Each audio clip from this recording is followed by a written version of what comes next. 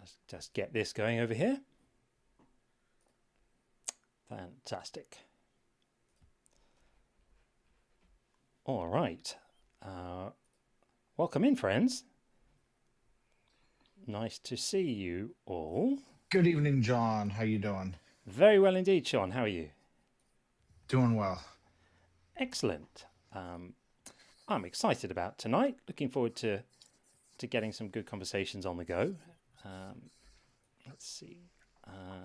Hopefully the YouTube stream is working properly. It seems to be. Good evening on the YouTube side, everyone. Nice to see you all. Just a little housekeeping to do as we get things going here. How are you, Sean? How are things? Doing well, thank you. Excellent stuff. You got the bingo card all set up and ready? I have got the bingo card set up and ready, and I've got something to say about that too in just a moment. So Want to wait for more people to pour in? yeah. Uncle, are you saying it's a tad quiet as in like the levels are a tad quiet, or like life in general is a tad quiet? That's to the YouTube side. It should hopefully be okay. Kind of trying to I've got the sort of normal balance that I normally have, which has been about right the last couple between my microphone and guests. Hopefully it's okay. I'm slightly loath to start pushing levels up in case it ends up not being balanced, but let's see. Let's see how we go. Volume is a bit quiet on YouTube, a few people are saying. That is interesting. Okay. Well, I can bump myself up a little bit more like that, and hopefully that'll be all right. Excellent. Okay. Let's get the guest box open and see if anyone wants to join us. Hopefully someone will. Well, how is everyone? I hope you're all very, very well. And things are going splendidly in your world. Decided to run with the same topics we had during the day stream on Tuesday because they were kind of fun, and I didn't necessarily feel that Sean agreed. Well, in fact, it was Sean's suggestion to do this. That we hadn't necessarily exhausted them on Tuesday, so and there might have been people who weren't around for that. So we thought that we would run them again and see if they work again, because they were pretty good. So we will do that. A couple of announcements to make for you fine people. So the first thing is that on the YouTube side, if you want to get involved, it's the normal link. I put it in the chat as well, but it's tinyurl.com/jcguest. Feel free to come on in and have a chat with us. I have a very exciting announcement, which is you all know that we are running the Believer Bingo, right? For you watching, it looks like this. Here is the Believer Bingo. And I thought it might be fun if you guys had the opportunity to participate in the Believer Bingo with us as we go along. So just because I love you all, I have created a link for the Believer Bingo for you as well to use. I'm putting it in both chats right now. In fact, annoyingly, it won't let me copy and paste it into the TikTok chat, which is quite annoying. I'll just have to type it in there. Hopefully I get this right. So basically, if you click on there, it'll just take you to a copy of the Believer Bingo, so you can follow along. And if you spot someone filling in a square on there and we don't spot it, because sometimes we miss it in the cut and thrust of debate, sometimes we don't notice, feel free to type bingo in the chat and then which one it was, and hopefully I'll spot that, or Sean will spot it, and then we can all play together. So that'll be fun. I hope you enjoy that. Obviously, if you're on a phone, that's going to be slightly trickier. You can open it in a web browser and move between them if you want to. Otherwise, if you're on a computer, you can just open it in a web browser and have it there. Thought that might be fun. And don't forget to pin it as well if you can. Yes, I could pin it there. pin it there. I'll pin it there for now. And Real Jiffy Cones, thank you very much for saying that you can't stay. I've got work, but I appreciate you letting us know. And we will attempt to have a great stream, and hopefully you can enjoy it on the replay afterwards. But very kind of you to come in and send a super chat to say that. Really, really appreciate that.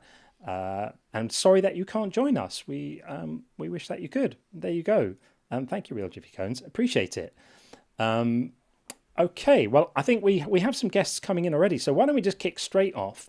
We're going to go with Christ-like Radio. That's an excellent username. Let's see how that pans out. Coming in right now. Welcome. Yes, sir. Good day. How are you? Good for the time. Good. How are you? Yeah, very good. Well, you are our first guest of the evening. So what would you like to say? Yes, I saw your prompt, and what is interesting to me is the original sin. Yes. Yes. Would you like me to explain why I think it's ridiculous? No, I want to ask what was actually the original sin? Do you not know? No, I'm Oh, kind okay. of curious. Okay, right. Well, there's this book called the Bible, and it's kind of a bit of a story. Some people think it's actually true. I know. I know. Don't. But some people do actually think it's true, which is really wild. But for the people that think it's true, in the story, kind of near the beginning, there's this scene, right? God, don't laugh, okay? But God makes a garden, and he puts sort of dirt man and rib woman in this garden, right? He's just made them. He makes the man, and then he makes a load of animals to keep the man happy. But the animals don't really cut it. So after the animals haven't worked, he decides to give the man a woman by making a woman out of the man's rib. I know. So they're in the garden, and then God has this idea that he's going to encapsulate the most important wisdom that humans could ever have. And the way he's going to store this wisdom, rather than being in a library or on computers or, carved into tablets, he decides to encode the wisdom in fruit. I know. But that's what he decides to do. And so he puts all the greatest wisdom in the world, including the knowledge of good and evil, into a fruit tree. And then he goes away, kind of to see what's going to happen, even though he knows already what's going to happen because he's infinitely knowledgeable. So he goes away, and before he goes away, he lets a serpent into the garden, knowing what the serpent's going to do. So the serpent comes into the garden, and and God has told Dirt Man and Rib Woman not to eat the fruit from the tree because he wants them to stay unaware of what's right and wrong. But of course, because they're already unaware of what's right and wrong, they don't know that it's wrong to disobey what he says because they don't have that knowledge yet. So they're more like sort of little infants, a little bit like putting an infant next to a stove and the infant can't speak yet. And you go, don't touch the stove. But, the baby's only 3 weeks old and doesn't understand what that means. And then the parent leaves. So he goes out. He allows the serpent into the garden. And the serpent says to Dirt Man and Rib Woman, it's all good. You can eat the fruit, and it's going to be fantastic if you do, and it's not a problem. And being a bit simple, they fall for it. So they get fooled by the serpent, and so they eat some of this fruit. And then the moment they eat the fruit, they suddenly realize they're naked. I know, ridiculous, but they realize they're naked, so they cover themselves up. Then God comes back. He's very cross about all of this, very, very angry, and he says, what's been going on here? Even though he knew exactly what was going to happen because he's all-knowing. And so immediately when he says that, the first thing that Adam does is he points at Rib Woman and goes, it was her fault, she made me do it, which is hilarious because Adam is the first man and he's a complete coward. But anyway, God gets very upset with both of them, and then he's trying to come up with a punishment. So he punishes everyone. So he decides to punish the snake by making the snake crawl on its belly, which, if you think about it, isn't an enormous punishment for a snake, because that's kind of what they normally do. So the snake gets away with it pretty clean. Serpent is happy with his deal. And then he turns to Dirtman and Ribwoman, and he tries to think, well, what can I do to punish them for having eaten the information encoded in the fruit? And his idea is to make everyone else who didn't do that crime pay the penalty for it and suffer for it. And including like bring death into the world. There was no death before because all the great white sharks and the lions before were all vegetarian. So he decides at that point to bring death into the world. So immediately the digestive systems of all carnivores in the world are transformed from surviving on plant-based diets to needing to eat other animals and kill them painfully in most instances. And everyone else who's ever going to live for the rest of mankind then gets cursed because Dirtman and Ribwoman ate the fruit. And then God comes up with the best bit, which is the way to get over the curse is he decides to come down to earth and have himself killed, and as a sort of payment for what Dirtman and Ribwoman did. And then everyone fell for that and thought that was a wonderful idea. So that's really how the story goes. I know it's hard to believe, but some people actually think it's true. You know, don't be too hard on them, though. It's how they were raised normally.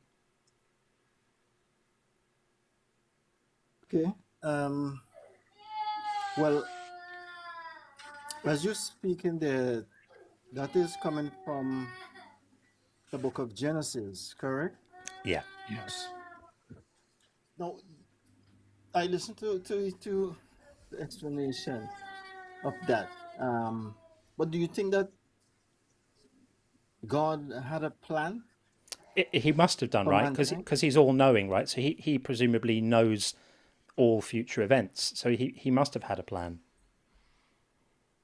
Right, because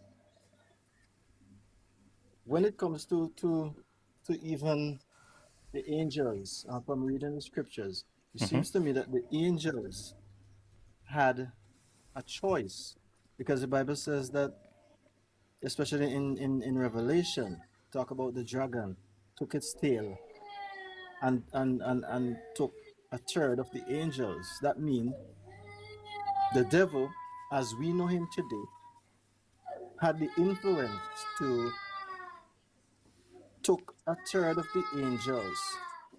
So that means that the angels, even the angels themselves, had a choice. So they either stayed with God or they went to the devil. So don't you think it's an issue where God made us, but he made us with a choice? So in the garden, he said, well, here is the tree of the knowledge of good and evil. Yeah. Don't eat from it, or you will surely die, according to Genesis. He said you'll surely die this day, didn't he? Yeah, he said you will surely die. He was lying, wasn't he? Because they didn't die that day. They went on to have 2 children, and possibly more. Yeah, but what death was he talking about? Oh, spiritual death, not a real death. Right, the spiritual death. A pretend death. Does it say that? Does the Bible say spiritual death, or does it just say die? Well, it has to be spiritual death because obviously they didn't die. Right, and God would never tell a lie, would he? Well, depending on what death he was talking about. Right. So if he said death and he meant spiritual death, he didn't lie. Yeah, he could have said spiritual death, though, just to clarify for everyone so they really knew what the actual cost of the fruit was, right? Well, yeah, but if you have a 2-year-old and you tell them don't touch the stove or you will get burned, then they wanna experience the burn for themselves, but you cannot explain the pain. You can't explain the pain to them. You just say that you'll get burned. Yeah, but he could have been clearer about it, couldn't he?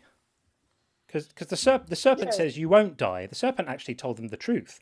The only liar in the story was God, right? No, I wouldn't say that. I wouldn't say. Well, read the text. You'll see. But anyway, so onto this, right? He knew this. He knew all of this was going to happen, right? He put the serpent in the garden. He allowed it to happen. Could have stopped it easily. Wanted it to happen, obviously, and then decided to punish lots of innocent people for what Adam and Eve did. Does that make sense to you?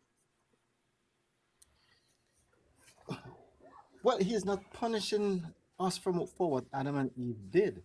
Oh, is he not? Is a fallen world a reward? Because now we have a choice to make, because it's like this. If you have a son, and wouldn't you be happy to know that because of how you know bring up your son, that now he has a choice to go and, let's say, okay, let's say you're married and you got separated, and now you're in the court. Wouldn't you be happy to know that because of the love that your son have for you, he decided to come and live with you instead of his mother, who was treating him bad, who was, wasn't giving him food, Yeah, who wasn't you know you'll have to forgive would me, but the analogy is a little weak here because we're not having to no, because choose who it to live speaks with here, about are we? choice. Where's the Excuse me. choice? Where is the choice? And why should it be? Why should that choice be imposed anyway? I mean, as I said, we're offered Jesus as a means to salvation, but why should we need saving from anything? None of us ate the fruit. Did you eat the fruit? No, but we are I also didn't eat the we fruit. came. So why do we need saving? Well, we didn't eat the fruit, but we came through because of Adam and Eve. That's why we are here today. Someone else did the Right. crime. Someone else did the crime, and we are culpable for it morally. Like As the if Bible says that we are born, as the Bible says that we are born in sin and shaped in iniquity. yeah, but That why are we means, Why born? did That's the whole because, point.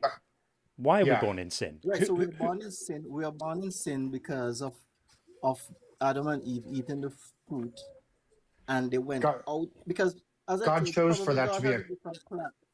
God chose for that to be a consequence, right? Of Adam. Why couldn't he just punish Adam and Eve for them sinning and not create this whole inherited sin thing to where future generations cannot not sin? Everybody has a sinful nature. Why would God choose that and then want to punish us for the nature that he created? As I said, he created us, but he gave us free choice. Well, I'm not So talking. I'm not worried about free choice. I'm talking about inherited sin, to where we have a sinful nature. That's something God specifically chose. He chose a consequence of Adam and Eve eating from the fruit, that future generations will have a sinful nature and not be able to not sin, and then say, you deserve punishment for this because free will, even though I gave you a nature to where you must sin. Why is that okay? because of that, that's why Jesus came to redeem us But from that you're missing the point. Why should we sinful need nature. redeeming? Why should we need redeeming? Because we came through Adam and Eve, we came through that sinful decision that they make. So, But that doesn't I make mean, sense. Why should people be held accountable for the decisions that their ancient ancestors made? That's complete nonsense. no, but it has to do with creation. It has to do with mankind, and that's just the way it It has is. to do with the way that God made it, but he could have made it another way, which is why I say original sin is ridiculous. It is completely nonsensical. God gets angry with Adam and Eve in the garden and punishes billions of other people who haven't even been born yet. That's if a leader did that in the world now, we would call them criminally insane and they would be deposed and prosecuted. At least they should be. Some are trying to do it now anyway, but we don't look on them favourably. We all understand that punishing innocent people is not okay. So you would prefer us not having a choice? No, I didn't say anything no. about that. Do you Having think? a Let me ask sinful you a question. nature. Yeah. Sorry, Sean. Go ahead. No, it's okay. Having a sinful nature does not negate free will. Before Adam and Eve had their sinful nature, they had free will, right? Basically, he set the stage as such where, because they ate from the fruit, God decided that all future generations will inherit a sinful nature. And then that's something he decides he's going to punish us because of the way he made us. And then we require Jesus to be redeemed for what he did. How does that make sense?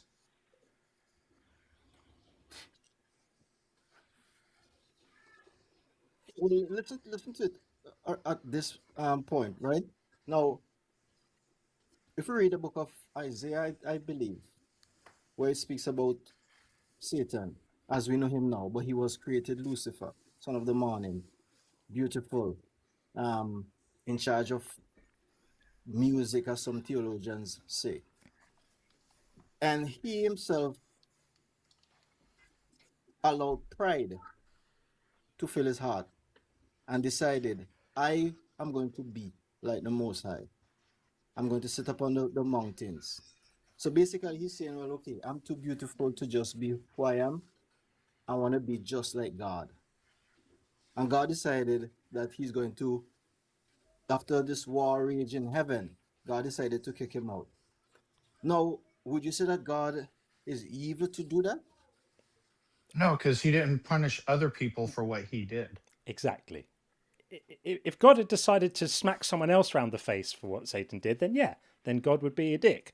But if Satan broke the rules and God had to kick him out, okay, it's like being a member of the golf club and you come in with the wrong shoes enough times, they're going to say you can't come anymore. Rules is rules. I get it. But if the rules are if you go into the golf club with the wrong shoes enough times, they chop the legs off your children, then that's not a club you want to be paying membership dues to. Bad golf club. Mm. Yeah, so that's Yeah. the point. So that's why I say earlier that God had a plan, Yeah. and this is the plan that he had Was it a good to plan though? I think it's a good plan. Really? I think it's a good plan. Like, do you agree that there was no death in the world before the fall? Before Adam and Eve, Yeah. before they ate the fruit. Sorry. Yeah. Yeah, I believe there was no death. Because some people don't believe that. So I'm just asking if you're one of the people who do believe that. So before Adam and Eve ate the fruit, what did great white sharks survive on? I'm not sure. I'm Plankton, not sure. perhaps. Okay. And lions? What did lions Maybe, eat? maybe, maybe. Plants, maybe. Plants. Yeah. Are So there are there dental their teeth, are they structured for plants or are they structured for meat? Well, I never really took a close look at that, so I can't.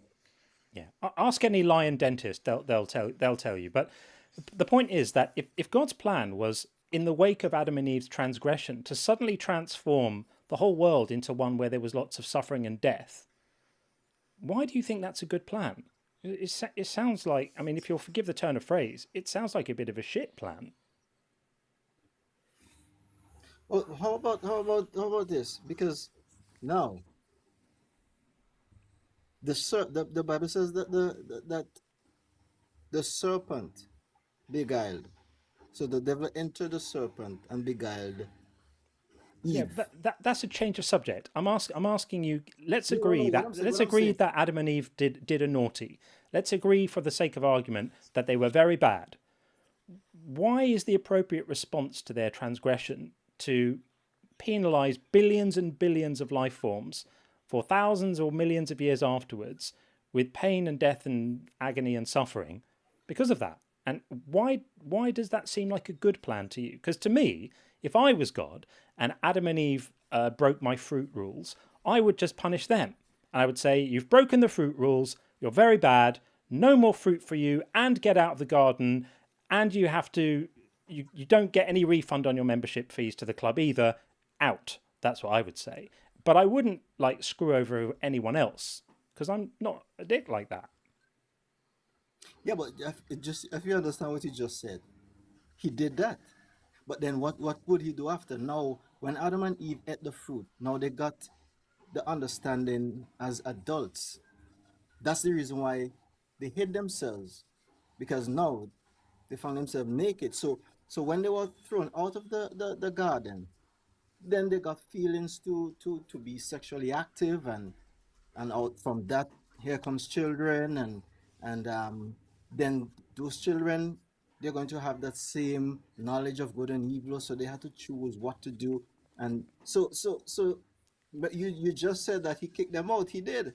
But then what happened after? They continued in that knowledge to multiply, to have children, Yeah. and to just, you know.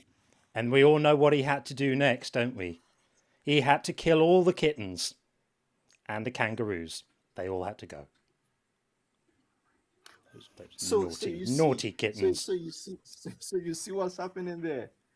So you see what's happening there. Yeah, he's a complete psychopath. Because God Himself Yes. decided that, and even it says there in the Bible that He repented that He made man because of men were thinking evil continually. That was just all men was thinking about evil. I know. Continually. And he only had one solution, which was to kill all the babies and kill all the reindeer. Just had to do it. And look how effective it was, because after that, there was no more evil and no more people thinking bad thoughts. Well done, God. Excellent plan. He really smashed it, didn't he? I mean, he had a great idea.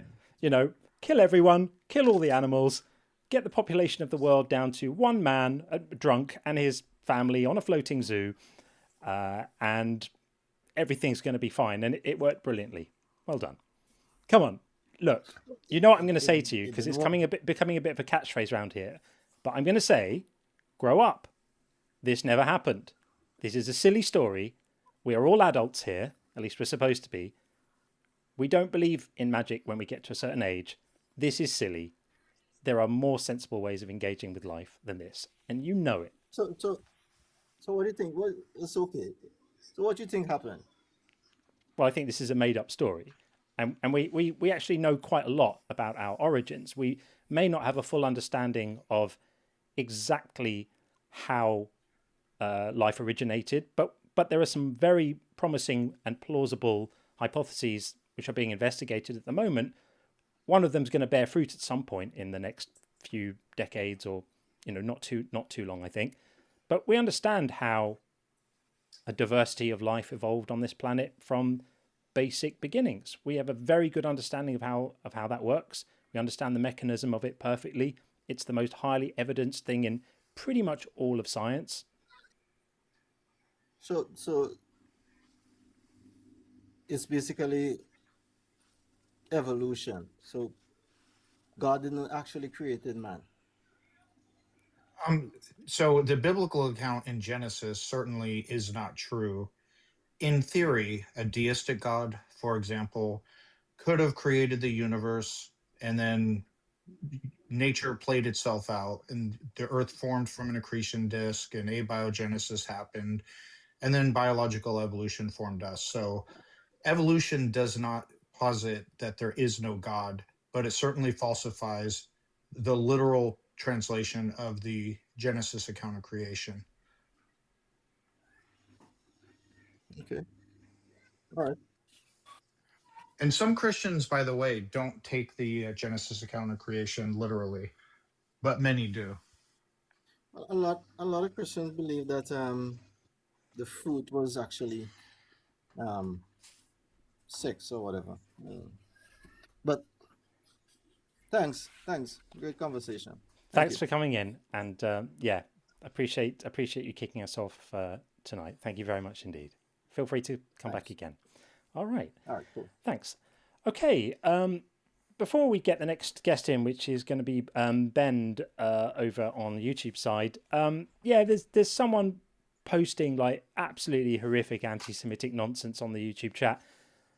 Do you think you're the first person to realise that I have the surname Cohen and put two and two together and figure out what my family heritage might be?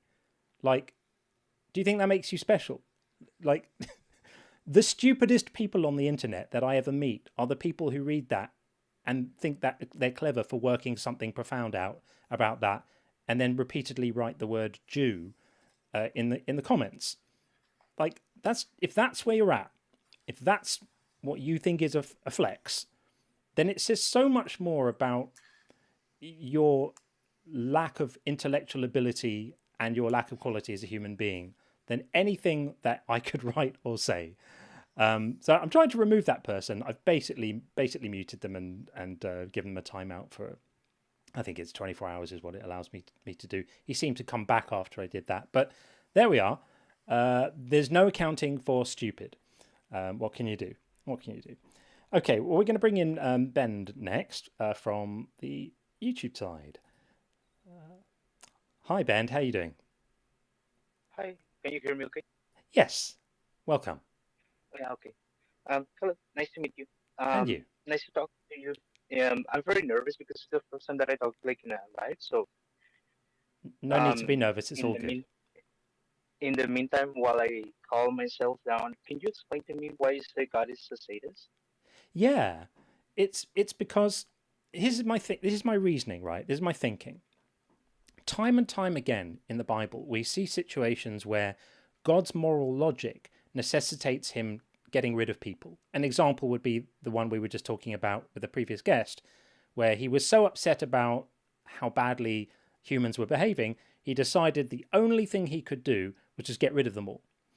And so, okay, he's the boss, he's in charge. If he has to do that, if that's what justice demands, who am I to question it? But being all powerful and being the creator of absolutely everything, he could have chosen to just click his fingers and have everyone disappear, to just roll back the tape and start again. But he didn't. He chose to drown everyone, right? Drowning is a really, really painful, traumatic, horrible, agonizing way to die. And he Yeah, chose to drown children, babies, nursing mothers, kittens, reindeer, penguins, all of the life apart from, the drunk man, his family, and the floating zoo.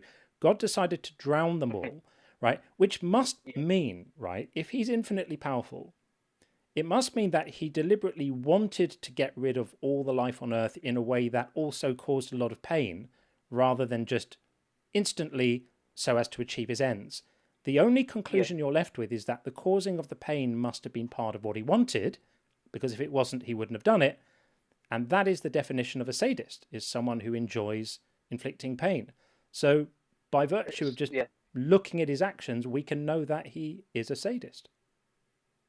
That's what I was going to say. That if saying that it's a sadist is implying that he enjoys it and looks for pleasure. Yeah. So the fact that, or for example, when he sends people to kill other people instead of it doing himself, implies that he wants to see them kill each other, Yeah. and there's if he can do everything that he wants, then there's no reason to do that other than he wants to. Okay, Exactly. is there any other example where um that you can think of that Yeah, I mean, there are times when he's talking about punishing Israel because of their transgressions as a nation. He wants to punish the Israelites, and he doesn't just say like, "Sorry guys, I'm going to have to do this." Justice demands that I'm going to have to do this. He says that he will delight in their destruction. Not mhm. just that, regrettably, sorry, got to, like sometimes parents Well, will punish a child and they say, I'm sorry, I have to do this, I'm going to have to discipline here and it's not bringing me any pleasure. God says that, as he lifted them up, so he will be delight in their destruction. So he's what expressing verse is there. that? I actually don't have it to hand. I can find it for you if you want me. I can Okay, look it up. But it's in I the Old think Testament. no, I can, I yeah, actually can't I think I remember can where it Google is, it. but it'll be easy to find. Um, Yeah, yeah, there's normally there's go ahead. go ahead. Sorry, no, go on. There's another thing that I wanted to ask you specifically. Like, I just find it interesting how the way that is worded, like everything in the Bible is so obviously intended to create plausible deniability or like interpretation. And I actually like my first language is Spanish, and so I've always read like the Catholic Bible, and there is after like listening to you and like Justin, of course, I was looking for a version in Spanish that is like the NRSV, and I found one. And just in case you're interested, is the TLA, T as in Tom, L as in Larry, A as in Apple, TLA. Um, that is because it's a little bit different in Spanish than in English in the fact that there's so many countries that have their own uh, dialect, almost like in like the Arabic countries. that when translating it to the TLA version, they have to find like the best possible way to put it in words without changing the original meaning, Yeah. and not let it be like misunderstood, or like, I don't know. I've been reading it and it's so fascinating to find that there's no word usage like the versions in English that I've read. That's That, interesting. you know, for example, Isaiah. I have here Isaiah 7:14, Oh, and the virgin that is birth the prophecy. yes, Yeah. the We, word that which is isn't used one. in Spanish. Yeah. Yeah, but exactly. The word that is used here in this translation is like is the only version that has this word specifically, which is young woman, of Young woman. course. Right. Yeah. Yes, but there's if you change a couple of letters of this word, it becomes virgin. The word is joven, which means young woman, and if you say jovencita, it means a little young woman. But most of the times, like when you're just talking about it with someone, she's just a jovencita. It just means she's a virgin. She's not married yet. Hmm. And so every other translation says a virgin, and not this one. But the same thing happens in Japanese. I also speak some Japanese, and I just they, really looked into that, and actually the word in Japanese shoyo means, like, in the 90s, like just 30 years ago, it meant virgin and young woman at the same time. Right. And like they it could be used either or, but because that word was it started to be used in like the manga and anime things for like young woman, they started to use another word for virgin, and also they started to use another word for young woman that is not related to like manga and anime. And so that word came out of use, so it's not used the same way that it was used before, and now it means a totally different thing. Yeah. But back then it could be confused. And so when I hear Justin say that the word used for young woman, when it was first translated into Greek, it was like both. Well, But by the it was time that the Hebrew Matthew, word was alma, and then it yeah, was and when it translated was into translated to Parthenos. Greek, Yeah. exactly. And Parthenos, the first time, it could be used for both young woman and virgin. But by the time that Matthew read it, it was only meant for virgins.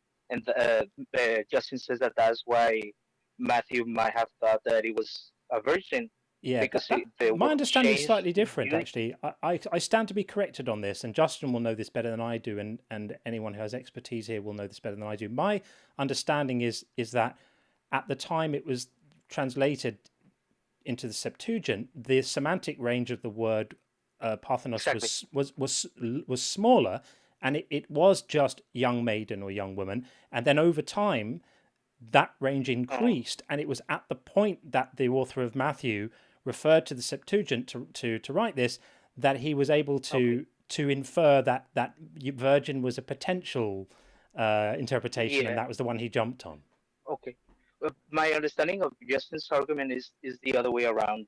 I could be wrong. Either, Yeah. yeah, and I could be wrong too, of course. But that's why that's I just think I found an example in real time that we can check, like in internet and like reading books, of a word doing exactly that. If it is the way that I'm saying, the way that I understood Justin is that it was broader before, and then it can narrow it to just Right. virgin by the time that Matthew supposedly wrote Matthew. Um, then that's what just happened with that word, and Yeah. it is what is happening in Spanish right now, because like my generation doesn't use the word that I was talking about to mean virgin, but the generation before me was, and so we do have examples of that, like, you know, happening, like actually happening. And so I don't Right. know. I just found it fascinating, and there's so many verses that they in this version in Spanish just doesn't have the freedom of interpretation that. And I know every translation is the correct one for the person that is reading it and everything. But But forgive me for cutting you. The reason why this Isaiah prophecy is so completely stupid in terms of trying to interpret it it is as virgin is that the text actually says she's currently pregnant. mm, She's currently yes, with child, right? Um, yes. and That so yes, it it would also be says a it bit of a like that. silly thing to say, right? And not only that, it almost reads as in, look here, here's this woman who's pregnant, like it's right next to them. It's like almost in the Yeah, same room. It yeah, almost reads like that. yeah, But I just wanted to bring up before I let you go that I can't remember the verse, but the when Absalom uh, lays yeah. with the seven David's wives, wives. Yeah, exactly. It says that, or basically every single time that the Bible says that go into her and such phrases, uh, they just say sexual intercourse in yep. this version that I'm reading, and it's Good. just They're telling so it how it is. exactly, and it's like I don't know, it's just eye opening to read all this. So that's why I thank you and thank you for letting me come up. Of course, yeah. Well, thanks for coming in, Ben. Unfortunately, the line is fairly terrible, so I'll let you go. But thanks for coming in and Yeah, bringing us that perspective on the Spanish language translation as well. Appreciate it. thank you. Wonderful day. Bye. Take it easy, friend. Thanks. Yeah, it's absolutely wild when, excuse me, when people try to make the argument that "go into" actually means something else. That is one of my favorites. Like, okay, let's look at what else it could possibly mean in this context. It's quite wonderful. Going to read a few messages. Thank you very much for bringing a lot of messages in. I really appreciate this. So we have Amon Ra. Welcome, my friend. Nice to see you again. I watch nearly every video of yours. This is my favorite channel of this type. Such great work, knowledge, learning, and fun for me. Well, that's really kind of you. I really appreciate that. Thank you, because I know how good.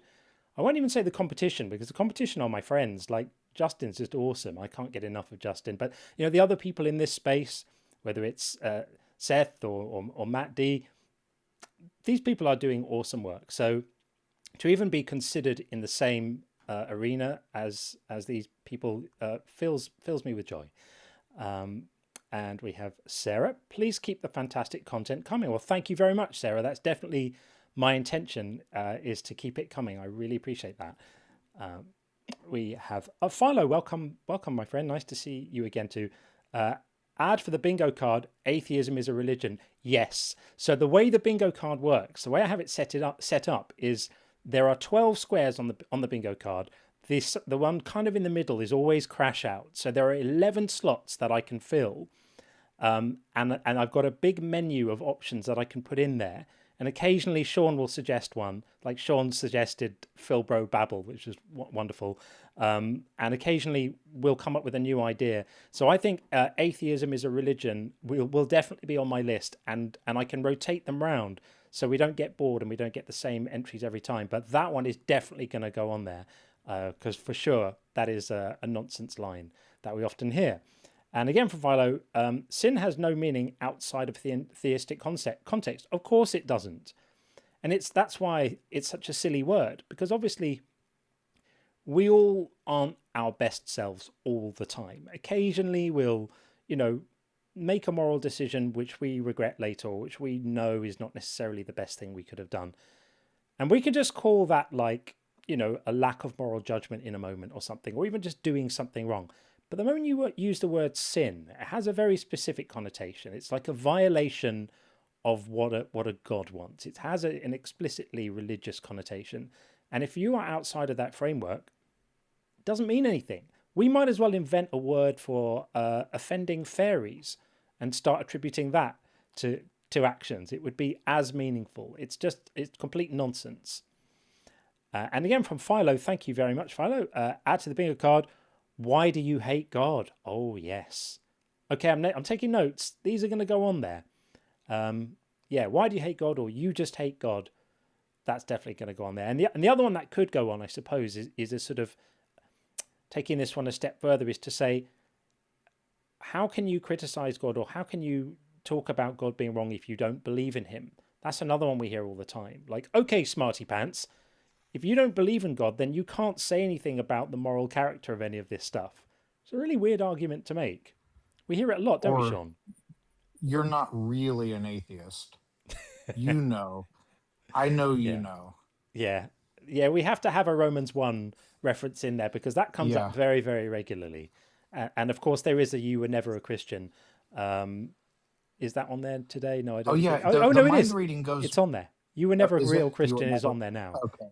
Yeah. Yeah. What I love about that is that's two competing mind reading hypotheses that are in contradiction with each other.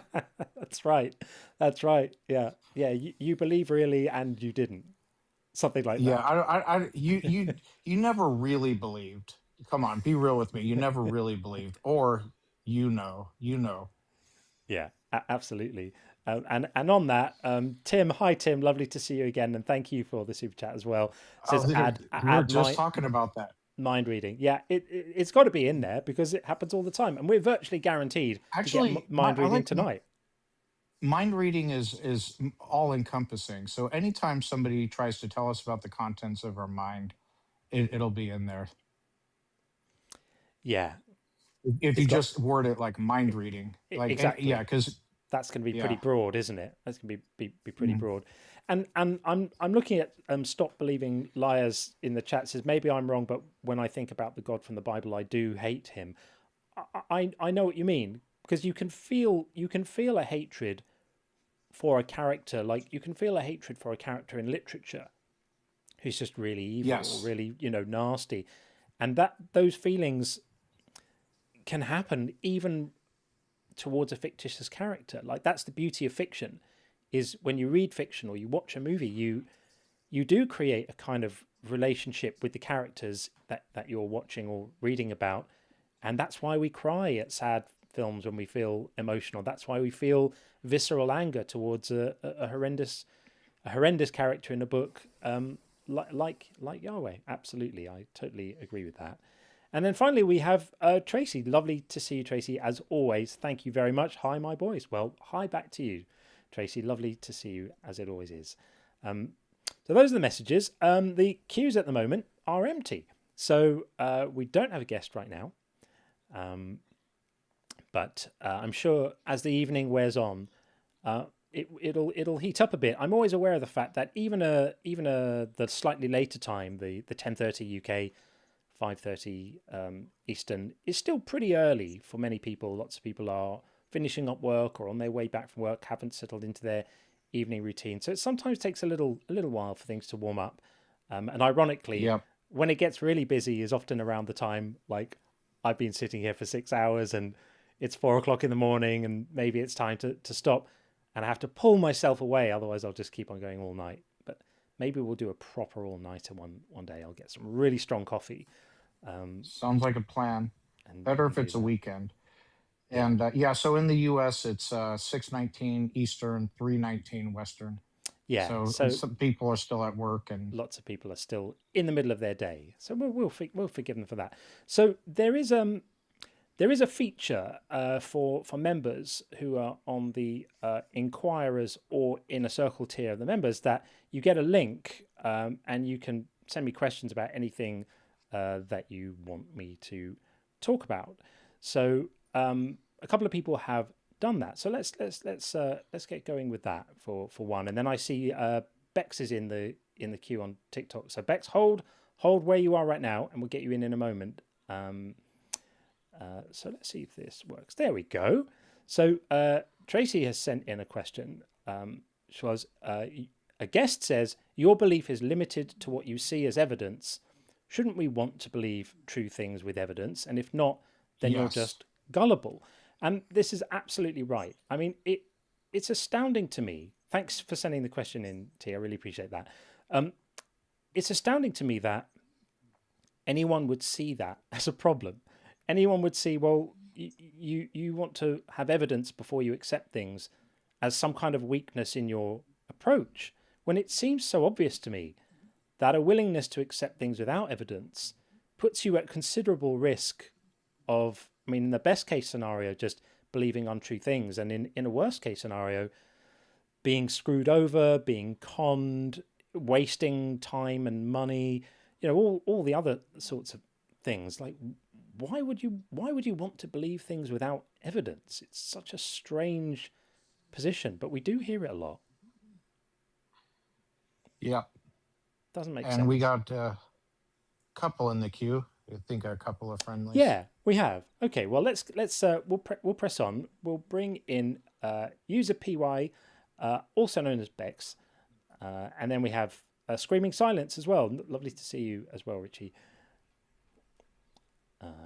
Hey, Bex. Hi, John. Hi, Hey. Sean. How you doing? I'm all good. How are you? Good. Fabulous. Thank you. I thought I'd just fill a gap because you had no guests in the queue. Well, I guess wonderful. I didn't have anything particularly to talk about for the topics because I already agree with everything in them. Sure. But I was just wondering how you and Sean both came together to become co-hosts, how that came about. Yeah, it's a nice story. So Sean was just a guest who popped in one day. I hadn't been streaming for that long. I mean, it was like a matter of maybe a couple of months. It was pretty early on in the journey, and one day, just it's amazing having guests on here. It's like reaching into a box of chocolates, to be a bit Forrest Gump about this. Reaching into a box of chocolates and pulling one out without looking at the guide on the back that says what they're like, and so you just don't know what you're going to get. And some people come in and they're antagonistic, and some people come in and they are ferocious, and some people come in and they're very thoughtful, even if they have a different view. And there's a whole spectrum of different people that come in. But Sean came in and he basically said, well, that he had exactly the same thoughts as me about the involuntary nature of belief, and he framed my argument back to me, like, absolutely beautifully and perfectly. And we just had a wonderful moment of agreement and alignment. And then, if I remember right, and Sean, correct me if I'm wrong about this, it was like a couple more lives after that where you would regularly be kind of in the community and around, and you would come in as a guest, and then I'd kind of keep you up here, and then get the next guest come in and just keep you there anyway, because I just thought your contributions were really thoughtful and well measured and intelligent. And then I just thought, well, it's really good to have another person up here with me, especially someone I feel so aligned with. So I just said to Sean, do you want to come and co-host? And that was it. Is that your memory too, Sean? Is that how you would see things too? Yeah, exactly. And from my standpoint, I had been pushing the idea for quite some time that belief isn't a choice. For all the reasons you thought it was important, I did. And I kept I was wondering why that wasn't talked about enough. So whenever I could, I would add that in there, and I would bring up the whole divine hiddenness and, everything else, all the things that are tied to it. And I saw your prompt was exactly the thing I'd been pushing, and I got really excited. Like, someone else gets it too. And then I learned you wrote a book about it and the whole 9 yards, and the rest is history. Yeah, it's good. And Well, it works it's nice really, to hear it the works well. beginning of the story. I've been in a couple of months, and the chat is just so lovely. All the people in the chat, but it was just nice to hear how it originated. Thank you, Bex. Yeah, the community is by far, for me, my favourite thing about this. And what's a huge treat has been watching it come together on YouTube as well in the last few weeks. It's only recently just really started to take off on YouTube. The TikTok thing has been building since August, but the YouTube is very new still. But there's already a community. There are already, familiar faces and friends on there and wonderful mods, and it's so rewarding to see these kind of networks form and communities start to coalesce. It's by far my favorite aspect of all of this, and you're a big part of it. So thank you for being there, and thanks for coming up to fill in for us during a quiet moment. Really appreciate it. I'll let you have a proper guest now, but yeah, thanks guys. Thanks, Bex. All the best. Nice to talk to you again. All the best. Bye. Bye-bye. I bet. Before we get screaming in, I've just had a super chat that I want to read and address because it's actually really good and really important. So thank you very much for this. So Deletus says, theists have said some horrid things on this channel and I've heard them be called psychopaths, but can we truly cast blame? They didn't ask to be indoctrinated and they're victims, I like to believe.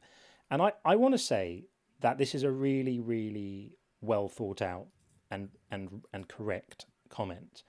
So I'm the one who's used that kind of language and I shouldn't use it. And in my book, I actually argue for extending the same understanding back to believers that I'm asking them to extend to us. Because in the same way that we can't choose to be convinced, they can't choose not to be convinced if they currently are. And we do need to see them as victims. We do need to see them as victims of brainwashing and indoctrination. And had we been similarly brainwashed and indoctrinated, we would be making the same arguments they are, and they could easily be us, and we could easily be them. With that said, with that said, I think there's sometimes a time when somebody expresses horrible, horrible views with such a lack of Cavalier. of dissonance. I think if somebody was saying to me, yes, I can see why these horrible rules about stoning women are horrible, and I feel the tension there, and I'm struggling between my inclination towards accepting God's authority and my own moral intuitions which are pulling in the other direction, I would never use that kind of language towards someone saying that. But sometimes it's really hard not to feel a little bit triggered when someone is so obviously indifferent to the suffering of people. Like we had it I think it was on the last live.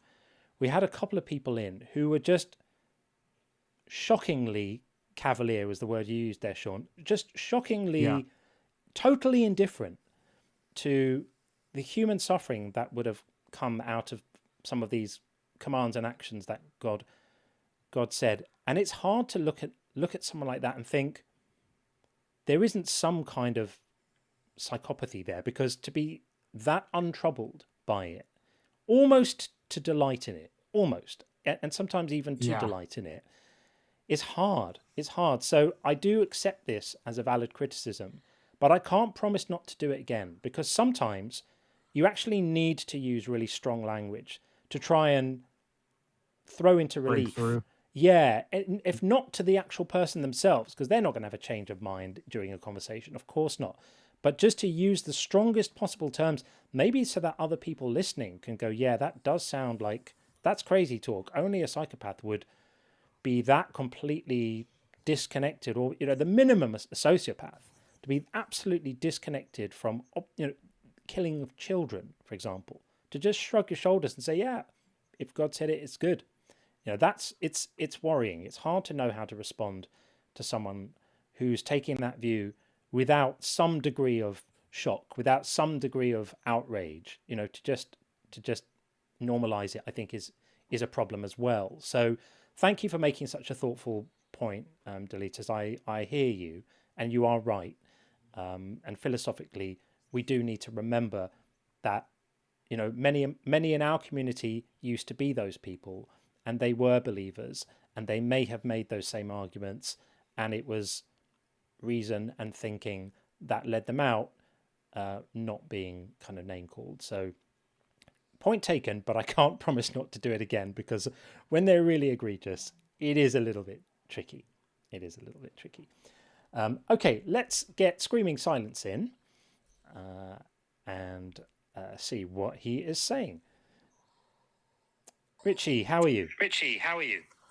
Good. I figured I'd use my camera this time so we could actually see each other and talk. Excellent. Nice to see you. There's a horrific delay though. Oh, is it? I'm not sure why. Let me. Yeah, I don't know if you've got a loudspeaker on or something. No, 1 second. Let me try. How's that? If you're able to connect to headphones or earbuds, it might help. Yeah, I'm gonna throw those in now. Give me 1 second. Sorry. That's what it will be. If anyone's ever tried to talk, hearing their own voice coming back at them a second later, it absolutely fries your mind. You can't do it. It's incredible. It's like trying to walk through honey or something. You just can't do it. Is that That's good? perfect. Yeah. Yeah, much better. All right, cool. So I know the other day I said I wanted to come back with like a subject that's maybe a little bit longer of a discussion than before. Because I don't hear people talk a lot about this, and it's something Christians bring up a lot, especially when I do go up sometimes on different lives and talk to them about some of the things that I personally struggle with understanding about what they believe with God. And one of the big things is like the suffering and the wrongdoing that He allows. And specifically, I like to make things personal. I talk about things that have happened in my life. And, you know, I explain to them how I haven't, seen that God has ever really truly helped anyone, because you see bad guys, get away with stuff. They never get caught, whatever, though people are praying and nothing ever seems to happen. And, they always, follow up with that with, well, in the end, justice will be served. Like, Yeah. ultimately, it might not be in this life, but ultimately there will be justice. And I always say to them, like, yeah, but that's not what I desire. Like, I also want the people who have wronged me to be like whole, complete, happy, content people. The only reason people hurt other people or do bad things is because they're hurt, broken, damaged, sad, dealing with things, incomplete. And just, I feel like Christians specifically like have this bloodlust of like, evil will get what it deserves and justice will be served. Yeah. And it's just something that's never really sat well with me because it doesn't actually change anything, right? Like, what does that change if ultimately some guy is going to like be punished by burning in hell for eternity? It didn't change the fact of whatever he did that hurt anything. Like, nothing actually happens. Yeah. And I've personally in my life, I've kind of always held this view. And I think, like, especially in America, our prison system is atrocious and horrible, and it doesn't actually do anything. It's almost like this make believe of like somehow we're making things right because bad people get punished. And that's like the ultimate goal, but like it doesn't change anything. It doesn't really teach people anything. Yeah. Their theology doesn't allow for shades of gray or any form of nuance whatsoever. It's either the ultimate possible reward, eternal life in bliss in heaven, or the ultimate punishment, lake of fire, or in some cases, annihilation, but it's for all eternity. And it doesn't allow for nuanced thinking. Everyone's had people that have wronged them throughout their lives. I've even been angry and had bad thoughts, like I want to go sock this guy, or things like that. I don't want any single one of them going to hell. Yeah. And something I've brought up before, a lot of the wrongdoings we do throughout our life, just by the nature of cause and effect, a lot of times people do bad things and they've already been paid the price for it. It could be natural consequences. Yeah, it could be a loss of a important relationship. It could, you commit a crime, you could spend time in prison.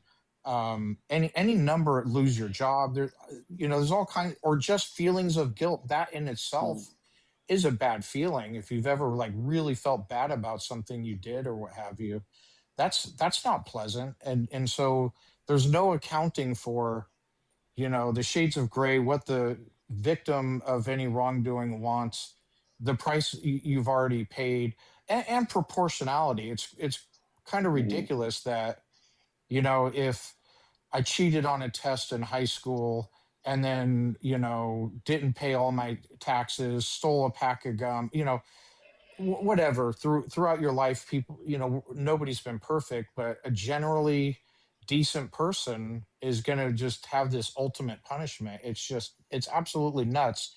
Even if you don't account for like belief being a factor as to whether you go, I mean, that really tips it over. But if you Hmm. take that away, the idea of eternal punishment or for finite crimes it's ludicrous. Yeah. It doesn't achieve anything. It's not restorative. It's not redemptive. It's pointless. It's childish, really. It's childish. Yeah, yeah, Well, I don't know why. I've just always been this way. But like, even when I see, I like a lot of like courtroom stuff and lawyers, and I see, some of the videos of like, let's say a drunk driver, kills someone, and then when they get like a guilty sentence, like everyone jumps up and cheers and is like so excited that this person is going to get punished Mm. because they deserve it, but it doesn't change anything. You know what I'm yeah, saying? Like I personally look at that as like that's two losses. Like it doesn't bring back that person that they might have yeah, killed. It doesn't bring back, the comfort to the family that of anything that it was like even like a valid death with any, meaning. It doesn't change anything. And I feel like maybe religion has kind of tainted this because a lot of religions kind of have this ideology of like justice and what it really is.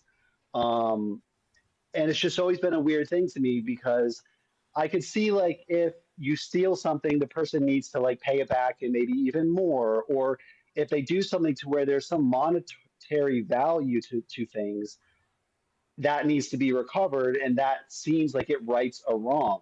But this whole idea of like punishing someone and it fixes the problem and all is well in the world has Yeah. just always been a very weird thing to me. And I do think, specifically in America, it's like you see, more specifically on the right, where they want to destroy evil and like, oh, evil's going to get what it has coming. And like, look at all the Yeah. wars we're in because we have to hurt the bad guys. It's a bit Team America, If isn't you it?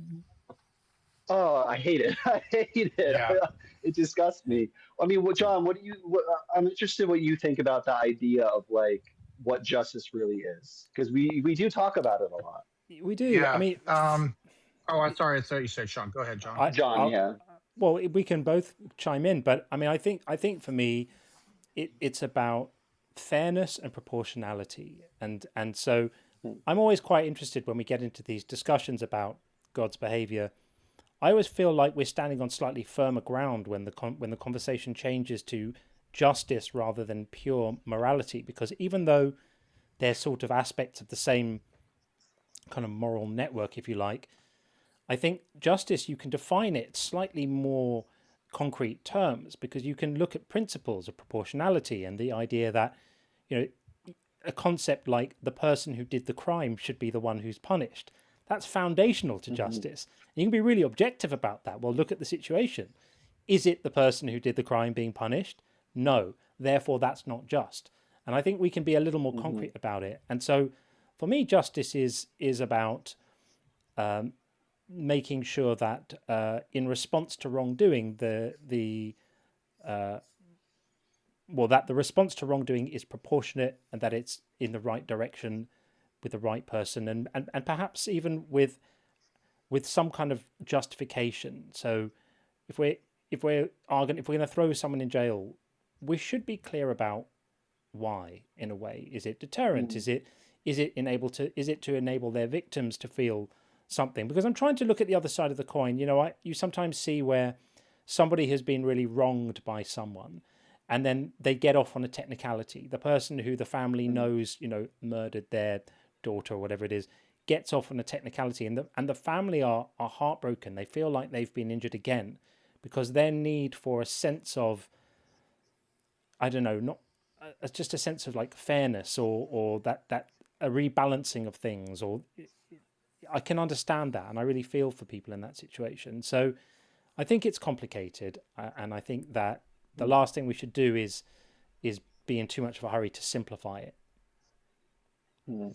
I do think there should Yeah. be much more focus on rehabilitation, Mhm. especially in the US, where our recidivism rate is off the charts. I watched a documentary, well, not a documentary, there's a series of like most of the prisons that they show prisons around the world, and most of them are horrid, and that's sort of the appeal to the show. Watch, like, ooh, it's really bad in this country, but they had one that was the opposite. I wish I could remember which country. I'll have to look it up. Something like Denmark or one of those types of countries. There was a prison there where it was the opposite.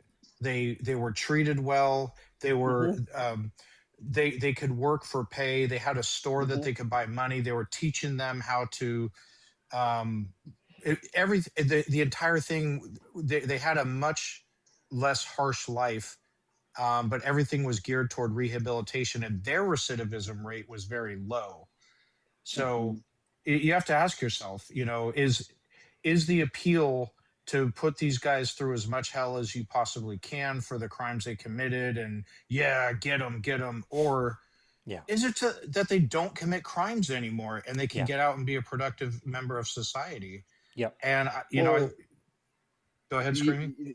Yeah, I was just going to say I've seen similar things like that, and I can't remember where in Europe, but they have these prisons and it's mainly for non-violent criminals, but they're basically like apartment style complex living, and like you said, they have responsibilities, they have jobs, they have schooling, and all this kind of stuff, and the recidivism rate is so dramatically low because the whole idea is like, you're trying to teach this person what they didn't know and what caused them to get there in the first place. So there's like a restorative process to it.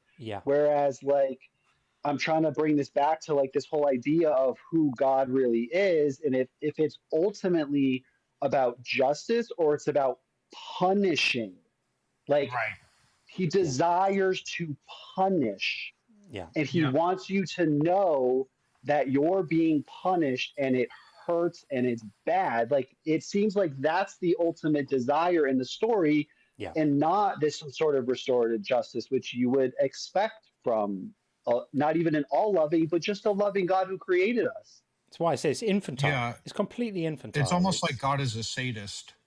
Almost like like God is a sadist. Yeah. Well, dude, we're gonna move it on, Richie. But thanks for coming to say hi, and nice to see you. Nice to see you on the actual video. We appreciate that. And can we bring Sticks up? He's a great guy. Of course, we will do that. Yeah. Take it easy, Richie. We'll see you soon, my friend. All right. Take care, buddy. I'll be watching. Thanks, man. Okay, let's bring in Sticks. Sticks is a well-known figure around the atheist debate spaces on TikTok. Very, very intelligent dude. I hope you don't feel uncomfortable that I'm pumping you up, Sticks, but here you are. How you doing, buddy? Hey, good, Sean, and good to meet you, John. I've been following you for well over 6 months. I really like the way you conduct your lives, and thank you. Yeah, Sean and I are friends. I do participate in the debate community, and particularly in the religious debate side. So, and he just did his first formal debate. Oh, fantastic! What was that on, and who was it with? It was with someone named Theosophical Wanderings. The debate prompt was, does fine-tuning favor theism over naturalism? Oh, nice. It was heavy on the philosophy. If my friends here are not particularly keen on the philosophy side of it, but it is on YouTube if anyone's interested, on the Controversial Compass or Day of Debates. Oh, I'd definitely like to check that out. I think we have come across, I think that user has been in here before because their name rings a bell. Yeah, he goes by Coco, and he's kind of up and coming, trying to become big in the in sort of the debate hosting arena, and he's had some pretty big names in there as well. So I just wanted to touch, and I won't take too much of the time. I know we'll get back to the debates and the discussions, but I just wanted to mention something that's not often spoken about with respect to that last conversation, and that's the result of harm and suffering and the effect it has on belief. Because we're told through the Christian paradigm that God permits evil, or the theistic paradigm that God permits evil and suffering for reasons beyond our understanding, right? And one of the reasons he permits that, or one of the apologetics, is that it's to maintain free will. But the problem is that sometimes that permissive will of God causes unbelief or disbelief, right? So, for example, there's a child somewhere in the world right now that's being, abused by an adult, and this child is praying for God to stop it and to help. And for reasons beyond our understanding, that God won't or can't, or he won't even reveal himself to that child to explain why it's happening for reasons beyond our understanding. And the bigger problem I see there is that due to the cards this child was dealt, this will eventually turn into unbelief or disbelief. And we're told through the Christian paradigm that this disbelief is punished by eternal suffering. So it seems to be a pipeline, right? It's God permits evil and suffering. This evil and suffering turns into disbelief or unbelief, and this results in further eternal torment. And I think that's psychopathic. I completely agree. Like an unvirtuous cycle. It's. I completely agree with you. It's so set up. Like it's so. If anyone was to kind of come at this fresh, without any priming, because we're all primed to accept these belief systems because they're so normalized because they're ubiquitous. But if someone was to present this to you, I did a video a couple of weeks ago, like, what would aliens make if aliens approached Earth and they heard people talking about all of this stuff and sin and gardens and snakes and salvation or whatever? They just back away quietly. They're just like, okay, I'm not messing with this. These guys are nuts. Let's go somewhere else. And they'd go away again because it's just too crazy. But because we're all in it, it's normalized. And sometimes when you sort of stop and take a step away and really think about what's being said, it's so obviously horrible. And it is such an obvious setup. And this whole thing of criminalizing non-belief is so obviously wrong. And as you say, I like the way you've tied it to someone having suffered and through their suffering contemplate those issues. That's really interesting as well. Couldn't agree with you more. All right, guys. Well, look, appreciate you having me up. I'll drop back down and let you get back to it. But thanks, John, Sticks. great to meet you, and thanks again, and you, John. my friend. Thanks, buddy. All right, you too, Sticks. Thanks, man. Give Sticks a follow, guys. Yeah, I'm going to do that. Awesome. Okay, we've got some friends on the TikTok side, but we're just going to jump over to the YouTube side and bring in, because they made such a great comment before, Deletus. I'm probably not saying that right, but hi, welcome in.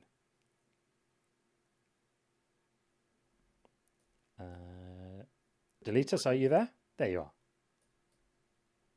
My headphones on. There you go. Okay. We can hear you now. So, yes, hello. Hi. You did something right, by the way.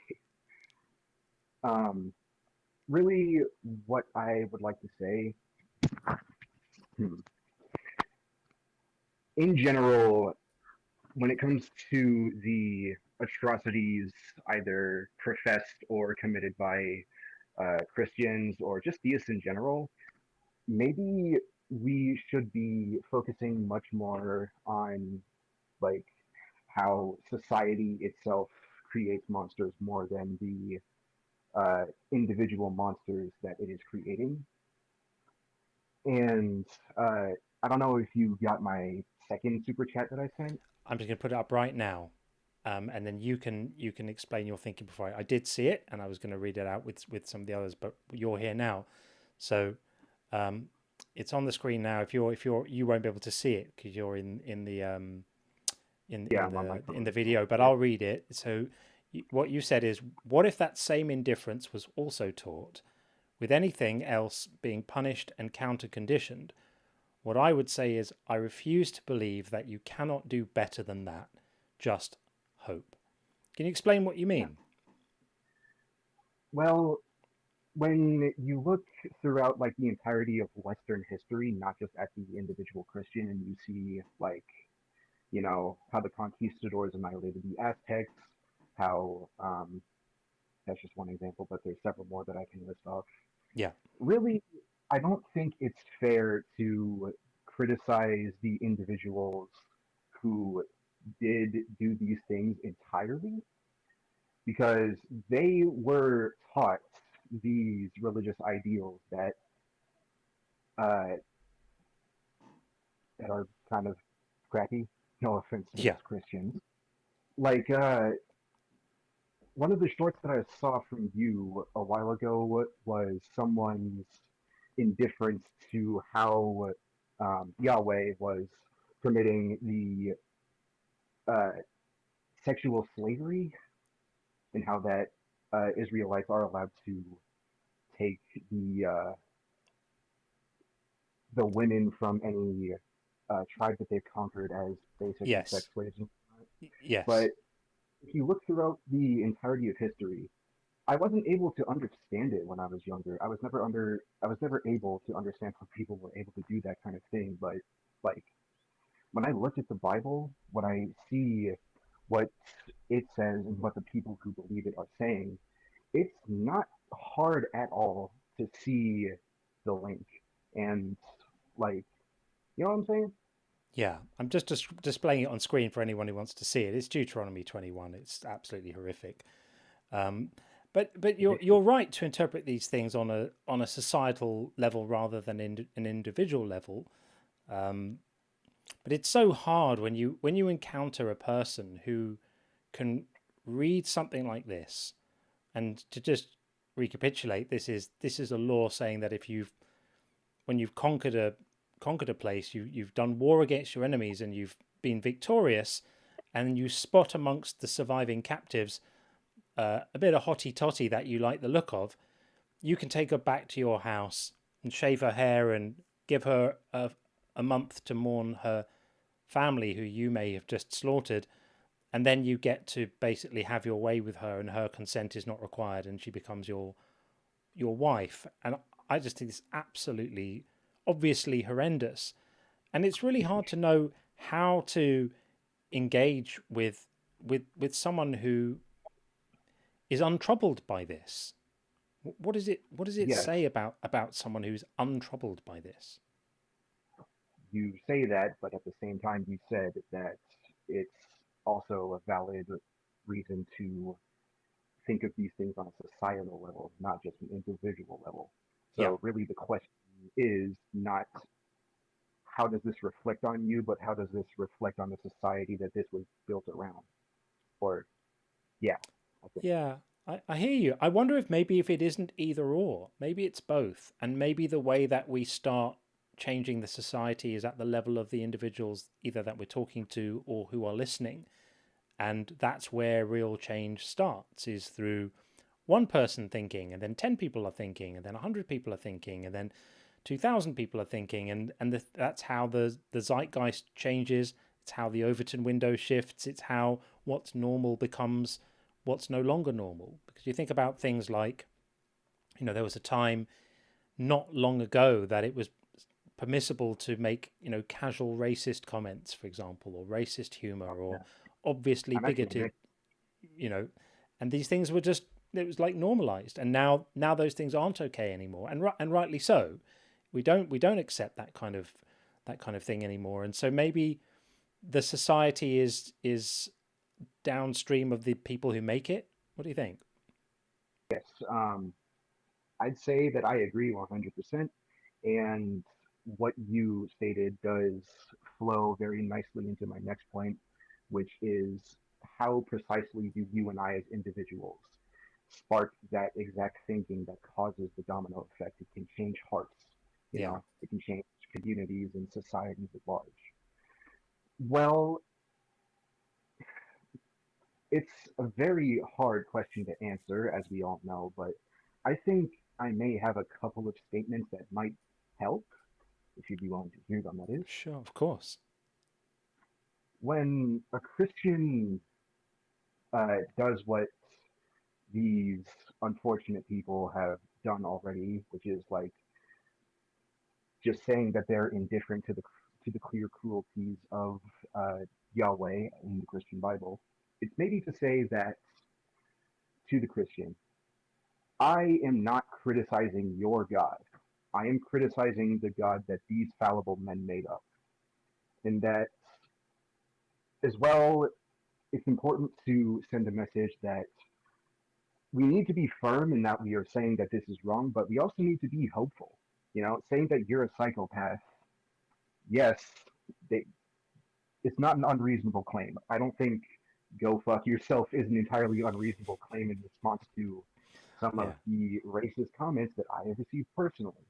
Right. But when my goal is not just like gratification or to portray myself in a more positive light, Yeah. I'd say it's also important to like portray some kind of hopefulness, you know? And that's what I mean when I say that I refuse to believe that you can't do better than that. It's to illustrate that yes, these people have said horrible things and done horrible things, but they're not necessarily horrible people. I'd say that good people or bad people entirely is nothing more than an illusion. We're all just people with the potential for both. And yes, criticism that you have leveled against these people can illuminate the the moral abhorrence. Yeah. It's not really going to change anything.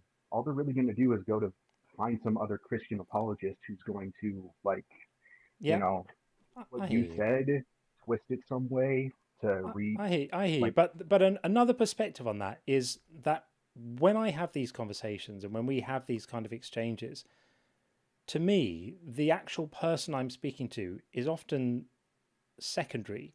I'm thinking more about who else might benefit from hearing this conversation.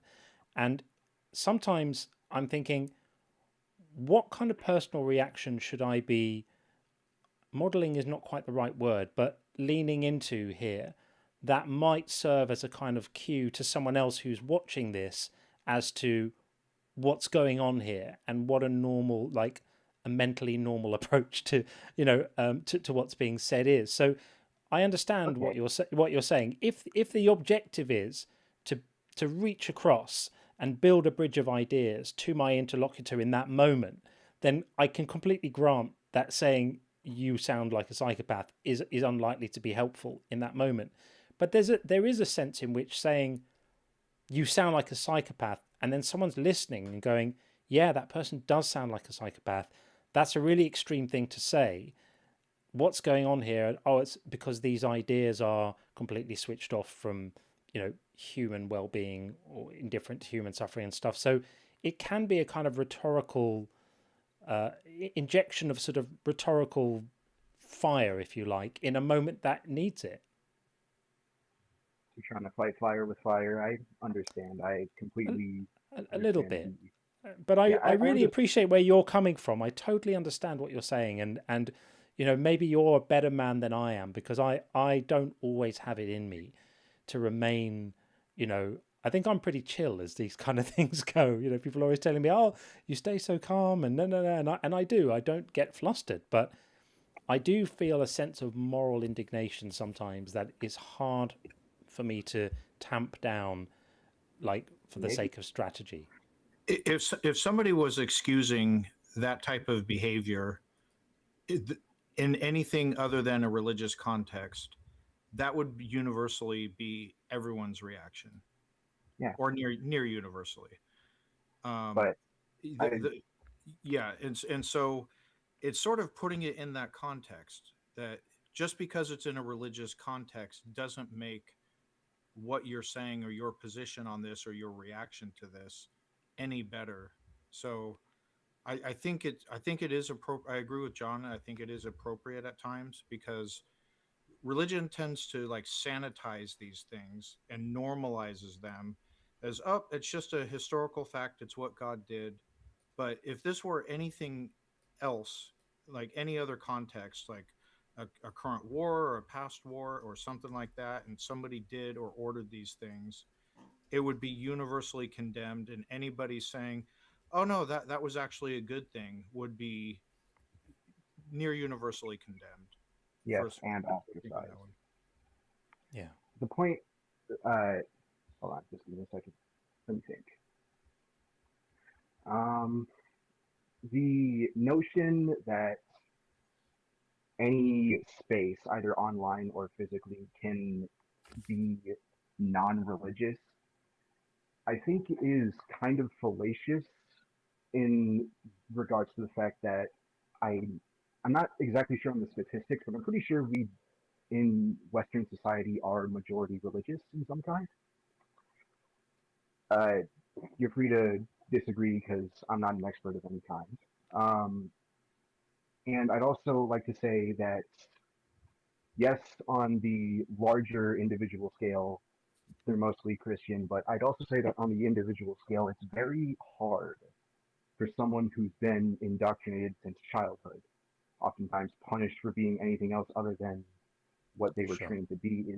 It's Sure. hard for them to Yep. try and see it from our side of things. Yep. So one more thing, or one more statement that I would say to a Christian that I'm interacting with after they said something horrible is, yes, I refuse to believe that you can't do better than that. You can call that faith if you'd like, because I think Christians understand faith. You know? Yeah. Yeah. I think that you have a real moral clarity about what you're saying. If the object of the exercise is to maximize the chances of building a bridge of understanding to that person in that moment, then I absolutely agree with everything you're saying. I think for So me, on I the I have a slightly different mission. You know, my mission is to shine a light on this stuff. And what I often hear is what's really helpful for people who are either in a process of deconstructing their beliefs or have done and are in a different place. They find it helpful to see these things in their full glory of like horror. You know, like it's helpful. It's vindicating of the process they've been through. It's validating of where they've landed up.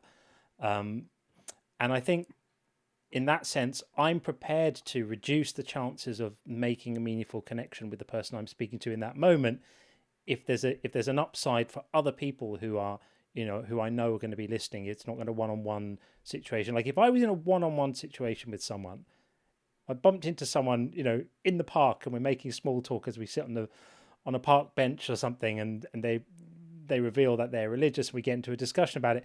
There's no way there that I'm going to use the kind of, you know, I'm not going to use the kind of phrases I use. I'm not going to kind of even adopt the orientation that I do, because it's not for an audience who might find it helpful or illuminating, or, you know, help them in their own journey, legitimize their own position on stuff. yeah, But I hear you on a one-on-one. In a one-on-one situation, the only game in town is trying to build a bridge to that person if you can, and that's really hard, and it requires a very different approach. But you know, this is kind of a bit of a spectator sport in a way, and I don't mean that in an entertaining way. I just mean, you know, the reason I do this stuff is I know it helps people. I'm not trying to say I'm a hero or anything, but it helps people to hear this stuff. It helps people to see these conversations had and the ideas laid bare, and a bit of righteous indignation, I think, is sometimes helpful too. yes. Okay. Two things.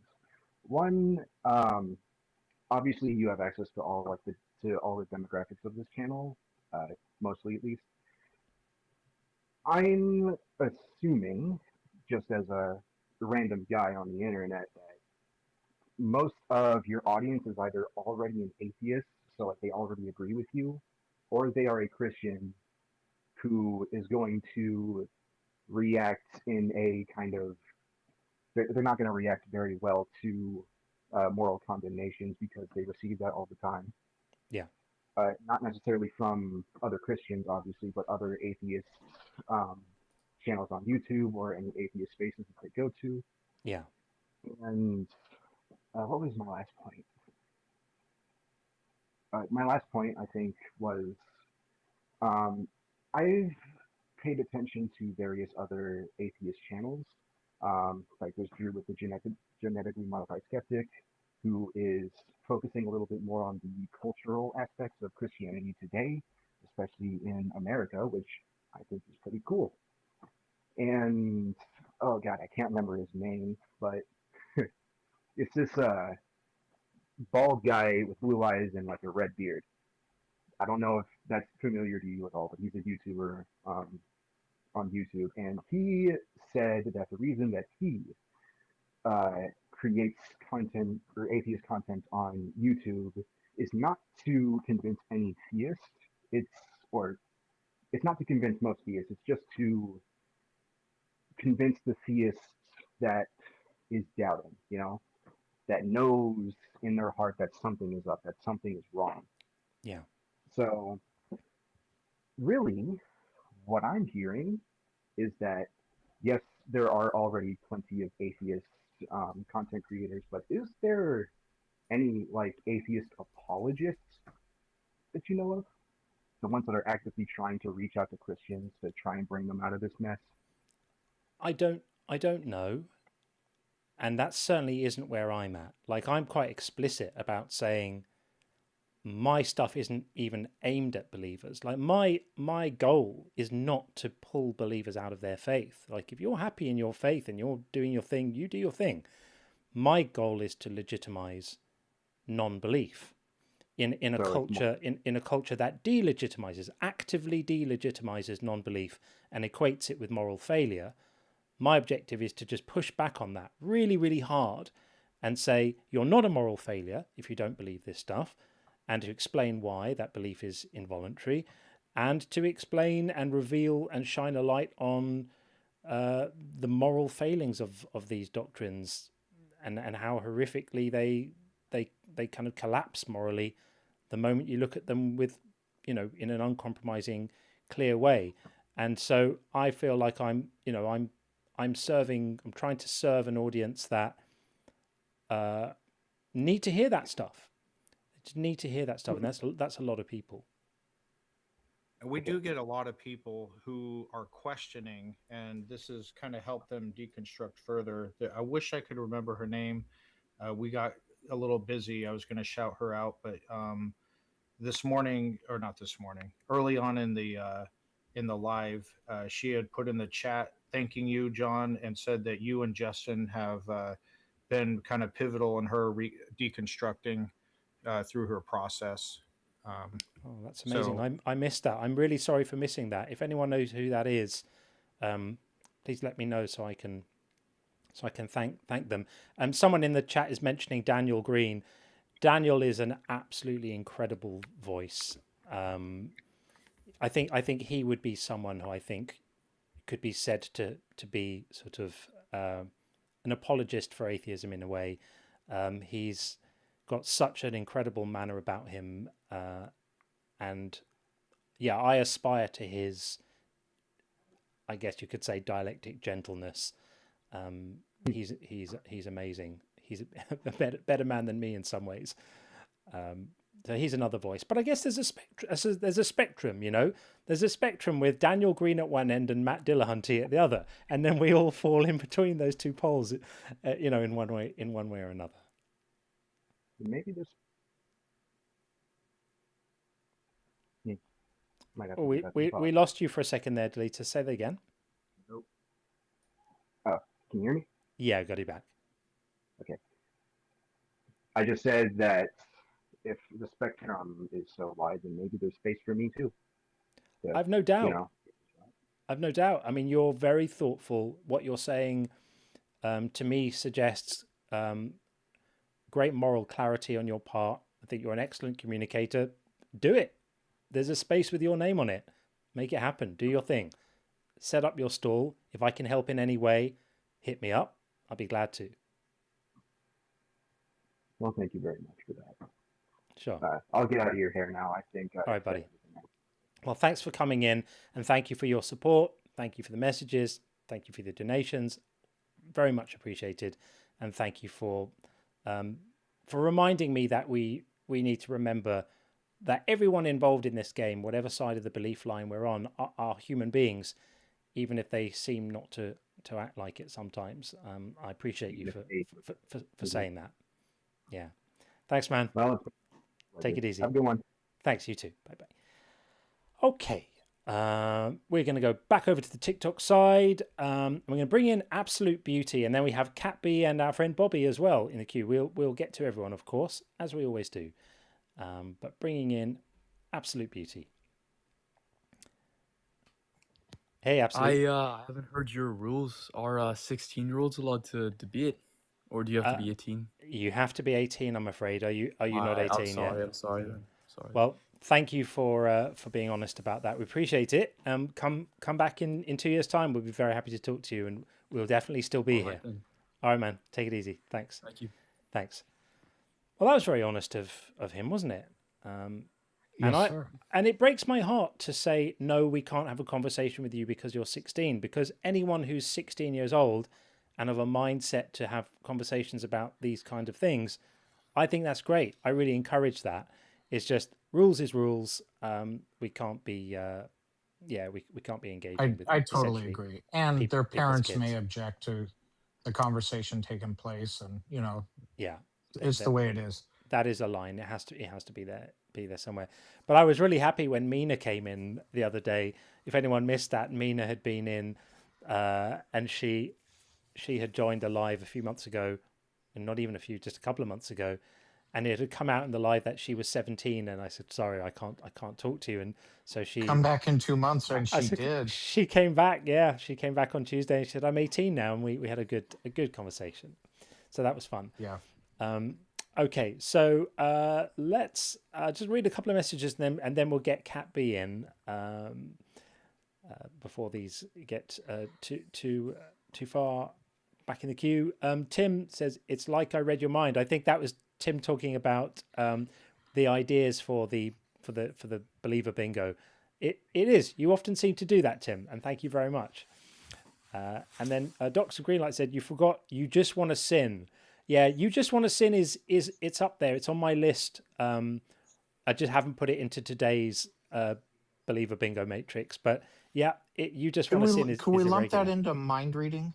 Because they're telling us what they want. I think we probably could. Or what we want. Yeah. I think you just want to sin would be someone else claiming to know what your motivations are and therefore lumped in with mind reading. Definitely. Philo again. Thank you, my friend. Another one, who are you to judge God? For sure. That's absolutely on the list. It's in there already as well. I just haven't added it today. Yeah, I think these ones that are up there now, they are the super most common ones, but these suggestions from people are all spot on. Absolutely right. And Tim again, I'm psychotic. I have telepathic powers like ESPN. Okay. Is ESPN still a thing? Yeah. It's a sports channel, right? I'm right? pretty sure it is. Yeah. Yeah. Still big in the US. Right. And then Doc says, I meant you just don't want to follow rules. Well, that's one as well, right? You want to be your own God is another one. That's a variation on that too, right? And then we'll just do one more and then we'll get Kat in. From Bethos, oh, lovely to see you, B. Thank you very much for this. John and Sean is a good duo. I only know the John and Sean combo as I discovered this channel just a few weeks ago. Well, thank you for that. Yeah, I mean, this is definitely the one. This is the formula. It seems to work. It seems to work well. And when you're doing a really long stream as well, and sometimes we'll go 6 or 7 hours, it's great to be able to just spread the weight a little bit. Sometimes I'll just sit back and I know Sean's in there and on it, and it's great for me to know that I can kind of just breathe for a moment, and Sean's always on point. In the entire time we've been doing this, Sean has never said a single word that I wouldn't have said myself if I was clever enough to thought of it. So yeah, it's good. It's a good situation. So thank you very, very much for that. Okay, so let's get Kat in, and then we also have Bobby in the queue. So we've got lots of friendlies at the moment. If you're someone on YouTube watching and you disagree with any of our prompts above or with what we do in general, then come on in and tell us about it. We promise to be nice. The link to get involved is tinyurl.com/JCguest. I'm going to stick it in the chat as well so you can see it. There it is. And if you're on the TikTok side, feel free to just hit that request button and come and tell us why we're wrong about this stuff, because we do enjoy talking about it. Kat, what's up? Hi, John and Sean combo. Hello. How you doing? Good. Boxes everywhere. I'm moving house. Again, you're accompanying me doing that, so thanks to that. Excellent. Just a quick comment on that. Just want a quick comment on the whole punishment thing. I had a perspective when I was at work, and something that I used to sort of guide me was that I heard a story about a hospital in America. I don't know how true it is, but they decided that instead of just denying that things happened or doing the cover up, they were just going to admit what they'd done, say how sorry they were, and actively tell the people who are involved how they would ensure that these things don't happen in the future. And as a result, they got sued a lot more. And I just thought that was a really interesting, a lot less, sorry. So I just always thought that was actually a really interesting way to do things. And that's how I tried to do things. If I did wrong, then I would just admit it and tell them, what I would do to make sure that that didn't happen in the future. I think that's probably what people really need, rather than feeling revenge if somebody says, I really disagree. I mean, if somebody says, I'm really sorry, this is the way I would make reparations in the future, and I'm going to try and make sure that doesn't happen to anyone else. I think that's a really good way to concentrate on things rather that's than... super constructive. Yeah. And another thing that I've heard of that works really well is if you engineer a situation where the person who has wronged someone or done something wrong has a dialogue with the actual person they've wronged. Obviously, there are situations where that couldn't happen in cases of violent crime and stuff. It could be too traumatic for the victim. But I saw a thing where there was a habitual robber who would, he was a burglar rather. He would break into houses and steal stuff. And eventually he was caught. And as part of his... it wasn't his punishment, but part of what he had to do was he had to have dialogues with the people who he had stolen from and sit across a table with the people and see how traumatized and upset they were and how violated they felt. And it was really interesting watching his response to this, because he really became a changed man through those engagements. And so, tying it to the future, I think is... far more meaningful than moving forward. It's like you could almost say everyone learning something in the midst of it. You could almost say, like, what do you want to be true at the end of this process? What do you want that to look like at the end of the process? And then be guided in policy by what the answer to that question is. That's quite a helpful way to frame it, I think. But yeah, I really appreciate that, Kat. It's a really interesting and it'd be a lot cheaper than putting everyone in prison, right? There was a similar program, I forget which state it was in, that I saw when somebody gets a DUI. They had to go in a classroom, and they would have victims, people who lost family to drunk driving, get up and tell their stories to the people in the class. And I thought that was really an interesting approach and probably should be used more. Yeah, education more better than punishment, right? I think so. I mean, they still got punished, but that was part of the program that they had to attend. Yeah, cool. Just thought that was an interesting perspective. All right, thanks, guys. Thank you, Kat. Good luck with the move. Hope everything goes well, and nice to see you as always, Kat. All right, take it easy. Bye. Thanks. Okay, we have Bobby in the wings. We'll get you in a moment, Bobby. We're just going to bring in the missing piece before we do that. I'm not sure we've spoken before. Hi, the missing piece. Hey, how you doing, man? Good, how are you? Good, very good. Thanks, man. Welcome. Let's see. So I only watched like a minute of this, so this is my first time being aware of your channel, so I don't have a great deal of what the flow is here. So that's okay. That's okay. Would you like to respond to one of the topics above, or say something more general? The floor is yours. Sure. Yeah, I'll say something more general. So, I'm not formally religious. Wasn't raised religious. Was atheist the vast majority of my life. I'm spiritual now. Okay. I think a lot of the objections that you have to organized religion I share.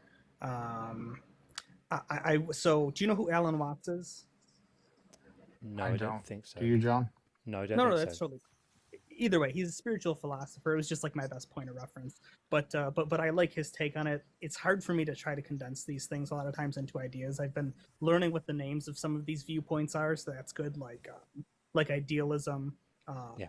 You know, I feel like I definitely have idealism in me.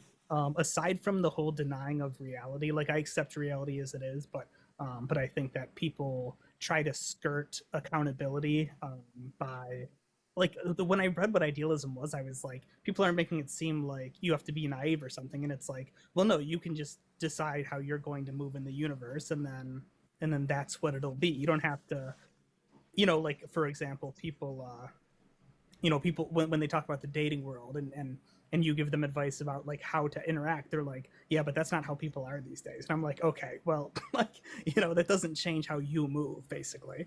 So I like idealism. Idealism is in there. I don't duck what is it? Solipsism? Solipsism. Yeah. So I don't duck that. It's not a main view that I have, but when it comes up, I don't duck it. I think it's got some validity to it. And then the other one that I would say is pantheism. So I guess, I like Alan Watts's view of like everyone is ultimately, a manifestation of like the divine, and people. People's egos, people get attached to their egos and their identities, and that in a way is them like not admitting their true nature. So this is like Alan Watts's view.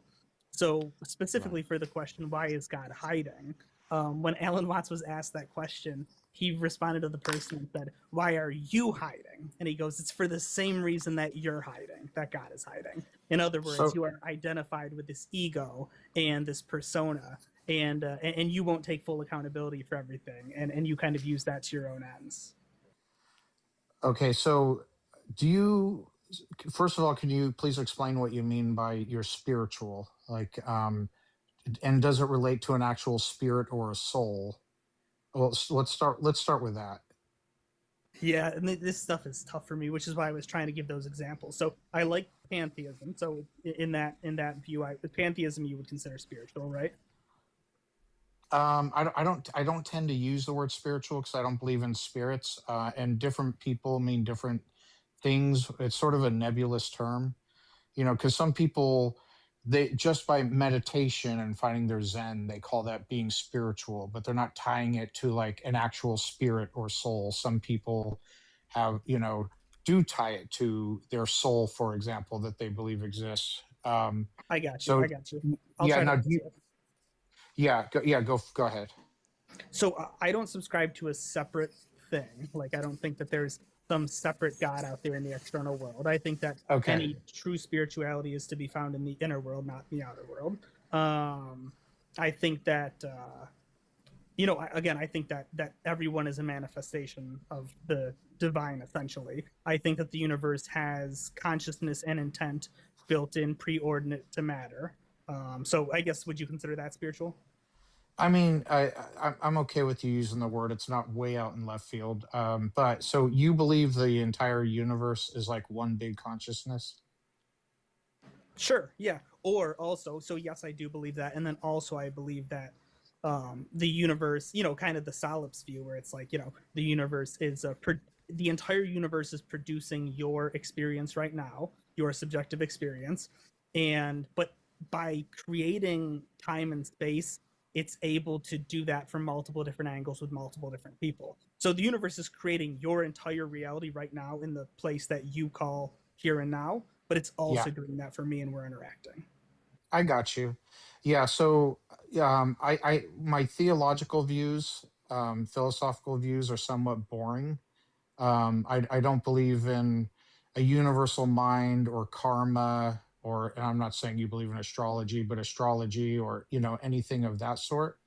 But it sounds like with respect to the prompts above, those are pertaining to the Abrahamic God. So I think it's safe to say, and correct me if I'm wrong, you don't think that, for example, if I don't believe as you do, I'm going to end up in a hot place called Helltown at some point, or receive any sort of punishment, I can assume, right? That's correct, but I do believe in karma, and I do think that the less the less people know, this will be kind of Jungian, but the less people know the totality of themselves, so their unconscious aspects, the more likely they are to create future karma that will be unpleasant, but not in like a judgmental kind of way. Can I ask you a question about that? When you say you believe in karma, do you mean that?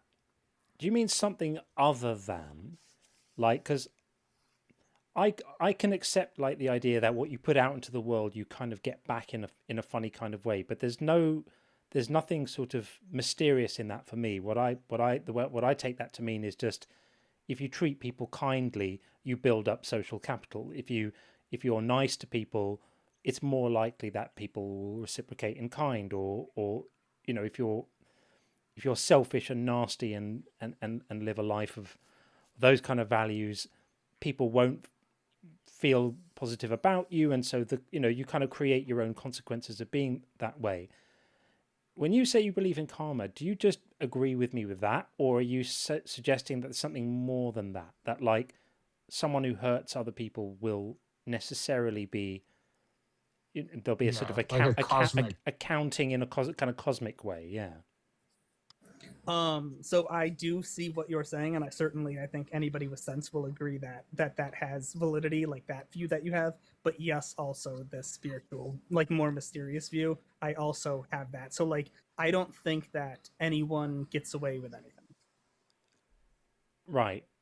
I mean, I don't know whether to say I wish that were true or I'm glad it's not, because the problem, to me, it just doesn't. The universe just doesn't look like it works that way. I can't see any evidence that suggests to me that the universe works that way. There are people who spend their entire lives screwing other people over, walking all over other people, hurting other people, totally indifferent to, the well-being of others, and they live very enjoyable lives. I mean, they may not necessarily be fulfilled in some ways, but they don't face an accounting.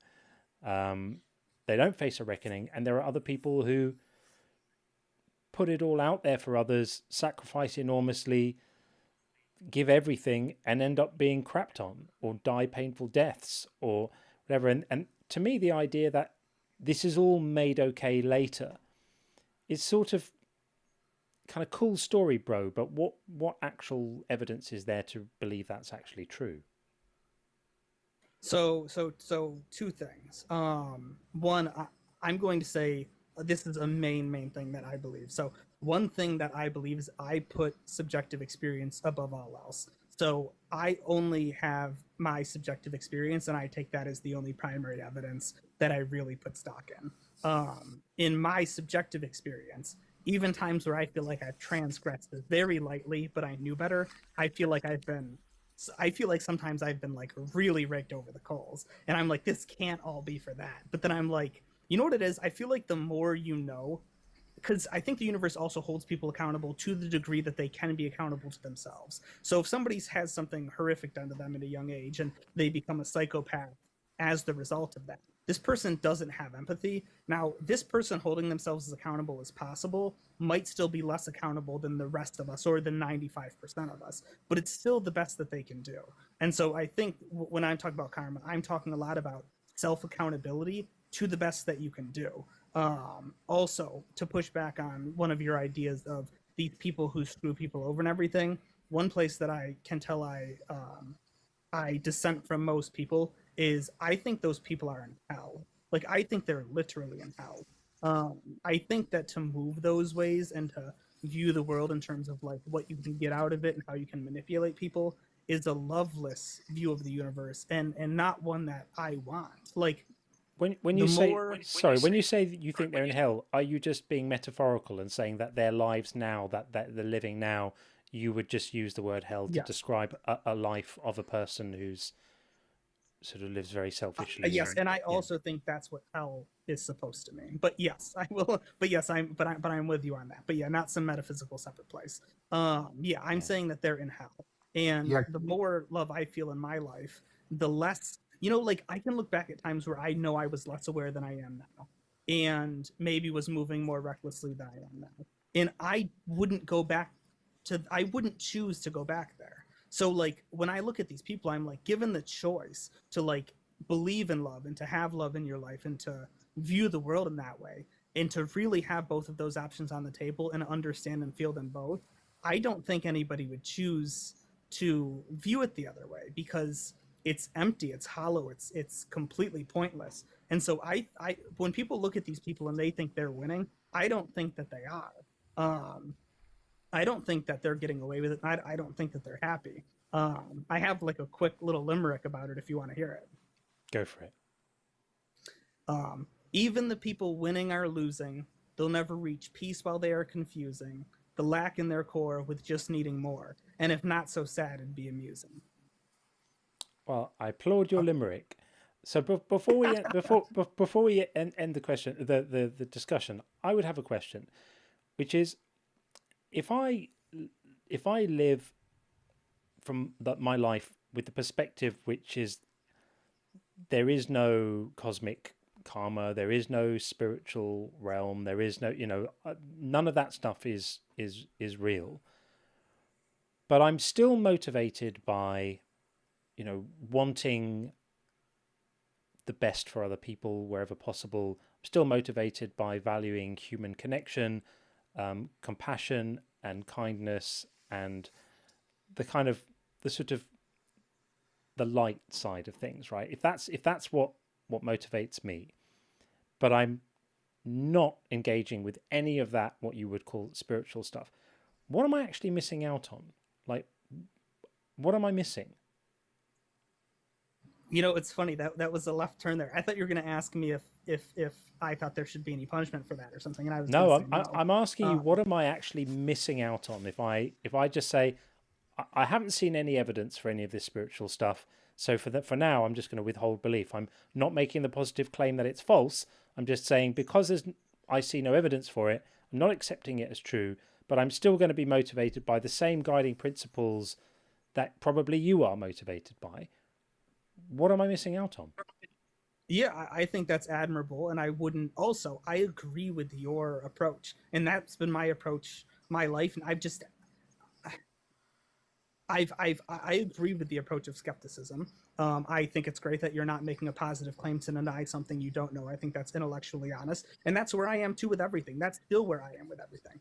But if I have experiences that shift my view, I also can't in good faith deny those experiences. And so I like your view. I generally I feel like maybe get along with atheists better than religious people for that reason, because they want to know what's real. And I guess all I would say is, I always try to encourage people to say your subjective experience is primary. Don't let anyone talk you out of that. How you feel is primary. Thoughts, ideas, other people, these are all secondary things. Your subjective experience and your feelings are the compass that you were given, like on this planet.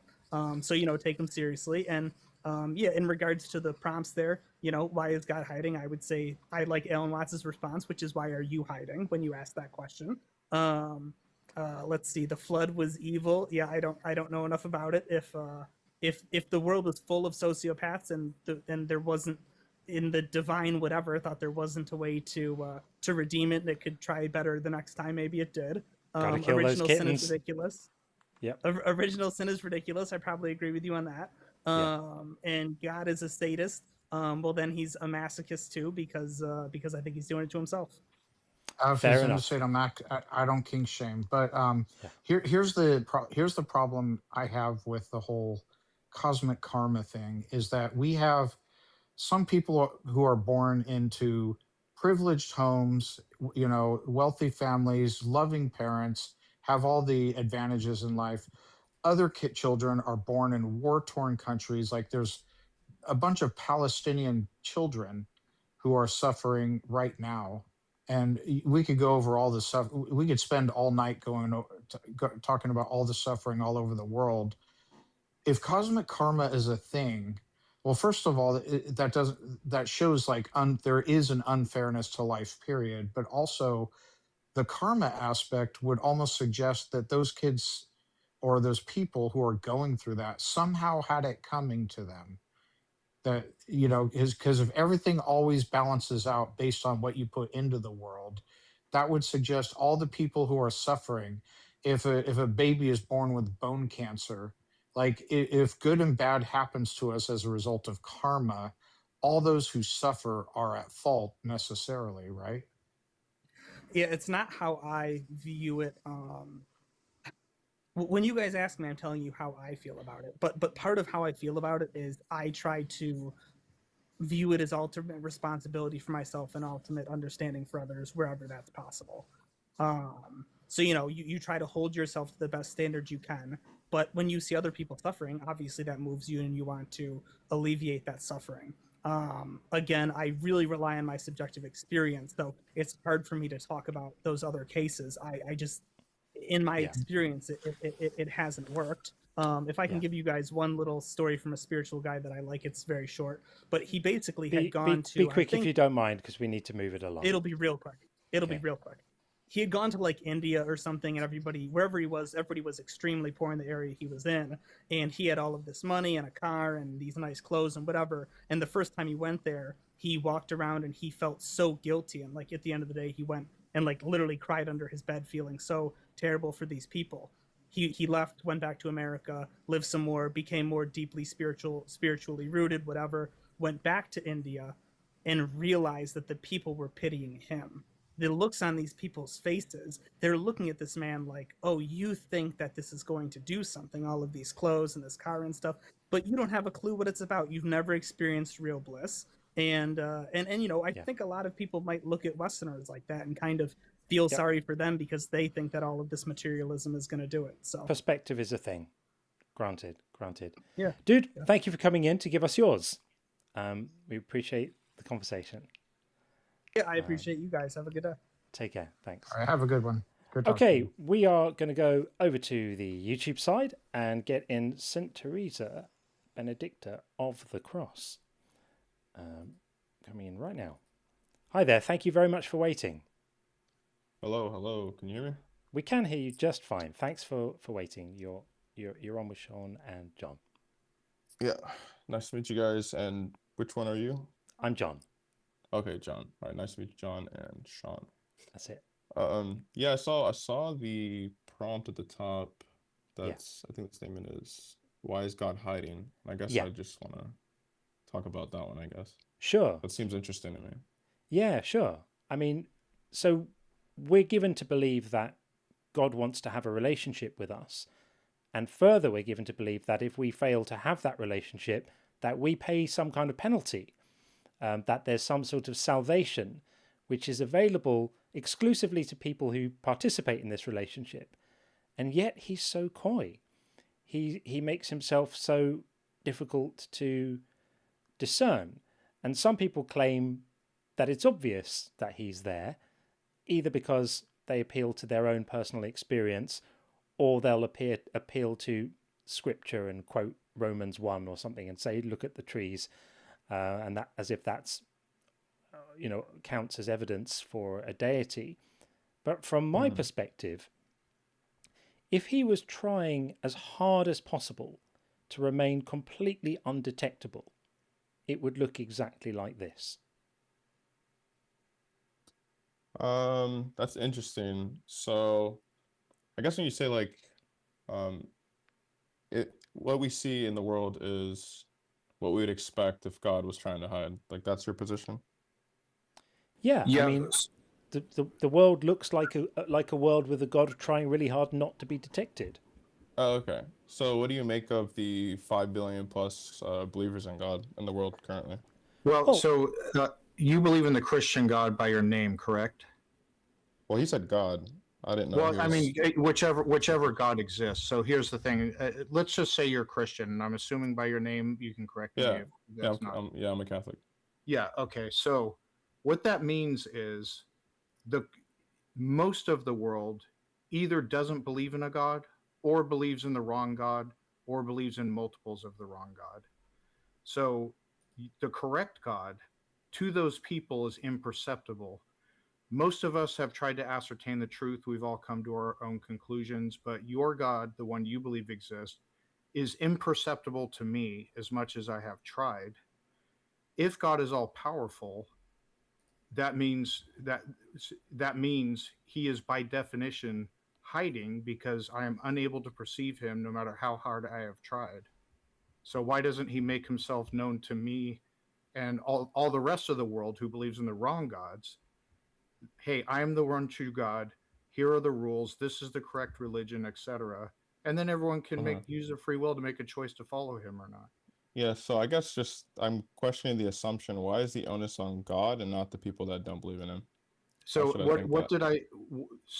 I understand you said omnipotence, but why would I assume, like, for example, a Hindu, the onus isn't on the Hindu and not on, like, God? Because people become convinced of if you're born and raised in India into a Hindu family, you're going to believe in all the wrong gods. How is the onus on them? So, like, let's say I found out. Well, I'm asking you. I don't know why you asked me a question. I'm asking you, why should I think the onus is on God and not on the Hindu? Because he's the one who's suggesting that people will be punished for coming to the wrong conclusions. And if that's true, then it's on him morally to make sure that doesn't happen. I don't see how that follows. Well, like imagine it could just be the case, right, that the Hindu came to the wrong conclusion. So why is that God's fault? Well, because it's not his fault that they came to the wrong conclusion. It's his fault for not providing them with enough evidence to come to the right conclusion. And it's morally important because he's the one saying he's going to chuck him in a lake of fire for making the wrong, coming to the. I mean, I don't know. Obviously people have different views about exactly what happens afterwards, and what the penalties for getting the answer wrong is. But this is like setting up a school quiz.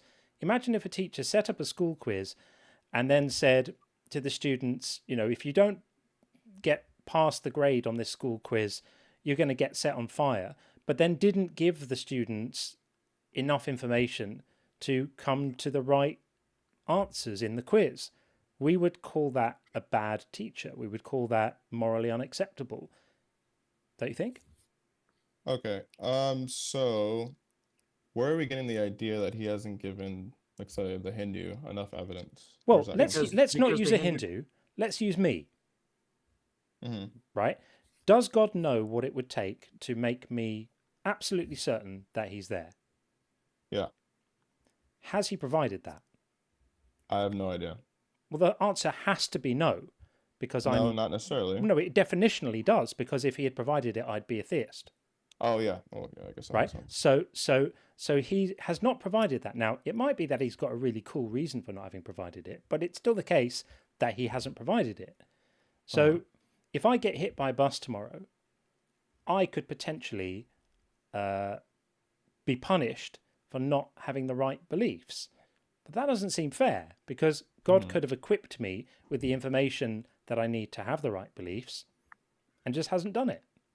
So I guess, why do we think that God should equip you with that? That's what I'm not seeing. Because he's threatening to punish me for not having them, depending on what your view is on eschatology and what happens after you die and what the consequences are. But if I need to get right with Jesus in order to avoid hell, which is morally idiotic, but if we just for the sake of argument assume that that's the case, if that's the rule he's put in place, if that's the scheme he's devised, and we're all now participating in this game that none of us asked to participate in, nobody signed up for this scheme, nobody said, yes, let me be involved in the, get burned if you have the wrong beliefs game. We're all just entered into it at the moment of our creation or conception. So we're now being signed up for this. Of course it's incumbent on him to make sure that people don't get unduly punished because he didn't provide the right evidence. Okay, do you have an intellect and a will? I believe so. Do you use it? I try to. Yes. Okay, you do as well. Is the point that God should just give it to you and you don't have to do anything? Is that your view? Because you understand, you're talking about Christianity. Yeah. Like, if you're going to talk about Christianity, you understand that as Christians, we believe that people have a will, and we believe in this thing called, like, free will. Yeah, but free will's got nothing to do with perception. Well, we don't take this belief to be merely intellectual. This belief has to do with the will. That's why I wrote a book about this, which shows that disbelief is not a matter of will. You can't believe something if you're not convinced it's true. Very easy to say we don't take disbelief to be merely intellectual. What that does is it provides the grounding for criminalizing not being convinced of something.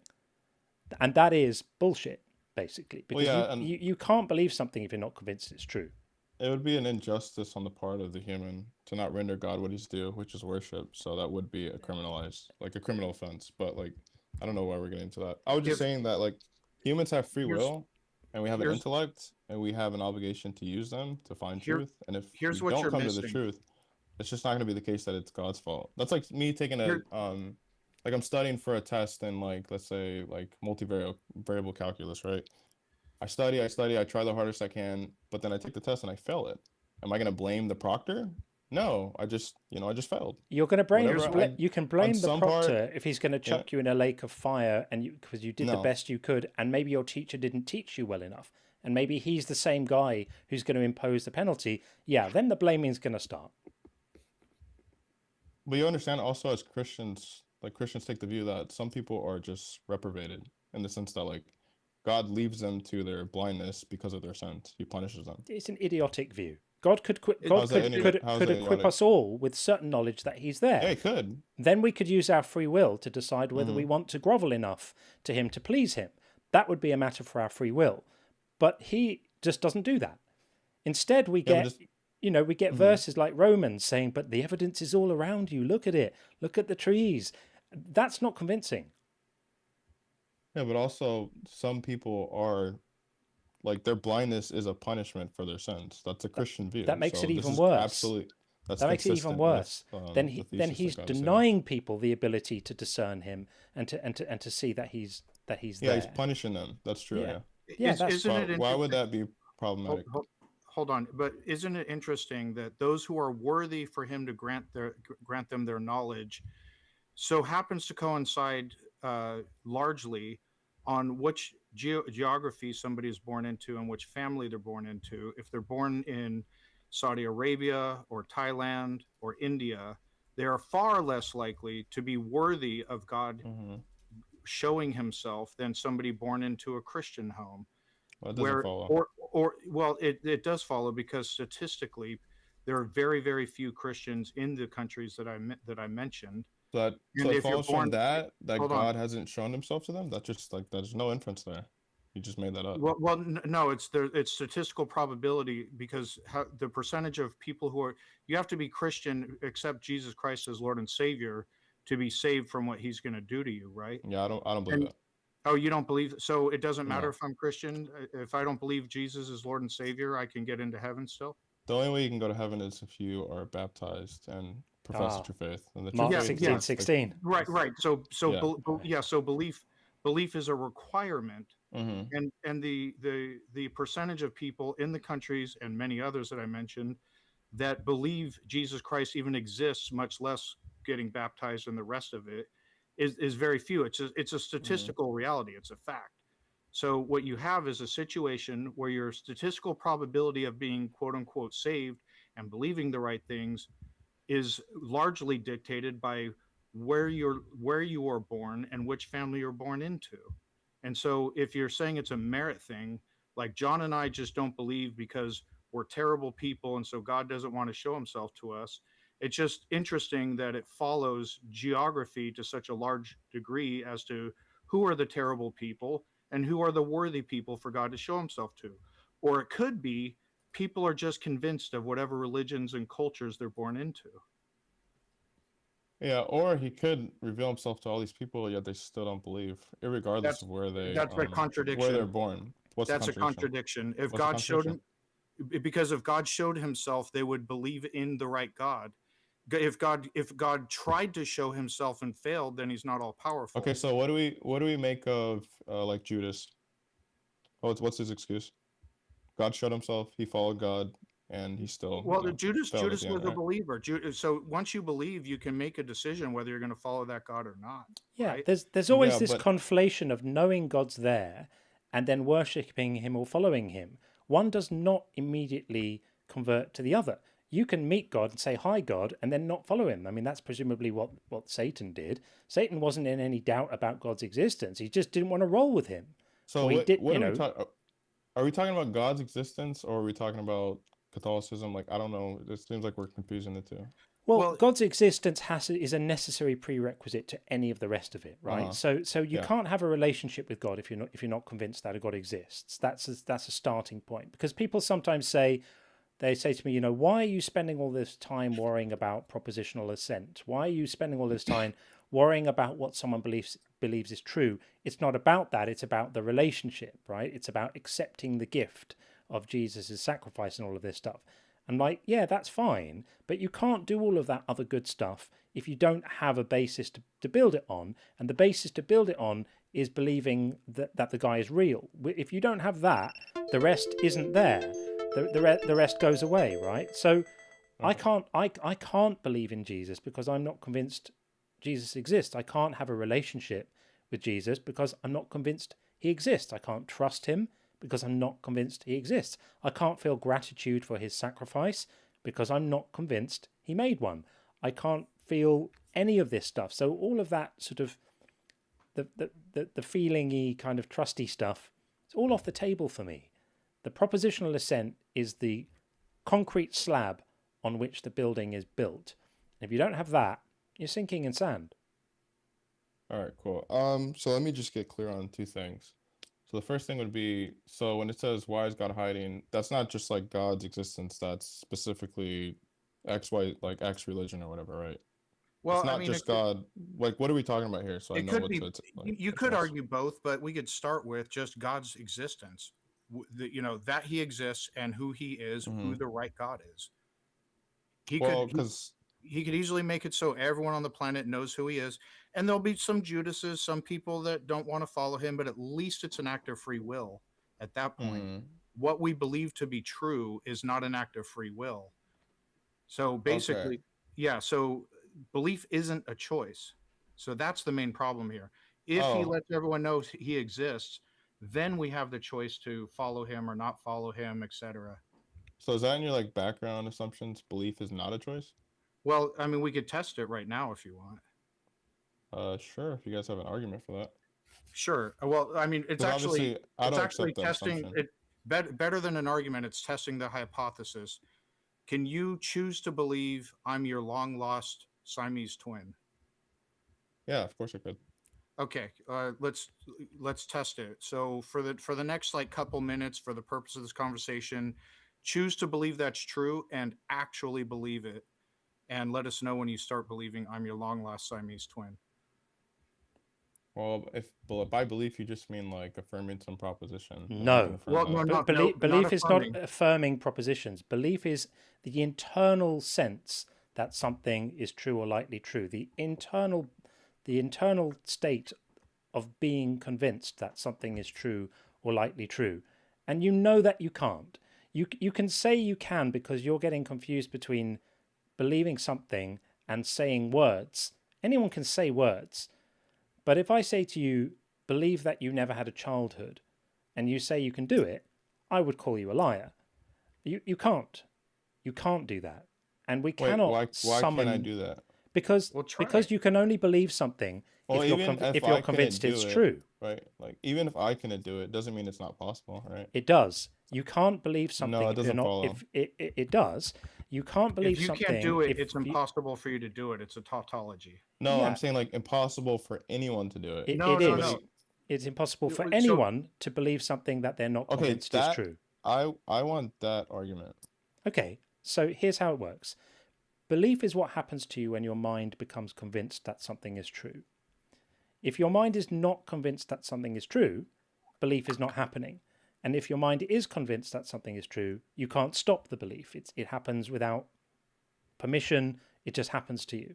The question then just becomes, and that should be uncontroversial, because we can define belief as the condition of being convinced that something is true or likely true. The question then becomes, can you just decide to find something convincing? And if you just think about it for a moment, you will see that you can't. You can try. You can try and talk yourself into something.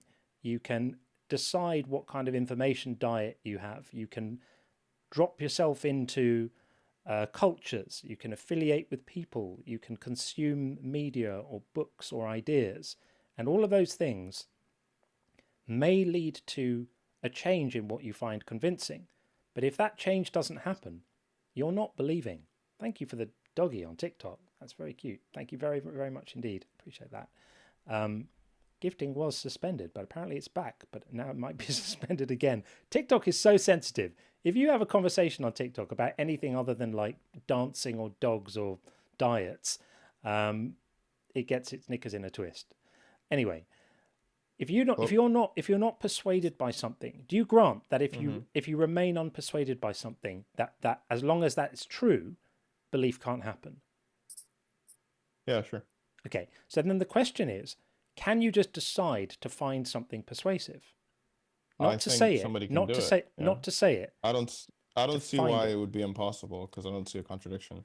So the contradiction is that if you don't find it persuasive, if you're not convinced by it, and you are genuinely remain unconvinced by it, belief can't happen. And in order for that to change, I was just going to say, to clarify. Yeah. I'm just saying, like, how is it? I'm just asking, is it impossible for someone to just find something convincing, like, on the spot? Yes, if they don't find it convincing. I'm saying, could I find the fact or the claim that he is my, what is it, second cousin? Yeah. Could I find that convincing? Long lost Siamese twin. We were cut apart at birth. I mean, we can use a more ridiculous example, because that could potentially be true. Let's use a different example. Let's say that seems like a counterexample. Both your parents are dolphins. Okay, both your parents are actually dolphins. Yeah, someone could find that convincing. Yeah, they can. If they find it convincing, then they will believe it and they'll have no choice. What Sean asked you was, can you just decide now to start finding it convincing? And a second of introspection will show you that you can't. The reason you can't in this case is because you have lots and lots of evidence against that claim, right? So your mind is not able to process that idea and reach a point of conviction because you know your parents aren't dolphins. You remember them being people. Maybe you spoke to one of them last week and they weren't flipping around in the water, making funny clicking noises and eating small fish. You know your parents aren't dolphins. And so because you have that knowledge, you're not capable of becoming persuaded of the idea. Now, if something legitimately persuaded you of it, if you had some kind of mental mishap and you suddenly thought that your parents were dolphins, then in that moment, you would have no ability to not believe it. You would believe it, and it wouldn't be a matter of will. It would be because something had persuaded you, not because you just decided to. The claim is not is not that people's beliefs don't change, and the claim is not that no one can be persuaded of anything. The claim is that a change in belief always follows a change in what persuades you. Well, yeah, it doesn't seem controversial. All right. Right, yeah. And it isn't controversial. But the reason why it's important is when we then bring it back to something like belief in a religious idea, you could say, well, that's categorically different because the dolphins, you've got lots of proof that your parents aren't dolphins, but there's no proof that Jesus didn't die for your sins or whatever. But here's the thing, is that introducing a degree of uncertainty into the equation doesn't suddenly magically equip you with a belief switch that you can switch on and off. The cognitive machinery in your brain that determines whether you find something convincing or not doesn't care about the reasons why you don't find it convincing. It just knows that you either do or you don't. And that's why you find yourself convinced of something or you don't find yourself convinced of something, and there's nothing you can do about it until something convinces you. I don't think that's like super controversial though. It's really not. It's pretty well established. The idea is called doxastic involuntarism, and I've been thinking about this deeply, writing about it and researching it for some years, and I've yet to hear a single compelling argument against it. And I've read and listened to the best people who try. The arguments all fail.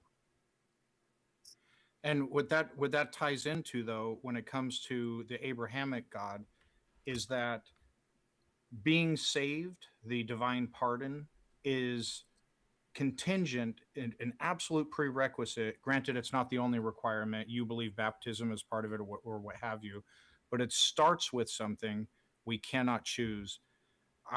neither John nor I can just flip a switch and decide to believe. I'm a former believer myself, and I began having doubts, and I fought against them, and I prayed, and I wanted to continue believing, but I couldn't.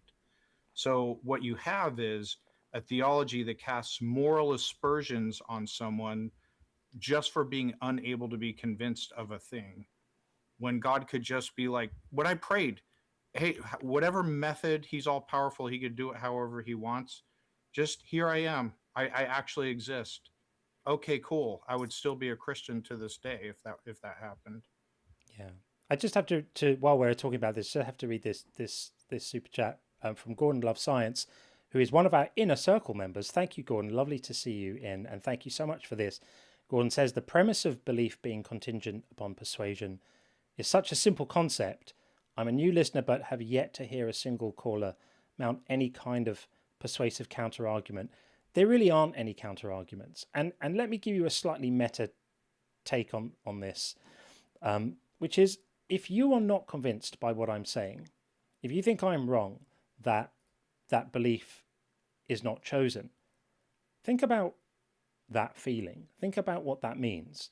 That means I haven't persuaded you of what I'm saying, and you are experiencing the very thing I'm talking about, which is not being persuaded, right? If you really think belief is, you can just choose it, well then choose to believe I'm right. Just make the choice now. Yeah. Just decide to believe that beliefs can't be chosen. And you'll realize it's kind of necessarily true.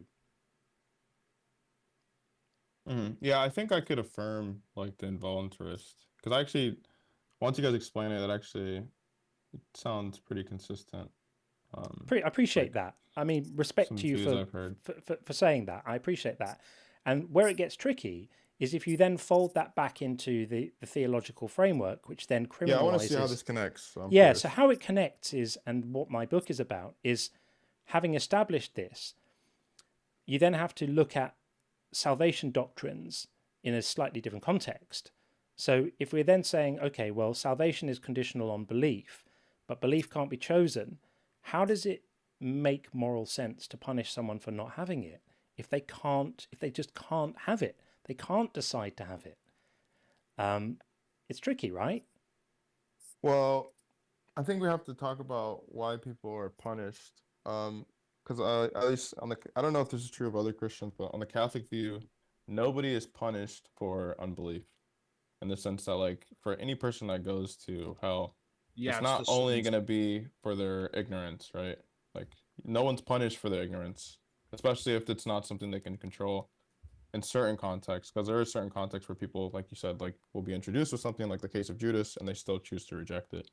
That's why I said the divine pardon, because a lot of Christians, they'll just say, well, you're not punished for non-belief, you're punished for your sins. But the prerequisite to be quote unquote saved is not something we can actually choose.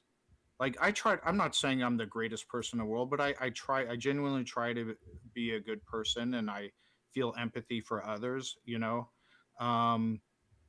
but I just cannot, like, just decide to believe and become convinced of it. Okay, well, let me give you a countersample that actually comes from St. Thomas Aquinas, and I don't remember which part of the Summa this is from, but he actually talks about something similar like this. So Catholics, we have the view that a person who hasn't been introduced, like, say, somebody in Saudi Arabia, they don't know anything about Christianity, they don't know who Jesus is, maybe they're Muslim, they think he's like a prophet or something like that. Yeah. But in no way can they go learn it. Maybe they don't have access to, like, a lot of information. So for someone like that, we take the view that this person can still be saved if they follow their conscience, observe the natural law. So that means, like, pursue virtue, like, act in accordance with proper morality, right? We don't have to get into that, but let's just, like, assume, like, a basic set of morals, right? But John and I are screwed. Yeah, but I'll get into that. So this person could follow their conscience, observe the natural law, and seek to submit to God, right? Or they do have to believe God exists, at least, and they have to seek to, like, please God, right?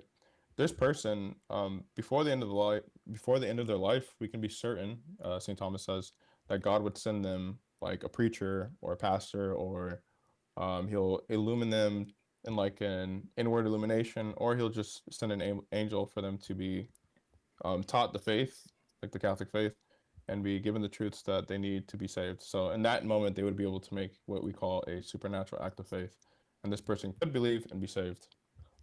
But that also, they have to do stuff to get there. Like he's just not gonna. It feels they're a in bit tricky situation, but it feels a bit victim blamey. That it's like saying like, well, you had no choice.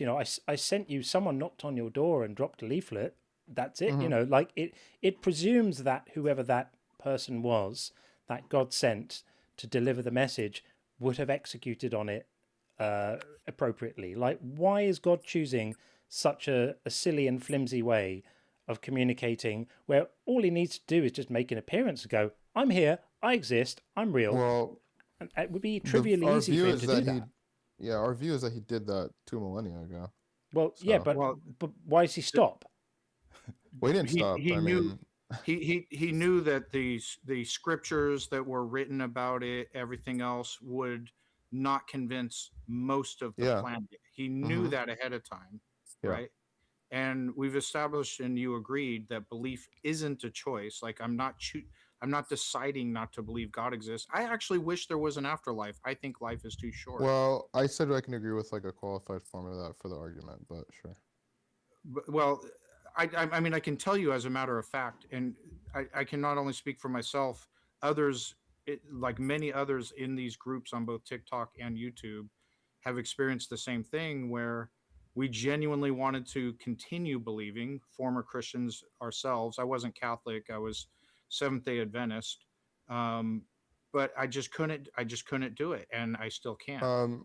Well, in your case specifically, as a Catholic, I take the view that you were never a Christian ever. Yeah. Not even, So in your case, it wouldn't even be the case that you stopped believing. I'm not, never believed. I was convinced Jesus is Lord and Savior, etc. I'm not. Sorry, really... guys.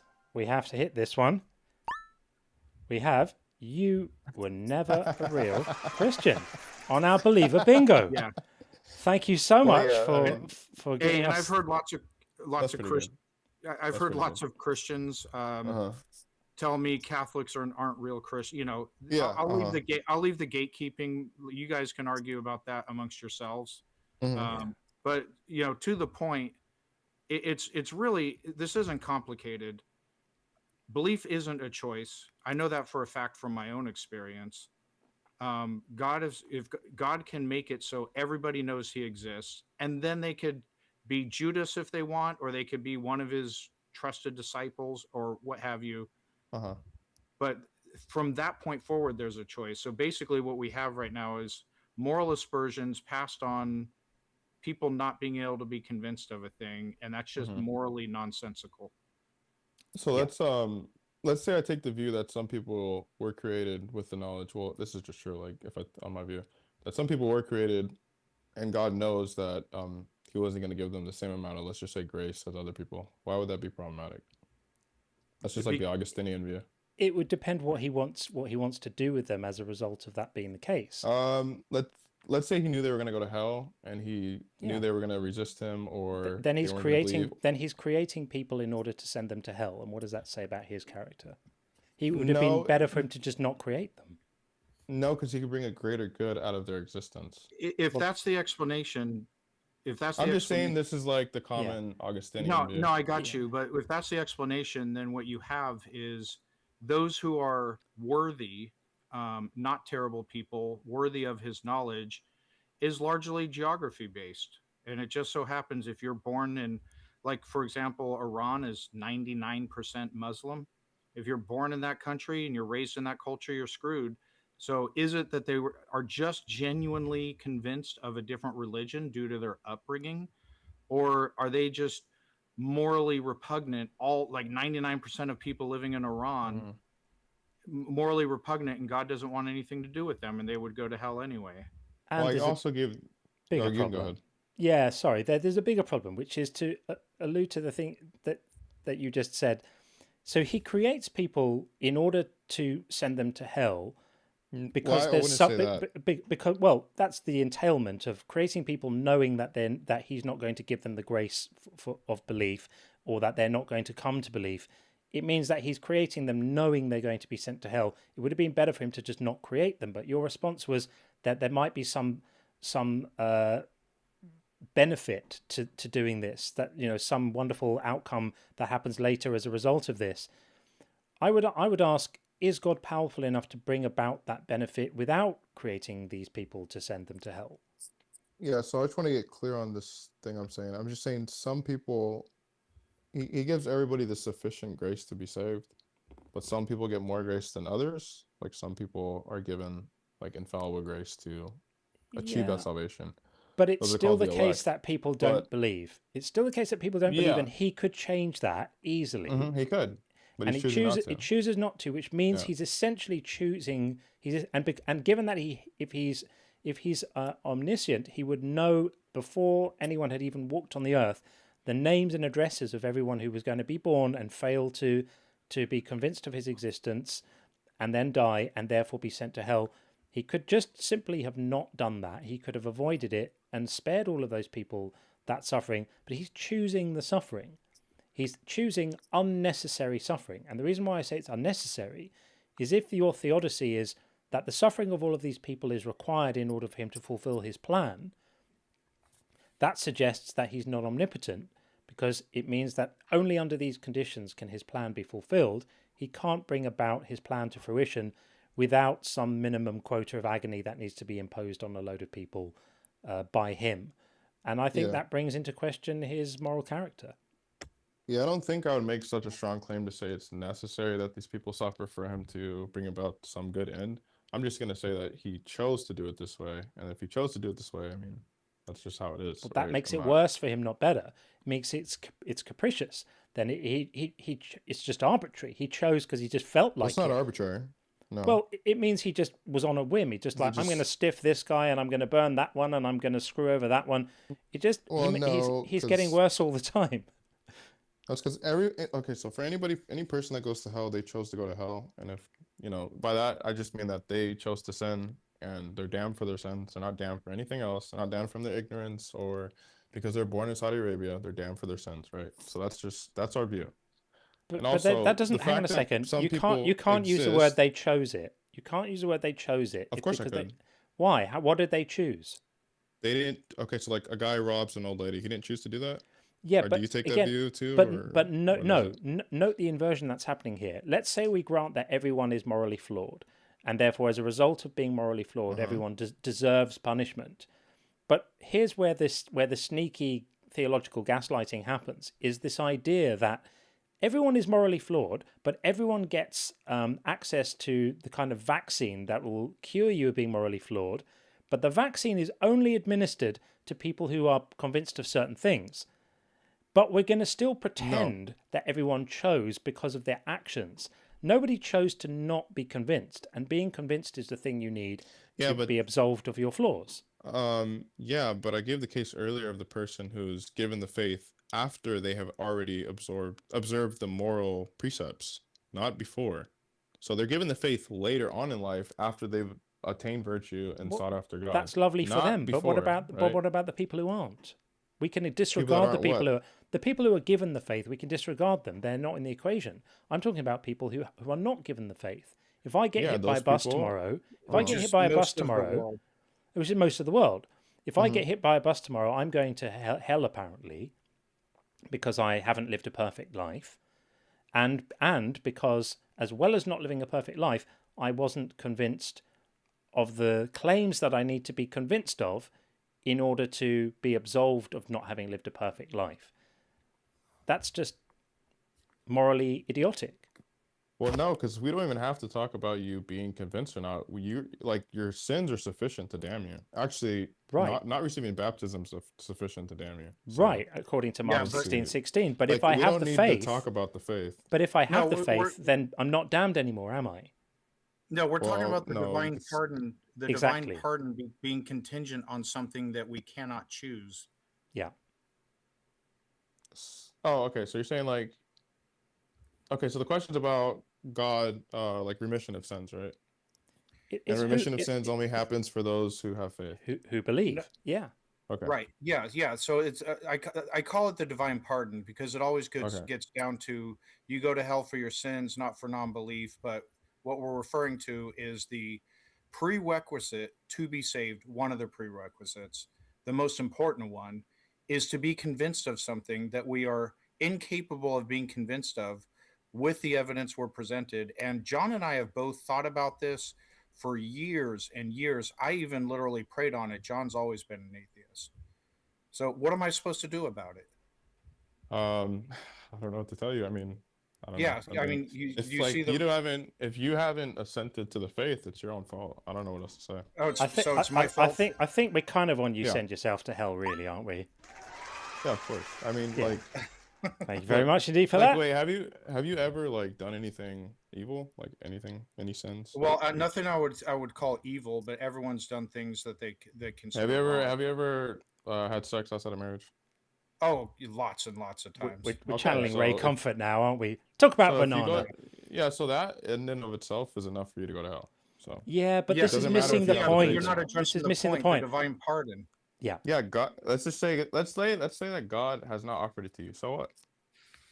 Yeah, just so what? Yeah, like seriously, like so what? Like it why makes is him a that dick an issue? because he's imposing a punishment on people.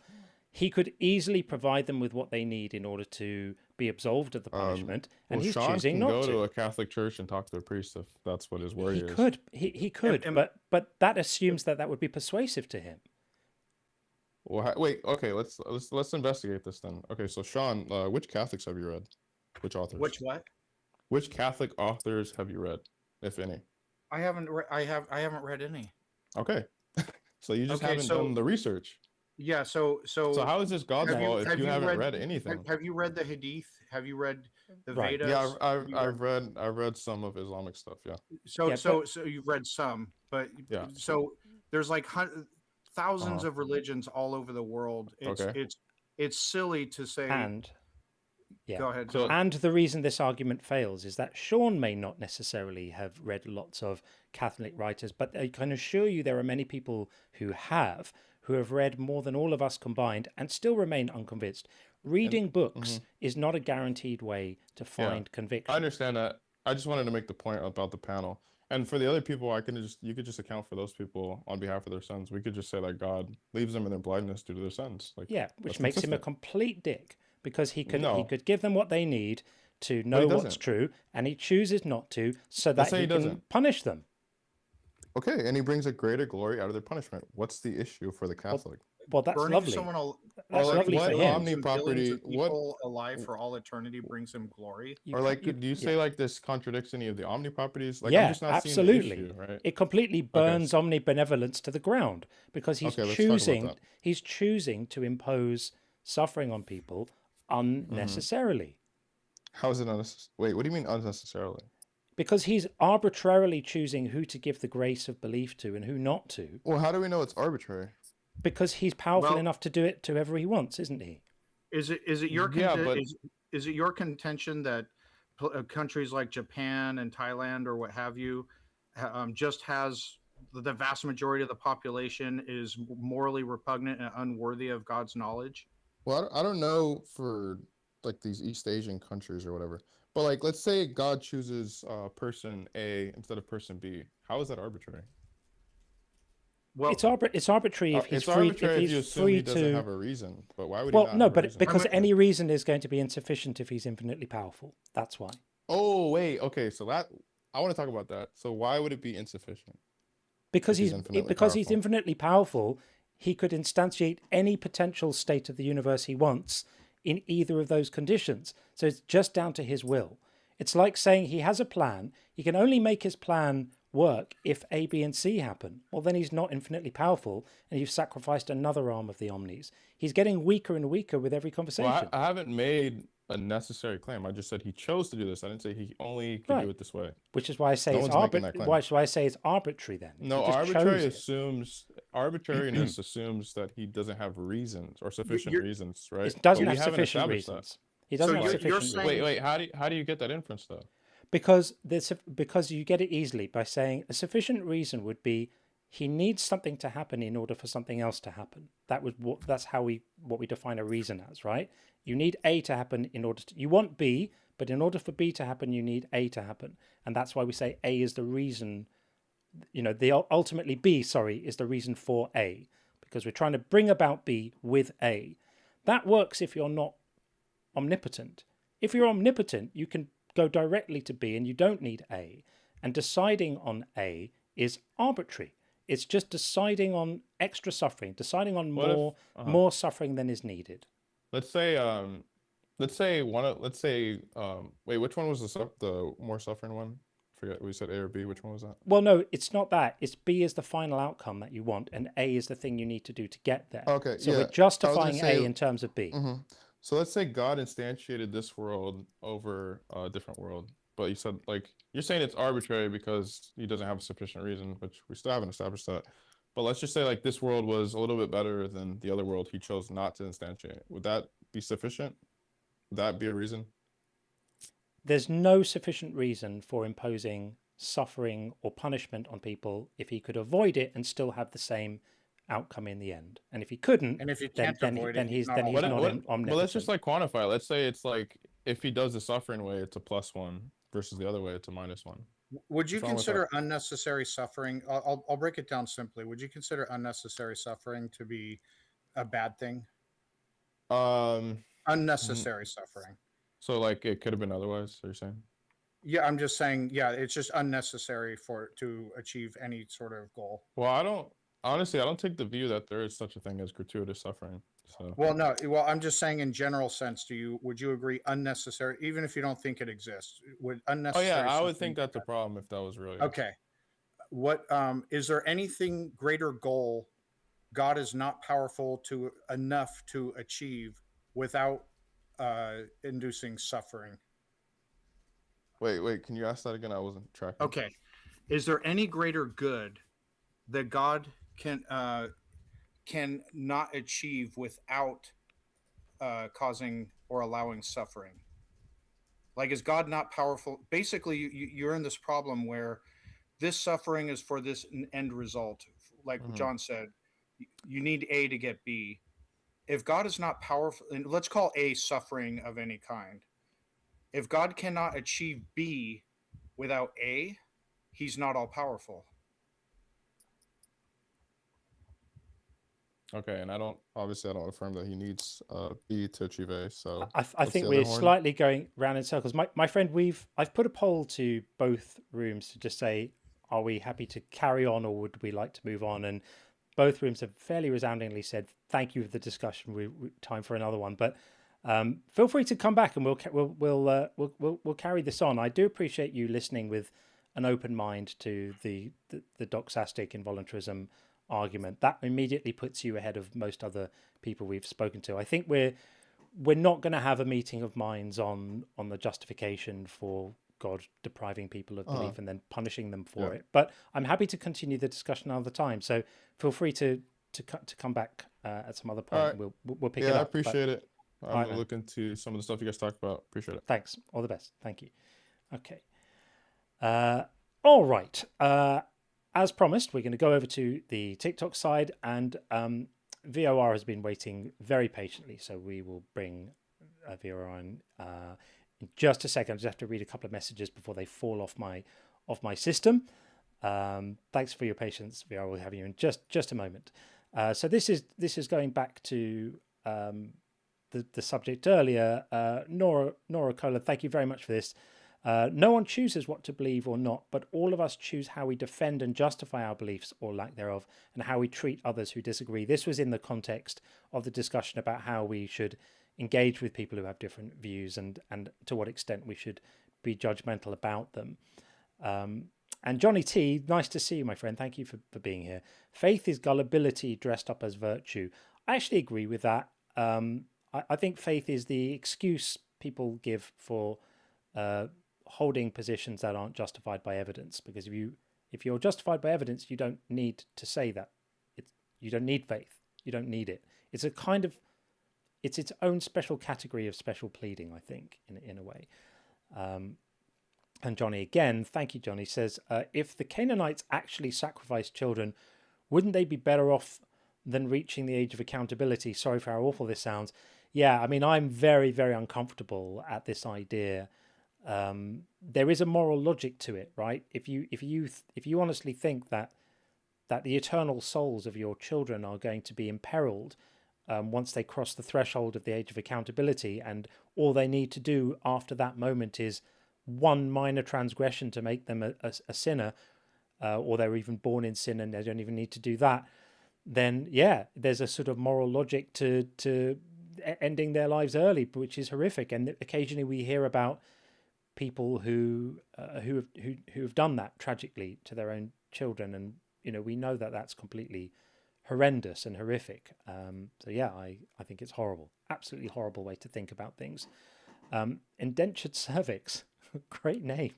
And thank you for the donation and the message. Christianity is a boogeyman story that got out of control. That's why believers sound like children defending their monster. Yeah, I agree with you. I'm inclined to agree with you on this. It's basically like, these threats of hell and these threats of stuff. It's no different to telling kids there's a monster under their bed that's going to come out if they don't behave.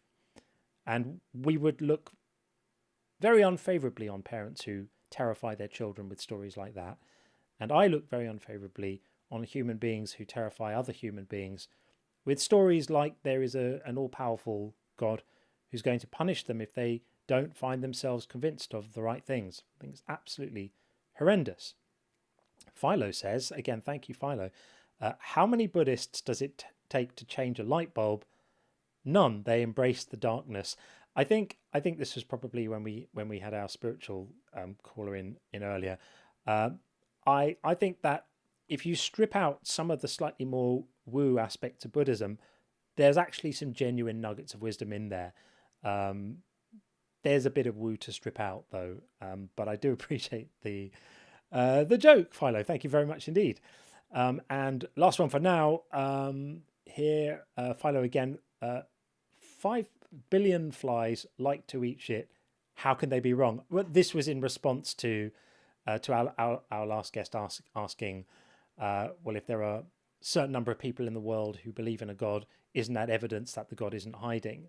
And absolutely, this is absolutely right. The number of people who believe a claim is not evidence for the claim.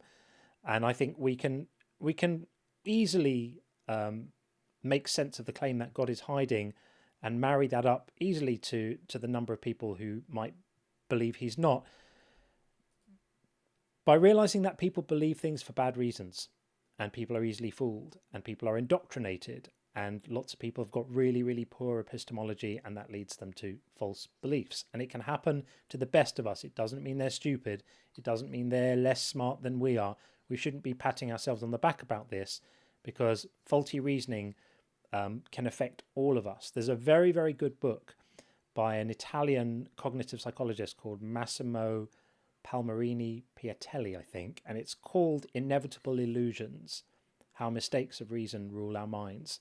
That was a seminal book for me, Inevitable Illusions, How Mistakes of Reason Rule Our Minds. And it was a sobering read, because it's all about how our minds tend to go wrong in the way we process the world, and how logic kind of fails in very predictable ways. He calls them tunnels, and I think he lists 9 of them, different ways that our logic fails. And it's things like the way we intuitively tend to misunderstand probabilities, but we're very confident that we get it right, but we don't. We get it wrong. Yeah. And it's a very, very good book. Inevitable Illusions, How Mistakes of Reason Rule Our Minds. Highly recommended. As promised, let's bring in VOR right now. He's been super patient. Thank you very much for waiting. And how are you? Yeah, no problem. Thanks for having me, host. Appreciate it. Sure. Floor is yours, my friend. Oh, well, I disagree with everything in the background, and I made about 50 notes listening to the last caller. So, okay. Do you want to guide the ship, or? Yeah, sure. Okay. So, well, we've just spent a load of time talking about why Catholicism is goofy. Well, that was one of the things. But of course, every religious tradition thinks that the alternatives to their particular doctrinal perspective is goofy. and that the other religions are worse than goofy. They're just blatantly untrue, right? So every religion thinks it's the only true one, and every doctrine or sect within that religion thinks they alone have it right and everyone else has it wrong. Whereas if you're outside the belief system like I am, they all look equally batshit to me. Yeah, I'm curious when we go through my belief system if you'll think it's batshit, but I don't know. We'll see what happens. But I just think logically you defeated that guest pretty well. So fundamentally, I disagree with the definition of the omni attributes and some of the other kind of Christian doctrines that I think aren't specifically biblical. So that's one thing to talk about. I believe in the flood. I believe it makes sense that divine hiddenness or that God is hiding. I mean, if you want to go like topic by topic, how do you want to pursue? Sure. I mean, well, why don't we start with God is hiding? I mean, do you agree that if God was trying to hide, it would look pretty much how it looks? I mean, I'm going to assume you probably don't, but can you see why I might say that? Sure. Trying to hide, that might not be how I would describe it, but it's clear that we choose to believe him on faith, right? This is a key biblical principle. So he believes he's given us sufficient information, which I think is really the creation account, which I think is our history, but that we seem to be in a clearly designed order. But from there, we have to choose to believe it or not.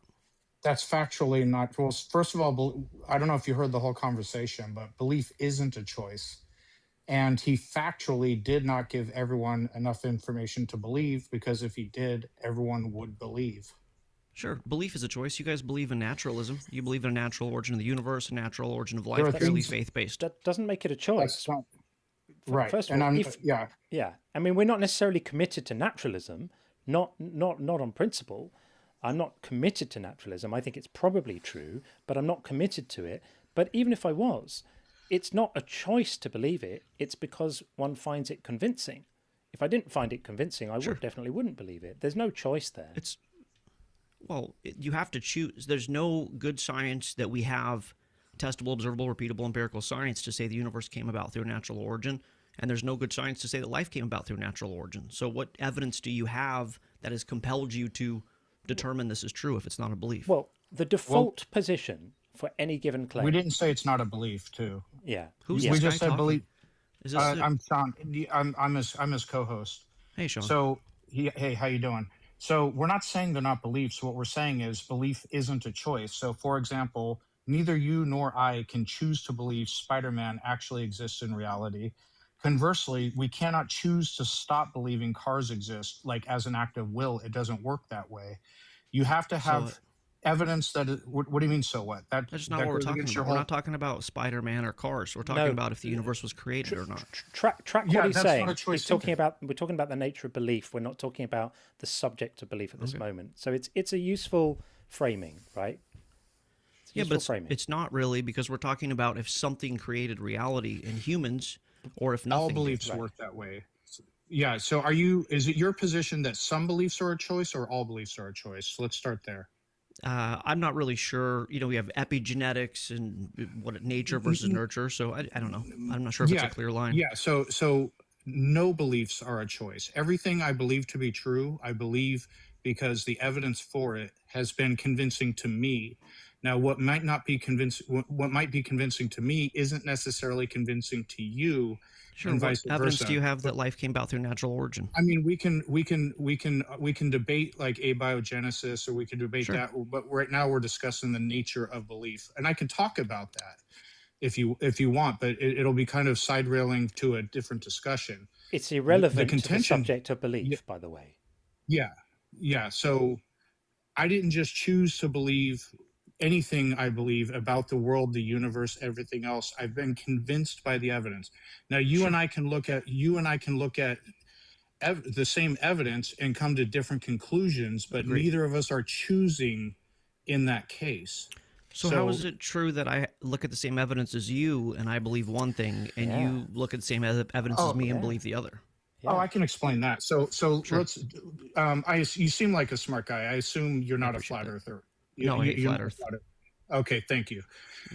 If you notice, flat earthers, when I've listened to flat Earth debates, they seem to be, well, for one, you're going to totally hate them for this, but on biblical grounds, I'm not making a claim about what the Bible claims, but from their interpretation of the Bible, the earth is flat. It's the word of God. That's their set bias already. And then additionally, they succumb to conspiratorial thinking. So different people, our brains are like processors of our life experience, our biases, our emotions, everything else. And then belief ends up being a perception. Information goes in, and then the brain spits out like, yes, this is true or likely true or not. But it's not something, but it's not something we're just deciding. Like, I didn't decide to stop believing in God. It just happened. Okay, I mean, we're in an interesting part of like trying to define what belief is, and I'm happy to do that. But I think that I think fundamentally we do choose to just interpret the evidence in one way or another, whether it's a subconscious thing or whether it's logic based or experience based or trauma based or whatever. It's hard to say. It's a nuanced discussion, so I don't know if we'll ever get anywhere. Yeah. So it's the word choose that I have an issue with there. So like you're saying, choose to find the evidence convincing. So I go to extreme examples, not to be silly, but just to like make the point. So if I tell you I have an even number of blades of grass in front of my house, 50-50. And the way, well, it's 50-50, but you don't know which, and neither do I, to be honest with you. But if I tell you my evidence is I consulted a magic 8-ball, you cannot just choose to find that evidence convincing. You're either going to find it convincing or you're not. Sure. I don't, I kind of was short on this earlier. This, what you're saying, and the Spider-Man example and the car example, to me, they're bad analogies or bad metaphors, because we're talking about fundamentally, did the universe have a cause? Are human beings animals in a random universe, not, blades of grass? This is a big question. I can't choose that either. So, for example, my biases is I have a high degree of confidence in science. And when I listen to cosmologists, and I can cite a whole bunch of them, they don't know if the universe even had a beginning or if it's eternal into the past. I know that there was a Big Bang event 13.8 billion years ago, but they don't know what existed before it. And so I don't have cosmologists like Lawrence Krauss and Sean Carroll, and many others, Brian Cox and Alan Guth, and I can name a bunch of others that all say we don't know if the universe had a beginning. If they don't know, I don't know, because my bias is from my perspective, I don't have the base enough knowledge to form my own strong opinion on that, and many of them don't even have strong opinions. And if they haven't figured it out, I don't know either, and I can't just choose to have a position on that. So are you more agnostic then than atheist? Well, I'm an agnostic atheist, but that's just about the beginning of the universe. The universe could have a beginning and there could be no God. It could be eternal and there is a God. That's a separate question. Okay. So as long as we can agree that we don't know how the universe got here and it could have been a God, then I think that we can just agree that we're going to make that choice based on the evidence that we determine. Not a choice. You cannot agree. Sorry, that. not a choice. You can't agree that. So the thing is, the assumption there is that situations where there's not obvious confirmatory or disconfirmatory evidence are categorically different from situations where there are, and they're not in terms of your belief. There's not a sort of magic switch that suddenly happens the moment you introduce a certain amount of uncertainty into the situation, right? So, for example, if it's sunny outside and I say it's raining, you can look out immediately and you're not capable of believing it's raining because you see it's not, right? So belief is not a choice there, and you would agree with that. But once you talk about something like, is there life on other planets, or is there a God, something where there's not an immediate way of confirming the idea, that uncertainty doesn't magically equip your mind with the ability to switch belief on and off at will. I know people like to think it does, but in terms of the machinery of the mind, the cognitive machinery that assesses a claim and either creates a sense of being convicted by it and convinced by it or not, that machinery, that cognitive machinery doesn't care. All you know is whether you find it convincing or not, right? And if you don't find it convincing, you don't find it convincing. Okay. I don't know. I mean, it's kind of a bummer we're stuck here. So what do you want me to say? We don't choose. We're just what? So, I mean, so I the first point, the first point is to So the first point is to realize that belief isn't a choice. That's the first point. Once you realize that belief isn't a choice, we can then get on to looking at things like the moral cohesiveness of redemption theology, of like needing salvation and needing to believe the right things in order to avoid the punishment. We can see that those ideas then are morally idiotic, because if you are required to be convinced of something in order to avoid a punishment, and you can't be convinced of it, how is it ethical to impose the punishment? Yeah, so let's we can go to the salvation thing next, but just for my own, just to understand where you guys are at, you believe in the Big Bang model, and you believe there was likely not a God, but it wasn't a choice. I just because I want to get past how the universe got here, because in my opinion, we have the same data, and I believe God did this. This is the most likely explanation, and you guys say I believe he didn't. That's fine. Okay. Two people can look at the same situation and come to different conclusions about it. That doesn't mean it's a choice. The way we account for that is every human mind is different. Every human mind brings its own history, brings its own biases, brings its own priors, brings its own conditioning, brings its own assumptions, brings its own cognitive dexterity. All of these things are different for every person, and that's how two people can look at the same situation and come to wildly different beliefs about it. Neither of them chose what they found convincing. They discovered what they found convincing. So in your case, you hear arguments from design, or arguments for morality, or arguments against infinite regressors, or whatever it is, the kalam, or whatever it might be, and you find that persuasive. I look at those same things, I don't find it persuasive. And there's nothing I can do to find it persuasive, and there's nothing you can do to not find it persuasive, whilst you still do. That's just how belief works. That's how gloriously different we all are. So you never believed in God, is that right, John? Not for 1 second of my life. Okay, but Sean was a Christian. Yes. It depends on who you ask, because I was a Seventh-day Adventist at first. Then I was a vanilla Christian, and I hear quite a bit from Christians. That's not a real Christian. There's a lot of gatekeeping in the Christian community. I don't endorse or involve myself in organized Christianity at all, because I think there's major problems, unfortunately. Can I ask you when you said, okay, you believed, you were praying, and now you no longer believe, do you, because this is kind of at the heart of this conversation, you did believe and then now you don't, and you're saying these kind of things happen. What evidence led you to not believe? Do you mind me asking? Yeah, sure. All right, so I became a strong believer. I lived with Seventh-day Adventist fundamentalists, my great-grandmother and great-aunt, from around age 9 to 11. Sure. And I continued being a Christian later on and into life, or at least believing in God and believing it's likely the Christian God. And into adulthood, I was having a conversation with a friend, and I began to realize that the story of Noah's flood and the Tower of Babel and all that, from my perspective, those seemed like silly and impossible. And then it got me to thinking about the world around me, and I realized religious beliefs are so geocentric, like Islam, and overwhelmingly Islam in some countries, Buddhist in other countries, etc. I'm like, hey, we're all just believing what we're born and raised into. And so I did a lot of introspection, and I started having doubts. And I was afraid of those doubts because, I'm afraid of death. And I wanted to continue believing there's an afterlife and a God and the whole thing. And I prayed on it, and I just kept trying to find ways to continue believing. And eventually my belief just fell away, and there was nothing I could do about it. Okay. I would love to talk about the flood at some point, because I think the evidence is remarkable for it. But when you said that, being born into something, so where you're at geographically, your location. It's not a guarantee, by the way. Yeah, it's not a guarantee, but yeah, statistically, it's that way. Is it safe to say, John, for you, that you're an atheist because of where you were raised, and what you were taught in school, and your belief system that was kind of foundationally? I'm an atheist because I've just never believed in a God.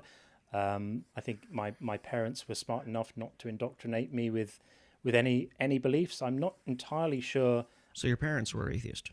Well, I'm not entirely So sure. you're an exactly, atheist because of where you were born and your influence on your parents. I'm from your parents. answering. I'm not entirely sure exactly what their beliefs were at that point. Both of them are certainly atheists now. I think they may have described themselves at the point I was born as being maybe a little spiritual, perhaps, a bit alternative, maybe certainly not following mainstream, religious ideas. But I wasn't indoctrinated into atheism. I was just given the freedom to come to my own conclusions about the world. And I look at a world and there's zero evidence for any gods. There's as much evidence for any gods as there is for fairies or pixies or Puff the Magic Dragon. That's not true. It absolutely is. That's not true. Okay, so if there where's is the God, where is the evidence? So we have the clear account in the Bible of how creation would look. So if it says it the in Bible a book. were true. Is your evidence is it says it in a book? Well, if the Bible is the historical record of the Creator, it should be accurate historically. But that's the claim. Why should I care what it says in a book? Are you making that argument with a straight face? Do you like other history? Like, do we have history books that you've learned from? You don't get to label the Bible history and then lean on it as the evidence. You don't think the Bible's a historical book? The Bible is history is the claim. I don't care about Islam. That doesn't matter. Hang on. That the Bible is history is the claim you're trying to defend. You don't get to use it to defend the claim. I'm not saying nothing in the Bible. I'm not saying nothing in the Bible is history. There may be things like the fall of the temple in AD 70, which we can grant are historical, but most of it is bullshit. Most of it is bullshit. That's not in the Bible. Okay, well, it alludes Okay, that's not in the Bible. Okay, but most of it is bullshit. There's no mention of it. That's probably why the Gospel's written before 70 AD. That's fine. Most of what's in the Bible is not history. There may be mentions That's of probably not a true statement. mentions of things, but things like the Genesis account we know is bullshit. Things like the oceans Jews parting go into we know is Babylonian captivity? bullshit. Things like oceans parting, bullshit. Things like the Jews It's a sea, not an ocean. being enslaved to the Egyptians, bullshit. Wandering nomadically in the desert for many, many years, bullshit. These things are bullshit. Jesus fulfilling messianic prophecies, I beg pardon, bullshit. People being born of virgins, bullshit. People walking on water, bullshit. People being raised from the dead, bullshit. Zombies coming out of the streets and wandering into town to say hello to everyone, but no one thinking to write it down in any contemporary historical accounts, bullshit. All of it's bullshit. Okay, so the miracles. Shall I continue? Talking snakes, That's fine. bullshit. Donkeys that speak Hebrew, bullshit. We know this stuff is not history. Come on, grow up. So your the historical claims, you would agree, like the Jews going into Babylonian captivity, Jericho, Sennacherib's annals, Nineveh, the Tel Dan steel, these kind of things, the Armana letters, these things are historically accurate. So you're saying that the myth around it or the miracles around it aren't true. Correct. So that's why I said there are some things in the Bible that probably allude to things that are historically true. But the rest of it is just myths. I mean, the flood story. We know that didn't happen. Let's do the flood story. We know that didn't happen. That is the How do you know the flood stupidest didn't happen? story. Because Sure. if the world had been filled with water sufficient to cover the highest mountain, that would have required a rainfall of 6 inches per minute for 40 days, which would have released enough stored up potential heat to heat the atmosphere to several hundred degrees Celsius. It would have melted everything. There would have been nothing left. This is nonsense. Where did the water come from? Heat problem. Where did it go sure, to? Underneath the earth. Yep. If 70% if Earth superheated is, water had come out from underneath the earth, why would it be it superheated also water? Because you know what the temperature of molten rock that comes out from under the earth is? The water would have been the same. Is it nonsense? Oh, sure. Except there's for not our enough, entire there's not enough crust water. has water underneath it that's not boiling. There's plenty of water. There's not enough Do me a favor. water in the world. Can you stop talking for a second? Not yet. If we there's took not enough every water mountain in the world to to do this, and then it would magically all disappeared again. Everything you say is wrong. It's crazy. Apparently so, but you're just denying science. If you took every mountain, we'll talk about my science denial here in a minute because I know we're gonna have fun with that. If you took every mountain and pushed it into every trench right now, took the Mount Everest and put it into the Marianas Trench, the whole Earth would be covered in almost 2 miles of water right now with the water that there is on the Earth. Right now, there's plenty of water. There's not enough water in the entire world to have done that. Yes, The water would. Yes, you're there is. proposing the water came magically and disappeared magically, and there is not no magically, it one came from who the side has of the earth, even and it didn't basic disappear. qualifications in geology that wouldn't laugh at what you're saying That's right not true. now. It is There's geologists who believe in the flood. So yeah, let's there are talk there are about also my flood people. model. There are also people who came out in the '60s and said smoking's good for you. You can find kooks anywhere. Oh, so you're just going to dismiss people that? Okay. Yes. So don't say there's no geologist, because that's also wrong. There's no geologist. It's like the project. What was the project thing? Project Steve. No True Scotsman fallacy? No, it's not the No True Scotsman. There was like Project Steve, where they were looking for how many scientists there were that called Steve, who accepted evolution as opposed to to other things, and it was like a ludicrous number. You will always be able to drag out someone who the Institute for Creation Research employed, or Answers in Genesis dragged up someone who's going to express some crazy view, but it's bullshit. It's bullshit. I respect science, but if you're looking for the outliers instead of the consensus, you're not looking for the truth. You're looking for a conclusion. Yeah. So, do you agree that the vast majority of geologists and scientists in relevant fields conclude that a global flood could not and did not happen? Now, I'm not saying there aren't some. I would agree that there's more. There's the majority of scientists. Yes, I would agree with that. Yeah, a large majority. So I'm not a geologist myself. I mean, there's other aspects, like there's simple ones. You don't even have to be a scientist. Like, as soon as all the pairs of animals got off the boat, what did the carnivores begin eating?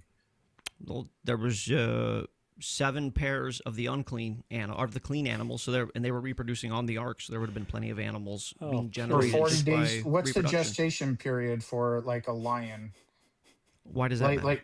Well, what matters is you said that basically for 40 days and 40 nights, how many children could the animals have had? Well, the flood was almost a year. What's chickens, the flood was almost a year. It was 270 days. And chickens reproduce almost exponentially. 7 chickens. If you've ever done chicken math, you'll have a lot of chickens real quickly. Yeah. It's not believable to me. How can there be adults? Choice, by the way. How can there be grown adults saying this stuff? I mean, really. So let's talk about evidence for the flood. I hear you. You guys, it's easiest thing, right? Attack the silly. guy. Why don't we talk about the evidence? Okay. There is no evidence. Everything you've said, John, is wrong. As far as there not being enough water, the heat problem is about a radioactive decay issue. It's not about nobody's done a model that shows how radioactive much decay rates haven't changed. That's fantasy. Sure, but that's where the heat problem comes from. No, it's not. It comes from basic thermodynamics. Okay, so check this out. You guys are talking about not believing things. If a flood happened 5,300 years ago, what evidence would you expect to find? I mean, you'd expect to find things like you would expect to have found that the strata and the fossils in strata from different periods would have been all jumbled up and mixed up, rather than sedimentary layers exactly as we would find them. You would expect to find the ice cores. The ice cores, just coming on and just saying you don't find them and stuff isn't an argument. It's not true. There's dinosaurs that are found at 8,000 feet deep and dinosaurs that are found at the surface level. It's not bullshit. You're staking out claims. Can I show you? You're staking out Google claims. How far is the deepest dinosaur and how have they been found at surface level? Just stop saying what. It's okay. You're staking out. I understand. I'm just a guy that comes in here, but I'm not going to say something that isn't true. Okay, but you're staking out claims that quirky, kooky, minority view scientists might be saying somewhere in an Institute for Creation Research paper. It's the internet. Well, it must be true. If it's on the internet, it must be true. Come on. Do me a favor and Google how deep is the deepest dinosaur found and have they been found at the surface? There will be reasons for the outlying cases. Why won't you Google it? Because when you said they're on a perfectly even stratigraphic layer, they're not, and I'm telling you a factual thing, and now you're just dismissing it. That's not true. Look it up yourself. Don't just say things. Yeah, there are. Google it. The layers of deposits and fossils that we would expect to find are exactly what we would expect to find without a flood. What we find is what we would expect to find without a flood, not with a flood, where things would have been jumbled up. How about and this? Since you're into Googling things to see if what you're saying is true. Finding the odd exception to the rule doesn't mean that they're all jumbled up as they would have been. Here's another problem. To the rule How did the falsifies what you just said. Chinese and the Mesopotamians apparently not notice this global flood because their history. They both have the is- story is- of the global flood. They both tell the story of the global flood. There's a they Chinese don't. flood myth and a Mesopotamian flood myth. Yes, they do. Stop saying things that aren't true. Because Chat, they fact because check John. I don't say things that aren't true. Everything he's saying is wrong. Yeah. The Chinese have a flood myth and what do you think the Epic of Gilgamesh is? the Epic of Gilgamesh was a story written before the Bible, and the Bible flood Yeah, but story where is that? is ripping it Where off. was that? Mesopotamia. Sure. Right. Don't say they don't Before. have a flood myth. It's a That's the rehashing flood of the myth, story. Epic of Gilgamesh. It Sure, was that's written not what you before. said. It was written Holy before. shit. Yeah. Okay, Sean, tell me that I'm accurate. Go ahead. Oh, I hear you googling it. It's true. yeah. I'm not going to say things that aren't true. No, I was no. You are. I looked Everything into it. you've said is not true. What This have I is said just- isn't this true? is just Go science ahead. denial. Sure, go ahead.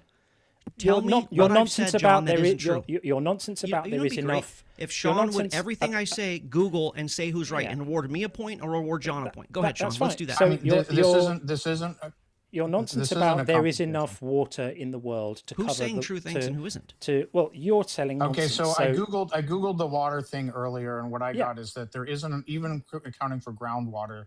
There isn't enough water in the it's world. nonsense. You are correct. That's not true. No, you are correct that so the deepest fossil was found. This is grain of salt. This is AI overview. I don't have time to do a deep dive and look at peer reviewed stuff, but the deepest dinosaur was found 2,615 meters. Yeah, There's some 2,000 shallow feet. ones. Yeah, 8579 feet is where it was found. That doesn't. Now, there's That's some not shallow jumbling up the there's- fossil record, though. That's not jumbling it up. But now some There are outliers. some are found near the surface where erosion has exposed them, because the Earth's crust is moving, forming mountains. There's erosion, etc. They have found fossils near the surface. There's one that was found 13 centimeters below Crustaceous Paleo. I can't even pronounce that Latin boundary, representing one of the youngest and therefore shallowest in geographical time of dinosaur fossils. But I can look up why that is. The consensus of scientists, if they're going to be near the surface, there's going to be a reason for it, and they would be able to figure that out. I'm not a geologist. A super chat here from 55445 it says, tell this guy about the exothermic reaction of all the limestone in the geologic layers creationists claim come from the flood. I don't have any expert knowledge of this, so I can't speak on it. But the point is, these are all scientific conspiracy theories. These are all subversions. What have I said that's a conspiracy theory? I'm saying these are conspiracy theories. These ideas True things.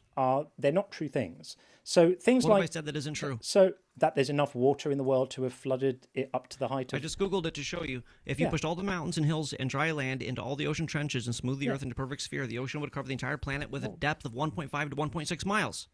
Yeah, If you it's still, smooth the Earth, if you smooth it but down the, to but a the perfect Earth is sphere, not. But the Earth is not smoothed down to a perfect sphere. I understand that. And there is it's not possible for that to have happened. There's just not enough water in the system. You have to account from where it came from, and then you have to account for where it went. And what you're left with is essentially magic. I'm just going to bring All in right, so- just going to bring in predicts that just the some water came guys. from He inside said, of the crust. "Hey, Jason, Can I read this here? Dinosaur fossils are found near the surface primarily due to geological uplift and erosion. Sure. While fossils buried deep underground, etc. So there's like actual reasons for this. And by the way, People study this stuff their entire lives. when you said Go the ahead. Chinese wrote about the flood would have wiped all the Chinese out, and yet they remained unperturbed during this period of history. How do you account for that? When did China begin? After the flood. There were no Chinese people at that point. No. Are you sure about that? The boat landed. Yeah. Are you sure? I'm positive. You can go on Google now and say how long have there been You mean to people show- living why in not- people living in China? Why doesn't Sean do that? Well, are you how long do talking you about think? China's How long? Do you, nation or- how long? or How far China's- back do you think Chinese history goes? 3,800 to 4,600 years ago, maybe 4,200 years ago. So two I don't things think so. here. China is considered the I'm oldest right again. contiguous with over 4,000 to 5,000 years of recorded history. And further, Are you shaking your head? That's what I said, John.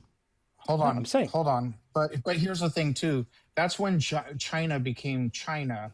Do you think that's the first time people were living on Chinese land?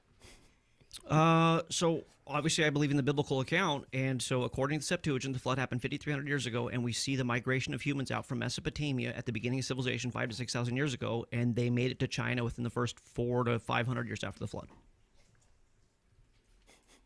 Some archaeological Do you know what? projects face It the just strikes me Chinese as a culture life 5 wasted. to 10,000 You've years. spent you're spending your time. You're spending your time learning Telling you arguments, factually true learning things. arguments against science. You're learning arguments against It's not established against knowledge science. to prop up bullshit stories in a book of myths. It's what a waste of time. You sound like a Good. s- That's a good smart enough response. fellow. Why don't you Sure. put your attention towards something more constructive? Sure. What have I said that's not true? You've said lots of things that are not true. Sure. Go ahead. You've said that there's not enough water in the world to have done this. Sorry, that there is, No, and that wasn't and what you we said. we know that there isn't. You've No, said there that is. you've said I that just showed you that. that the Chinese started after the period of the flood, which was Which I think is about factually 4,500 true. The flood happened 5,300 years ago. Years ago. Yeah, the this same is time that I said, and you were shaking your head, even though I was right and you were wrong. It's total nonsense. What have I Total said that's nonsense wrong? that any You don't have a adults single can, thing that I've said that is can wrong. believe this stuff. Sure, I get it, dude. Look, do Everyone you know what you knows do that this this all is the just time? Do you know what an ad nonsense. hominem fallacy is? Why I'm don't not you attack attacking- my argument? I am attacking You're your not argument. attacking. I'm Your nonsense. arguments I'm are wasting my bullshit. life. Just attack a single thing that I've said. Yeah, sure. I've said Where? already. Your claim that there Sure. was a magic amount of water that came from nowhere, sufficient to Maybe we need to fill talk up about the the world flood. with Okay, water, let's and talk then about the magically flood. went away again. It's a So total obviously nonsense. with the flood, okay, maybe you don't know our model, and that's fair. Maybe I should grant you that. So we believe in Pangaea Rodinia. We believe there was a continent that was largely flat. I'm sure there were hills, but we don't think there was Mount Everest. We think that the mountains were formed as a result of the flood. And If- is this so a we didn't mainstream? have Is this to a cover mainstream Everest. view amongst It's people? not a mainstream view, Is but this a there is mainstream more view amongst scientific people with models. geology, with PhDs in No, it's geology? not. No. No, Is there a it's- but reason there why is- it's not? but there Could are it be because PhD. it's bullshit? It could be that there's a Could huge be. anti-biblical bias in science. That's right. Yeah. All the scientists are setting out Yeah. to disprove the See, Bible. that's That's how I they don't get think their all the funding. science are doing this. That's how That's they that's conspiratorial. how they fund their Sure, yeah, research. sure. They Great. set out to I thought- disprove the Bible is where they get their funding. Didn't say Come that. on, Hold more on. bullshit. There is factually an anti-biblical bias in science. I can show you the data on this. There's a reason for that. There's an anti-Spider-Man bias in science too, No, there's because not. people want to No, do there's not. That's research. another which wrong is- thing. people are You've going said to so many things that are wrong wanting tonight. It's to insane. do I really research expected that- more out of you with this. People are wanting to do research that actually creates There's no anti-Spider-Man bias. knowledge production. So it's not worth people's time to Do you know spend who time Thomas Henry Huxley trying. is? It's not worth people's time trying to spend time disproving the Bible. Scientists have got more important things to do than disprove books of magical myths, right? Can I give Vor, if I first of all, I'm gonna calm things down a little bit, and I'm gonna give you credit for admitting the scientific consensus is against your position. You were honest about that. I give you credit for that. But I want to give you, this is from 2009. It's a little bit dated, but 51% of scientists believe in some sort of a deity or higher power. 33% believe in God, 18% universal spirit. Well, 40, yeah. So anyways, that goes to say there can't be some worldwide global conspiracy against God when half of them believe in some kind of God. Yeah. Like, I mean, that just doesn't track. Don't you see how that's sort of like conspiratorial thinking here? Yeah, I never said a global conspiracy against science. I said there's an anti-Bible bias in science, and this comes from Thomas Henry Huxley and naturalism Because that it's has bullshit. been in charge. Sure, I understand you're saying that. But it's one thing. It's one thing if they don't. If it's one thing if they don't believe they are far less likely than the general population to believe in some sort of deity, especially a personal God. I'm going to grant that freely, but you would have to take that all the scientists all over the world would be conspiring and falsifying data to draw the wrong conclusions, to like peer review stuff. Oop, that doesn't suggest a God, so I can let this through, but this one does, so I'm not. Do you really think scientists? Have you met scientists?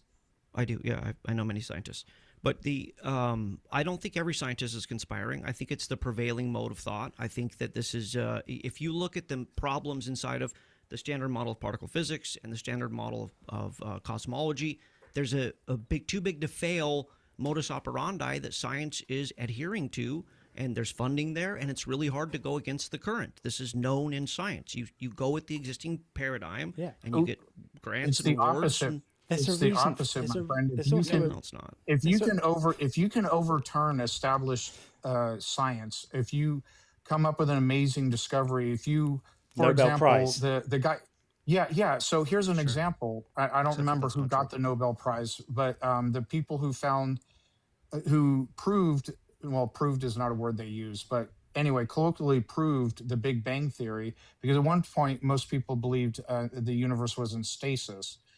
So they upended that widely held Fred belief Hoyle and George showed it. Lemaitre. Yeah, and so they got Nobel Prizes for proving Hubble, against the status quo. So like in science, they're actually rewarded for coming up with big ideas and substantiating them and overturning previously held beliefs. There's motivation to do so. It makes you world famous if you can do that. Unlimited amounts of funding if you can do that. Sure. I know I hear you, and that's what science says, is that if you're critical of science, you're rewarded handsomely, and you get a Nobel Prize. It's not being critical of, no, that's a factually, straw it's not man. true. That's nonsense. It's not being critical of science. It's showing evidence that can overturn old ideas. Those are the biggest heroes in science. That's why Einstein is a hero. It's the people who are able to shift paradigms by bringing evidence, not stories from a book. So you mentioned the Nobel Prize and the Big Bang Theory. The astrophysicist Fred Hoyle questioned the Big Bang Theory. He discovered nucleosynthesis, and the Nobel Prize was awarded to his understudies working on the paper, and they intentionally snubbed him because he questioned the Big Bang model. Now, he was an atheist. He didn't believe in the biblical God, but he opposed the Big Bang model. He was a steady-state universe guy, and he was intentionally overlooked by the Nobel laureates. And he said, it's a club, I'm not in it, of course they're not going to give me the award. So these kind of things do happen. It's far more nuanced than the idea that if you just upend science, you win the biggest award. And then there's... go ahead. If he came up with an idea that wasn't adopted by the scientific community, then he didn't overturn old ideas.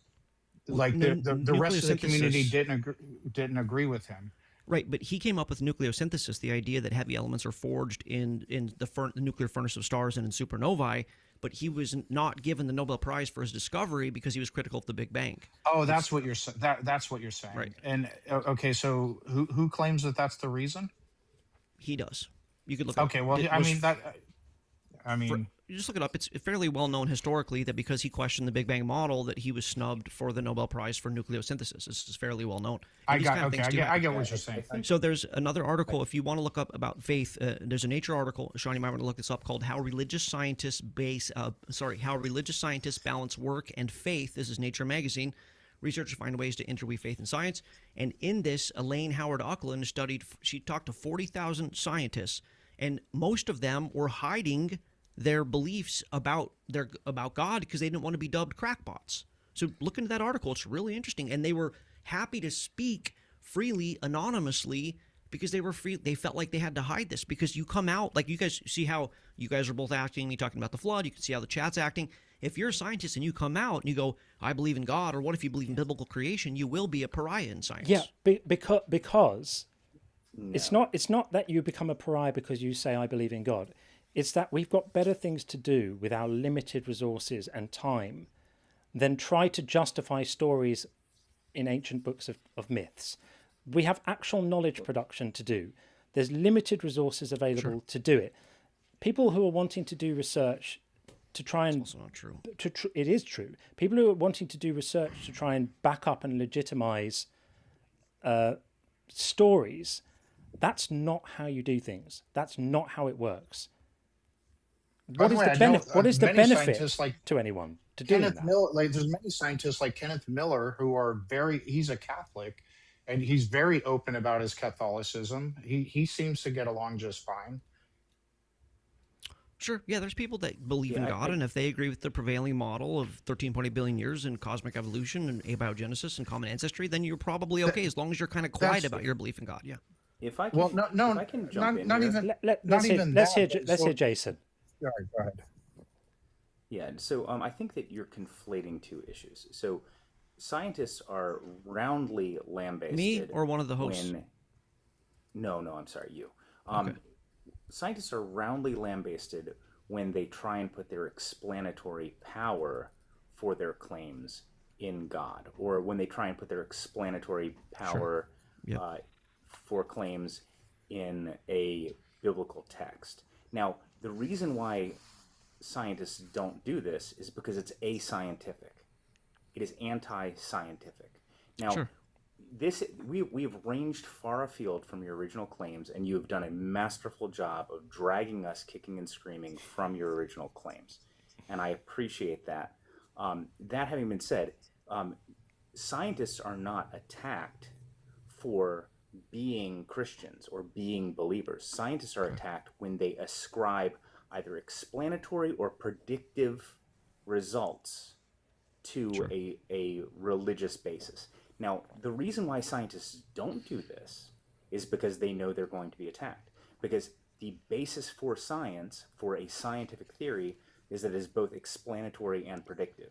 And the Bible is ad hoc predictive on a lot of things, but it is not explanatory. I'm sorry, it's ad hoc explanatory rather for a lot of things, but it is not predictive for anything. And we can't draw predictive. Okay, well, I'm sure you do. But going back to your flood analogy, what you have done in your explanation for how a global flood could occur is if we say that there are no mountains, and if we say that all land is relatively flat, and if we say that all of the water is 2 miles deep on the surface of the earth, then or all of the water is resting on a flat globe, then we can say it's about 2 miles deep.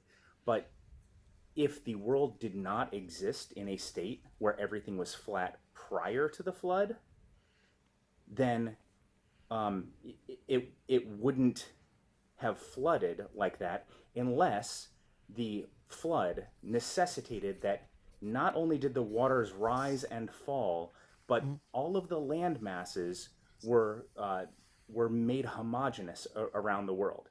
And nowhere in the text does it say that. And every time you make these claims like this, you're drawing extra textual justifications for making the textual claims.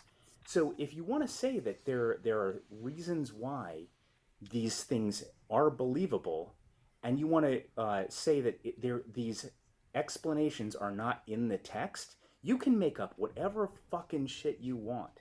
It's not going to make a difference. You're literally inventing solutions to problems that are not provided in the text.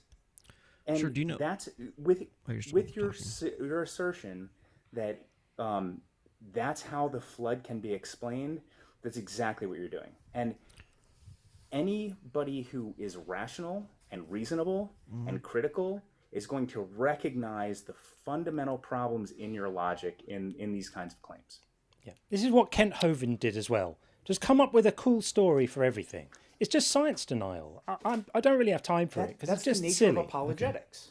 So, Well, do you guys for apologetics. know who came up with the theory of continental drift? A guy named Antonio Snyder Pellegrini. It doesn't matter. Who proposed Dude, that continental drift I happened as a think result of the I'm a flood. bit That bored was of this predictive. actually. I don't think we need to just hear more science denial. So let's I'll not say, talk science. Do you mean? I mean, you can let me go if you want to, but I can answer the other questions if you want, since you guys aren't. Yeah. So I just wanted to, one thing you said right before we went off on the flood that stuck out to me is you said, I don't remember everything you said, but if scientists, because you were talking about scientists being maybe persecuted is a strong word, but mocked, discriminated, discriminated based on their faith. And then you said if they believe the universe isn't 13.8 billion years, or if they believe these things that are against established science. Yeah, I mean, that's kind of how it is. Things that are like well established, people that go against it. Like I would hope you would agree that if a scientist tried to say the earth is flat, that's an extreme example.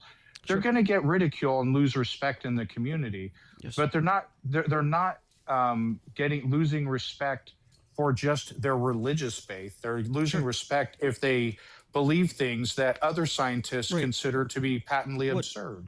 It looks like I'm Well, getting exited out of here. So let me say something. What you just said. Just The difference between flat Earth putting it to the young room. Earth is that we can see that the Earth isn't flat with telescopes and looking at the moon and lunar eclipses. We can observe this every day.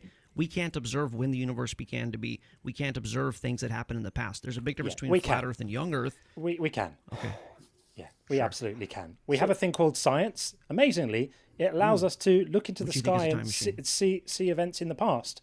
We can see it. This is not fringe. Have you seen that the James Webb is looking back to the beginning of the universe and the universe is fully formed? The last galaxy they found, Mom Z14, is 280 million years after the Big Bang, and it's fully formed.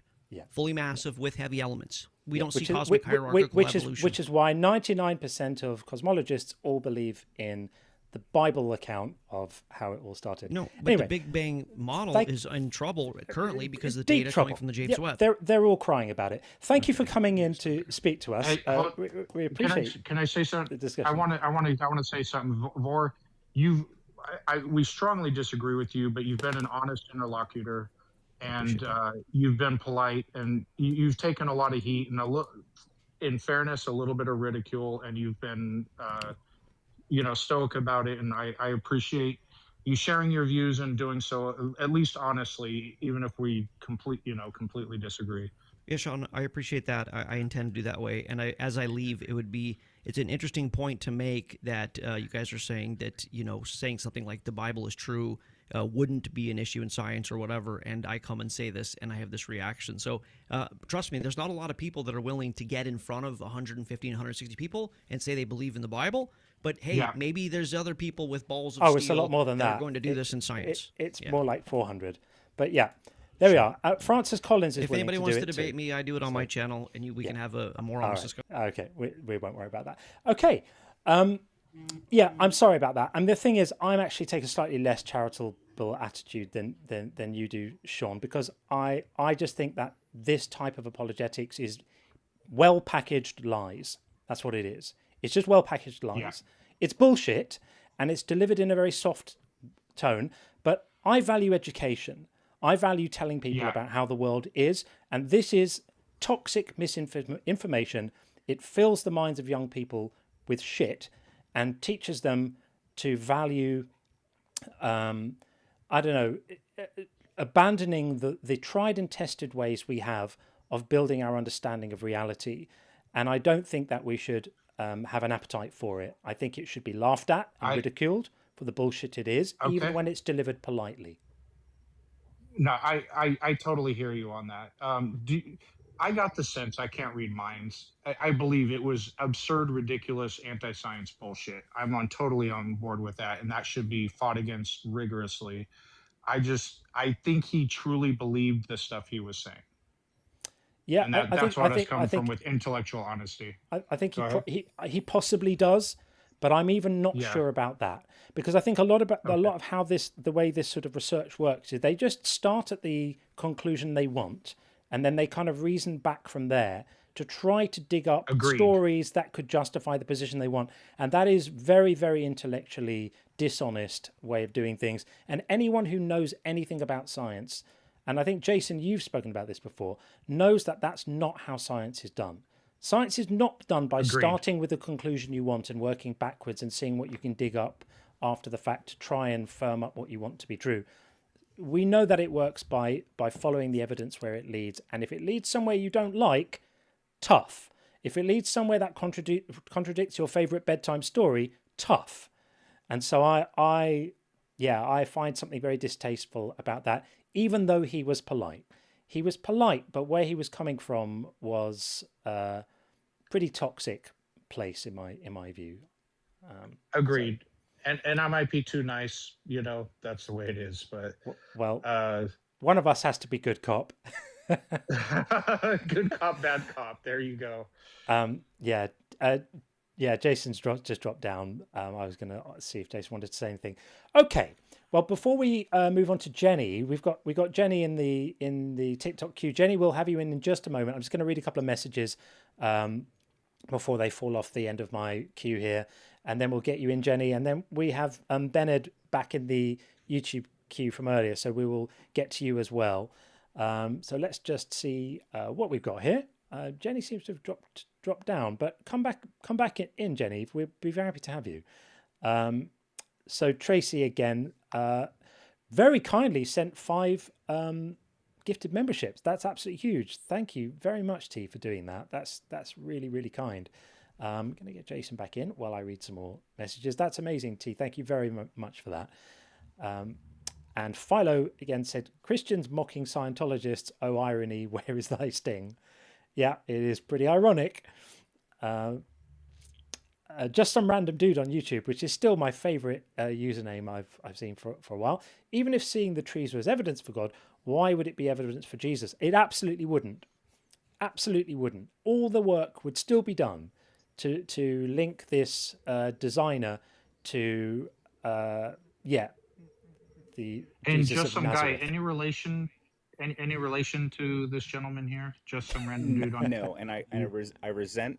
So this is like a Highlander situation, like or maybe a Thunderdome. 2 just sums enter, 1 just sum leaves. So anytime you want to find me, I will fight you. Oh, nice. I love that. Onwards and onwards, we have Philo again. Philo also sent a gifted membership. Thank you very, very much for that. And I hope someone has grabbed it. I know it distributes them. I'm not sure how it decides who gets them, but it's the gods of YouTube distribute them. So use them wisely while you can. I really appreciate that. Thank you, Philo. And Tim again. It's simple. At no point does my brain say, yeah, that sounds right. So if I don't buy it, I can put a sock in it. So this was on the subject. Came in when we were talking about the belief being voluntary. You can't do it. You can't just decide to make your mind find something convincing if you don't find it convincing. And what I find extraordinary is that people struggle with this as an idea. This should be really not be controversial at all. It's just a statement. Right. Pretty obvious, I would say. We'll just get through a few more so they don't back up too long. Tracy again. Thank you so much, Tracy, for the donation, saying, all praise and glory to that rascal Puff, that would be Puff the Magic Dragon, praise his scales, and we thank him for his masterful prophet JC and his most unholiest of ghosts, Sean James. May his scales sparkle and shine on you. Many blessings from the land of Honolulu on high. Thank you very much, Tracy. Tracy is a high priest of Puff as well. So very, very wise words there from Tracy. Thank you very, very much for that.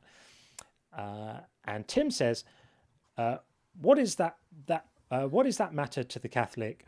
I think it matters a lot to the person who's being sent to hell. Right. This was when we were in the conversation and our Catholic friend was saying, well, why is it a problem that God doesn't give people belief and then condemns them for it? Like, well, I would have thought that was fairly obvious because he's chucking people in burning lakes. Like, okay, it's not complicated. And then Watch One said, I like the British accent. How Christians try to get God off the hook for doing a shoddy job is hilarious. Well, thank you very much. This is the only accent I have. I appreciate that you like it. And yeah, the pretzels are amazing. They have to just twist themselves into all sorts of shapes to make the stuff that clearly doesn't make sense make sense. It's completely crazy. Okay, let's see. We'll just do a few more and then we will move on. Do you have something to say, Jason? Sorry, while you were there. Yeah, I got to drop down to go to bed, but I want to point out before. I want to make an observation before I go. Sure. The last guest, I don't remember his name because I didn't care that much. He came on and he got over 1,000 coins in the time that he was here, and he has hundreds of thousands of followers. I don't think he's an honest interlocutor. And the reason I say that is because the behavior that he exhibits is consistent with grifting. He pops up into a live. He brings in a statistically high number of believers in your chat, who a lot of whom I don't recognize, and I've been around for a little bit, and he comes in and argues with you about these conspiracy theories, gains a shit ton of coins, like 2.5 times as many as Sean has had the entire live, and then he's booted and he gets to claim the moral high ground and clutch his pearls. I don't think he's an honest interlocutor. Sean, I know that you gave him the benefit of the doubt. I don't give him the benefit of the doubt. I also simply don't. because I of could have that been data. wrong. Yeah. I mean, Sean, it speaks to your character that you recognized, you recognized him for being civil. But I think, there's being civil. I almost have more respect for the people who come here cussing and blinding and telling us we're all going to hell and all of that. At least they're kind of wearing their colors on their sleeve. I think that he was insidious. I think that he was obviously well practiced. He had his script down. And this is why he reminded me of Kent Hovind. And Kent Hovind would do this. Yeah. He would have an answer for everything. You give him some legitimate science, he would come up with his bullshit reply. And that's what that guy was like as well. And there's only so much you can do. Well, I know 1,000 what points. he should be doing is getting on and having a discussion with people like Forrest Valkai or geologists or what have you, instead of arguing the science with other non-scientists. Because honestly, I first and foremost I go with the consensus, and then I learn what I can. I can speak more about cosmology than I can geology, but I try not to stray from what I know. Yeah. And I know that 1,000 coins isn't a lot of coins. I in my time on TikTok, I have made under $2 from the coins that I have received, literally. And I turn around and I use it to join people's fan clubs and shit like that. So I understand that, but if somebody is repeatedly doing this, regularly doing this, and making like $30 to $50 per appearance for 20 minutes worth of this, and they have people that are following them to rate it, it's a grift. And that's what I saw, and I just wanted to call it out to you guys and also to the audience. Yeah. Thanks, man. Appreciate that very much. Yeah. I'm going to drop down because I got to go to bed. I love Bye, you guys, and thank you for having me up. Thanks, Jason. You're the best. All right, man. Jason. Thanks. Yeah, I mean, I just had a feeling about it, and I was also getting some intel from my friends on YouTube who know exactly who he is. I was like, okay, this is. Well, I saw the fancy camera setup, and I'm like, this isn't just a regular, TikToker. Yeah. He had the whole microphone set up, everything. And that's fine. I would, I do too, right? So I'm not going to begrudge someone their setup, but it's just that very slick, practiced, bullshit answer for everything. I just don't think it's helpful. I don't think it's anything is achieved really by having those conversations. Okay, I think let's get to Josh run in just a moment. Josh, we'll get you in just a second. Just going to get through these messages. Thank you so much for them. Philo again. Remember, kids, this guy has children and votes. Now I'm trying to remember who that was about because these are going back a way. It might have been. Yeah, I'm not sure. I can't remember, but I'm sure it was well judged because everything from Philo always is. And again, which one of Noah's family had the clap? Oh, it might have been about our previous friend. I love this. Which one of Noah's family had the clap? Because of course, these organisms exist exclusively in humans, so they must have kept it on the boat. Now, what these guys would say was all the other goodies too. Yeah, all of those too. They would say, well, it's a kind, right? So. But yeah, I love those arguments. Oh fuck me! How did the pyramids in the ancient? Yeah, Philo said, "Oh fuck me! How did the pyramids in the ancient Chinese survive the flood?" That was the point I was trying to make, and his argument was they weren't there until afterwards, which strikes me as being idiotic. But there we are.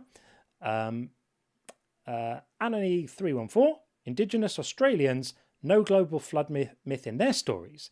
End of great drought is as near as it gets. Absolutely. I mean, thank you very much for that perspective. And I'm sure we would find similar things if we consulted the histories of other cultures around the world who we know are around at that time. I mean, talking about, in his view, it was like 5,000-ish years ago. That's a blink of an eye in human history. I mean, really a blink of an eye in human history. I mean, he would say that the whole world is not much older than that, but that's idiotic, right? So we're going to find these sorts of things, cultures and civilizations and groups of people completely unperturbed by the entire world being covered in water up to the height of a mountain. Philo says, again, thank you, Philo.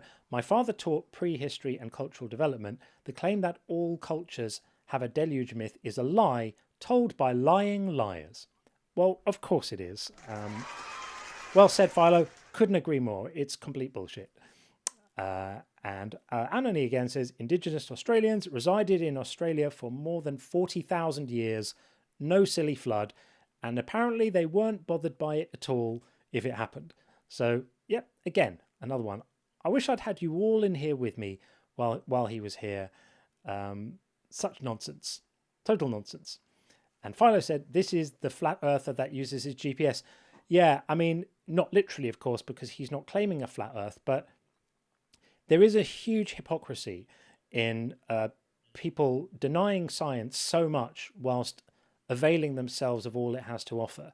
That is pretty grotesque, I think, to me. Just feels like, yeah, milk it and then deny it. Don't like that. He seemed to concede the age of the universe when he was talking about star formations, like a short time after Planck time. It didn't dawn on me there to like bring that up with him, but I'm not sure if he did or if he was just saying that's what other people were saying. I'm not sure because he strikes me as a bit of a literalist, but I could be wrong. I don't know. In either case, lots of very bad science denial. And Punta del Este, everyone grab your tinfoil hats for sure. That's going to be needed for that dude. Absolutely. And we're nearly there. Just two more. Philo again. Thank you so much, Philo. This is what science says whilst using the interwebs. Head bang desk, lather, rinse, repeat. Yeah, again, like it's very disingenuous. I mean, even that thing of saying like, so I made the point that a great flood would have jumbled up and mixed up all the layers of, the strata and layers that we see. And his argument against me saying that didn't happen is pointing to one particular fossil that was found very deep and another particular fossil that was found very high, as if that represents the kind of jumbling I'm talking about. It's not. That would be one edge case where one fossil has, for some reason, moved or been found very deep. That's not the whole lot jumbled up, which is what you would expect to find. A global flood on that scale would have just rearranged everything. Everything would have been mixed up. It would not have stayed in the neat orders that it is now. We have existing trees that are older than 5,000 years. And the dendrochronology of those trees shows them also unperturbed by any global flood within the last few thousand years. Just complete nonsense. Total gibberish. And then finally, Gordon loves science. Again, thank you very much, Gordon. I just saw a highway sign today that said they could demonstrate proof of God. It had a picture of a baby. Proof? That's it. That's the level you're talking about. That's what we get. That's what they've got. So, yep. Moving on. We're bringing in now Josh from the YouTube. Hey, Josh. Joshua, are you there? Hopefully there. You are in, but I'll try and add you again. Joshua, are you there? Can you hear me? Apparently not. Nope, that is not working. So we'll lose that one. That's not happening for some reason. Never mind. Okay, well, queues are now empty. Queues are now empty. So if you are on the YouTube side and you want to get involved, I will drop the link in the chat. There you go, tinyurl.com/JCGuest. And if you're on the TikTok side, we've got a fair number of people in here. Feel free to hit the request button and come on up. Bennett has come back, so we'll bring Bennett in again. Welcome, Bennett. Hey, can you hear me better now? Yeah, we got you. But is it sound better than before? A little bit. It's still a little bit broken up, if I'm honest, but I think we can make you out. Okay. I just wanted to ask if I can have a second shot of what I was trying to say before. Sure. I was just making a fool of myself, but it's I made my notes and everything. So that my conclusion, my point is that I wanted to ask you: would you say that language, the process in the brain, is the same, works the same way as our beliefs? We don't choose what we think that a word means. Not quite, not quite. So, I mean, there's a lot of literature on how language works, and Chomsky has written about how young children acquire language rather than learn it, and we need it to be able to communicate. So I don't think we think about language in the same way. No, that's not what I mean. Like the process in the brain, and how you become convinced is the same way that you're saying. Like, by the way, I'm an atheist. I'm not Sure. arguing against you. I'm just trying to like Yeah, learn, no, for sure, no because problem. No problem. for I work with language every day. I am a medical interpreter. Mhm. So every single day, every single conversation, I encounter words that are not used the quote unquote right way, but I still need to get them.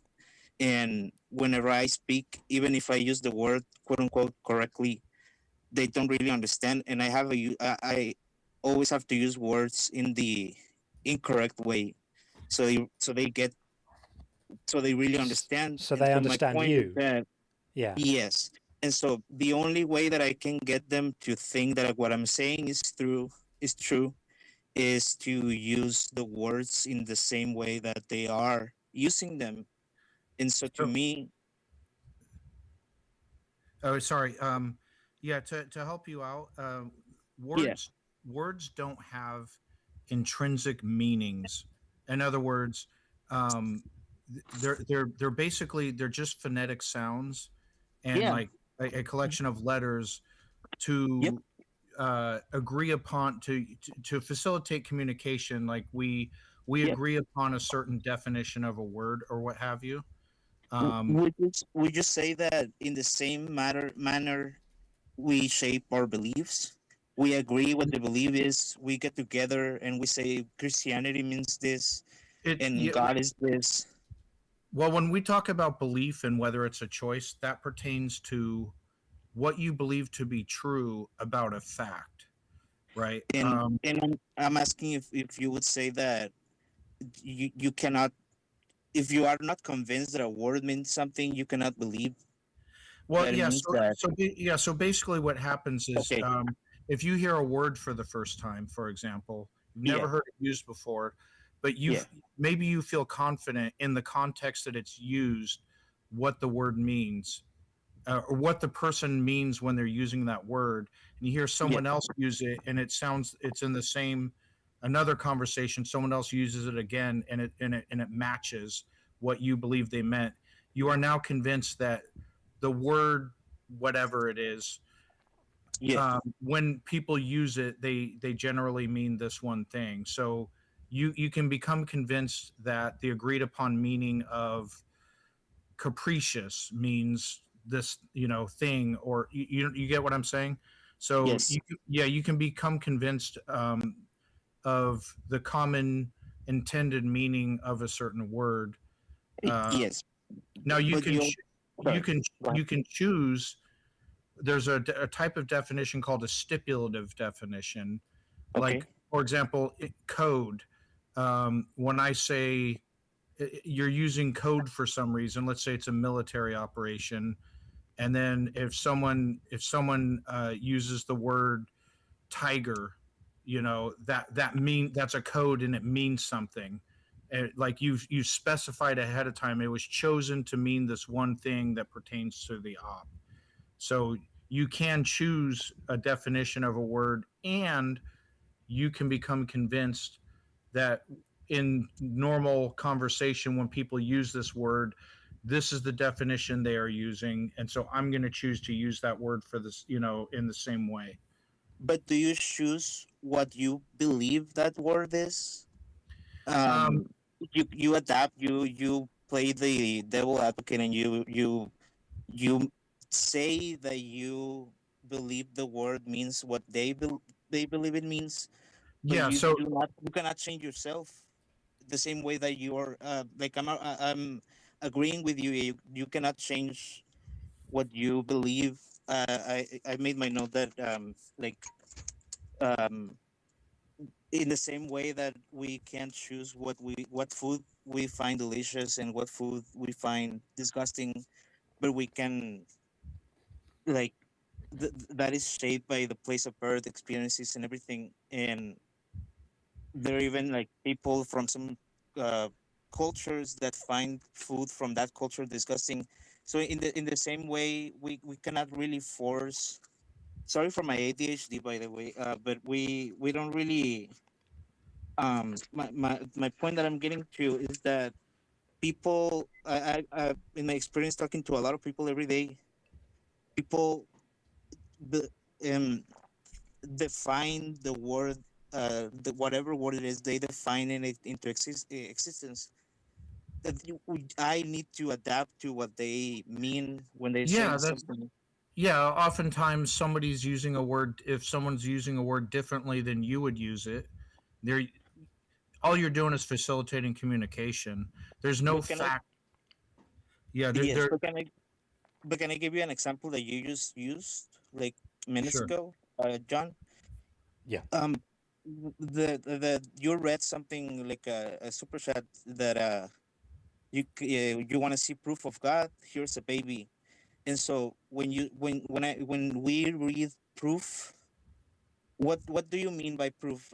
I can assume you mean like something that validates a belief, Yeah. but for them, it really means something that inspires you, or something like the believers see that and don't see proof the same way that we do, and they don't have a choice because they grew into that. They were taught. But do you think They heard the words in different contexts than us, and I so they hear you, cannot choose what they believe. but well, I agree they The can't word choose means. what they believe, but I don't think there that they really have a different understanding of what proof means. I think they just have a different threshold for what constitutes proof. But it's just an example. We can use also faith. Faith. Some people use it as a verb, and that doesn't make sense to me at all. Some like something that you do. You do faith. Yeah, there are some words like faith is definitely one of them. Another one is spiritual. Whenever people use the Yeah. word, I always ask them, "What do you mean by this word?" So I know that we're not talking past each other. Yeah. And so if you say something and then suddenly the word doesn't mean what the word means, the definition battle that you just said starts. Is that the same process in the brain as when you say you don't choose to believe? No, I think We- that's something else entirely. okay, Yes, okay. yeah. So belief has to do with a fact, like one plus Mhm. one equals two. I believe that to be true, and I'm also convinced that I know that that's true. The moon exists. That's a fact, right? The anything that's like a fact claim, someone is claiming a fact. You either believe it or you don't believe it, and you can believe it to varying degrees. You can feel very certain, or you can think it's probably true. But that's what we mean about belief. You're just talking about word usage, and when you're But communicating, go ahead. yeah, but not like each word. Is more like the whole language itself. The whole the way that because I speak three languages and I understand a couple, but I'm not good at. I'm just good at English and Spanish, and English is not even good. But anyways, I can. I have seen the way that people change when they use different languages. It's almost like their worldview can change with the language that they're speaking. Because for me, for example, like we don't like personal experiences, but the way that I think in Spanish is very much influenced by the way that I was raised, and Mhm. the way that I think in English is shaped by the way that I have learned it, looking at people in YouTube and movies and things like that. So the way that I see the world changes just when I think for myself in different languages. Oh, and interesting. and that's what I mean. Like how big of a part, how can I say it? How big is the influence from language itself, not like word by word, but everything, to the way that you believe. Well, That's why I'm saying, like, maybe the way that the brain works, the same way, the same neural networks that make it so you cannot choose what you believe, and sometimes yeah, I'm not sure create. how much language really ties in there. I speak a little bit Okay. of Indonesian myself, but Okay. I speak it like at a child level, unless I'm really refreshed in my language, or in Indonesian. All my opinions stay the same. The way I see the world stays the same. I just may try to very, very oversimplify. I can speak in a much more nuanced level in English, of course, than I can in Indonesian. But Yeah, yeah, the same I for me. yeah, Yeah. I don't. Choice of language doesn't really change my perspective on things, for me at least. But I think the very point that I'm pointing to is it just happened because I'm not talking about, like, our belief, for example, in religion, just or the worldview in like what we see in science is more like, um the world looks different. It is more depressing, or is more like, in English I'm more sarcastic, in Japanese is are more kind. In the way that languages shape your brain very much influence the way that you think and what you believe. And so I'm not saying that you can choose, but that's why I'm saying that I don't think you can choose what something means. You only experience it by seeing other people doing it. Yeah. And I think if it that's right. rings a bell, it means that thing. And in the same way with religion, if you grow looking at people do something, what is the difference that makes it so that you can change what you think a word means, or what language means something, to the fact that you cannot believe in the claim itself, that you understand the words that the claim is, but but you cannot choose if you're convinced by the claim or not. What is the difference there? Is what I don't know, and that's what I want to know from you. That's all.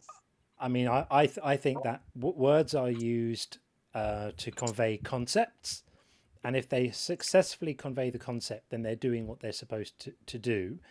Right. And then whether you agree with the concept or whether you agree with the statement is a secondary thing. So it's like the first thing is like communicate what the idea is you're trying to communicate from one mind to another, because we can't plug minds directly into each other. We have this rather clumsy way of doing it, which is to use words. And you have no choice about understanding what words mean, because once you come to understand what they mean, you understand what they mean, and there's That's my not. point. Yeah, That's what I was trying. Yeah. That's what I was trying to get to. That's it, That's buddy. that. We're gonna move it on because we've got a few in the queue. Thank But thanks for coming back up again. Thank you. Appreciate you, Bennett. Thanks, man. Thanks. Thank you. Okay.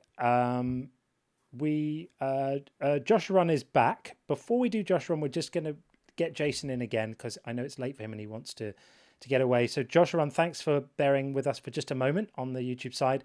We'll just bring Just Some Guy back in again because I'm sure he has something to say. Jason, what's up? Yeah, so the last caller had made fascinating points.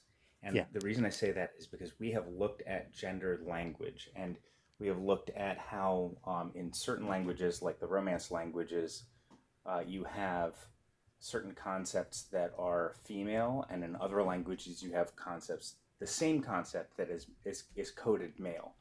And the way people, the adjectives that people use to describe the nouns that are coded female versus male are different. So for instance, a great example is bridge. In Germanic languages like English, when we talk about a bridge, we think it is strong, and it is like we use male coded language, because in Germanic languages, bridges are coded as male, whereas in Romance languages, they are coded as female. So that noun, they would say it's beautiful or elegant, that kind of thing. Interesting. And he does make a point.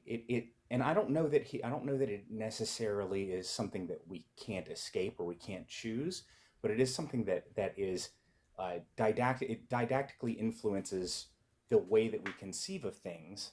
But I don't necessarily think that it's the same as like us not being able to choose our beliefs or choose our our whether or not we think something is tastes good or not. But it absolutely 100% has been shown in cognitive science to influence how we frame things. And on top of that, definitions, when we talk about language and definitional language, there are a lot of things that fit neat definitions, but there are a lot of things that don't fit neat definitions, and they're proximity to conceptual categories, or Wittgenstein referred to them as family resemblances. And the closer we are to things like good and beauty and that kind of thing, the more we associate something as good or beautiful, or that sort of thing. So I think that those things, we don't choose to decide that something is good or beautiful. We view it as how we are conditioned to associate it in proximity to its conceptual category, and that sometimes comes into conflict with our definitions. So if we want to have a definition of something as like God is bad because he does bad things, but we have a concept of good, and our concept of God is overlaying our conceptual category of our concept of good, then we're going to be highly resistant to any analytic argument that God is bad, because it doesn't jive. And that's the point we get to so often, is feeling that tension. Yes. Yeah. 100%. Yeah. So Thanks, anyway, man. That's all I wanted to say. Appreciate it. Again, love you guys. Thanks for having me up. Thanks, Jason. Take care, buddy. Okay, over to the YouTube side, and we're going to get Joshua Run in. Hopefully it works this time. It didn't work before, but maybe it will. Hey, Joshua Run.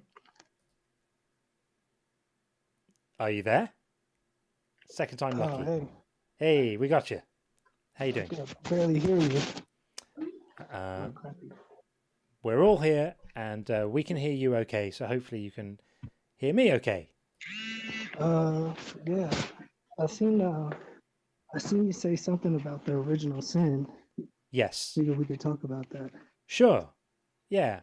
So before we do, what's your position on all of this? Where are you coming at this from? Are you a Christian or a different flavor or a non-believer? Where are you at?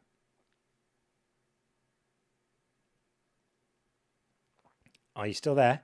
You're talking to me, right? Yeah. Just asking what your belief is on this stuff.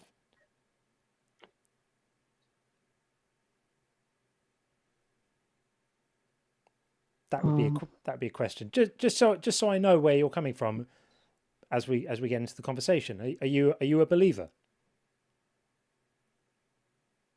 Yeah, I guess. Okay, that's fine. Okay, so yeah, my view is that this whole original sin thing is completely stupid. It's completely ridiculous. It's like some sort of weird drug induced silly fantasy story, because the whole thing just makes no sense at all.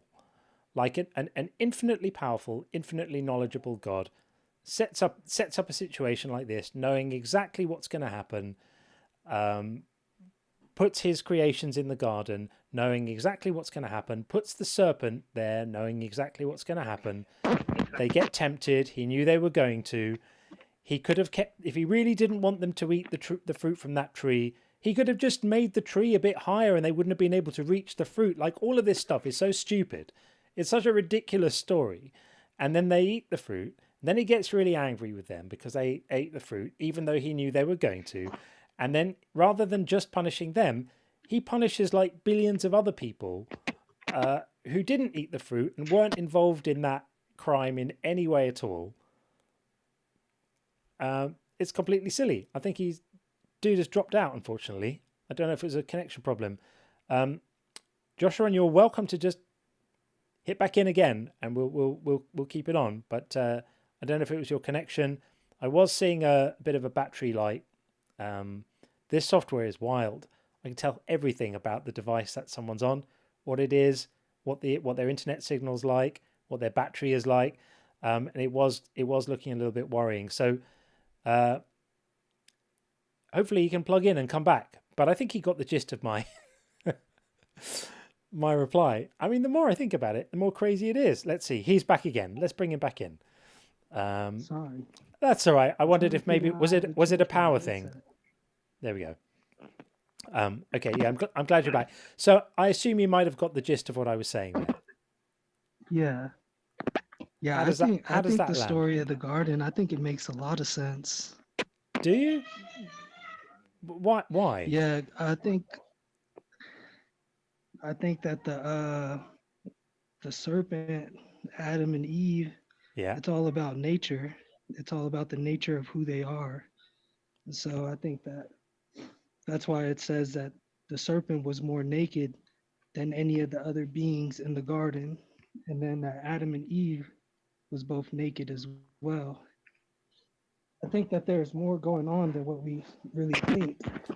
And are you saying it's just symbolic? Is this so? To just clarify here, is this something that you think actually happened, or are you viewing it as being sort of a poetic metaphor for something? I believe in both. Okay. But yeah, I believe it actually happened. I mean, we know for a fact that this didn't happen because we know for a fact that there were not two people who were the first humans. You know for a fact what? I'm sorry. We know for a fact that there were not two people who were the first humans less than 6,000 years ago.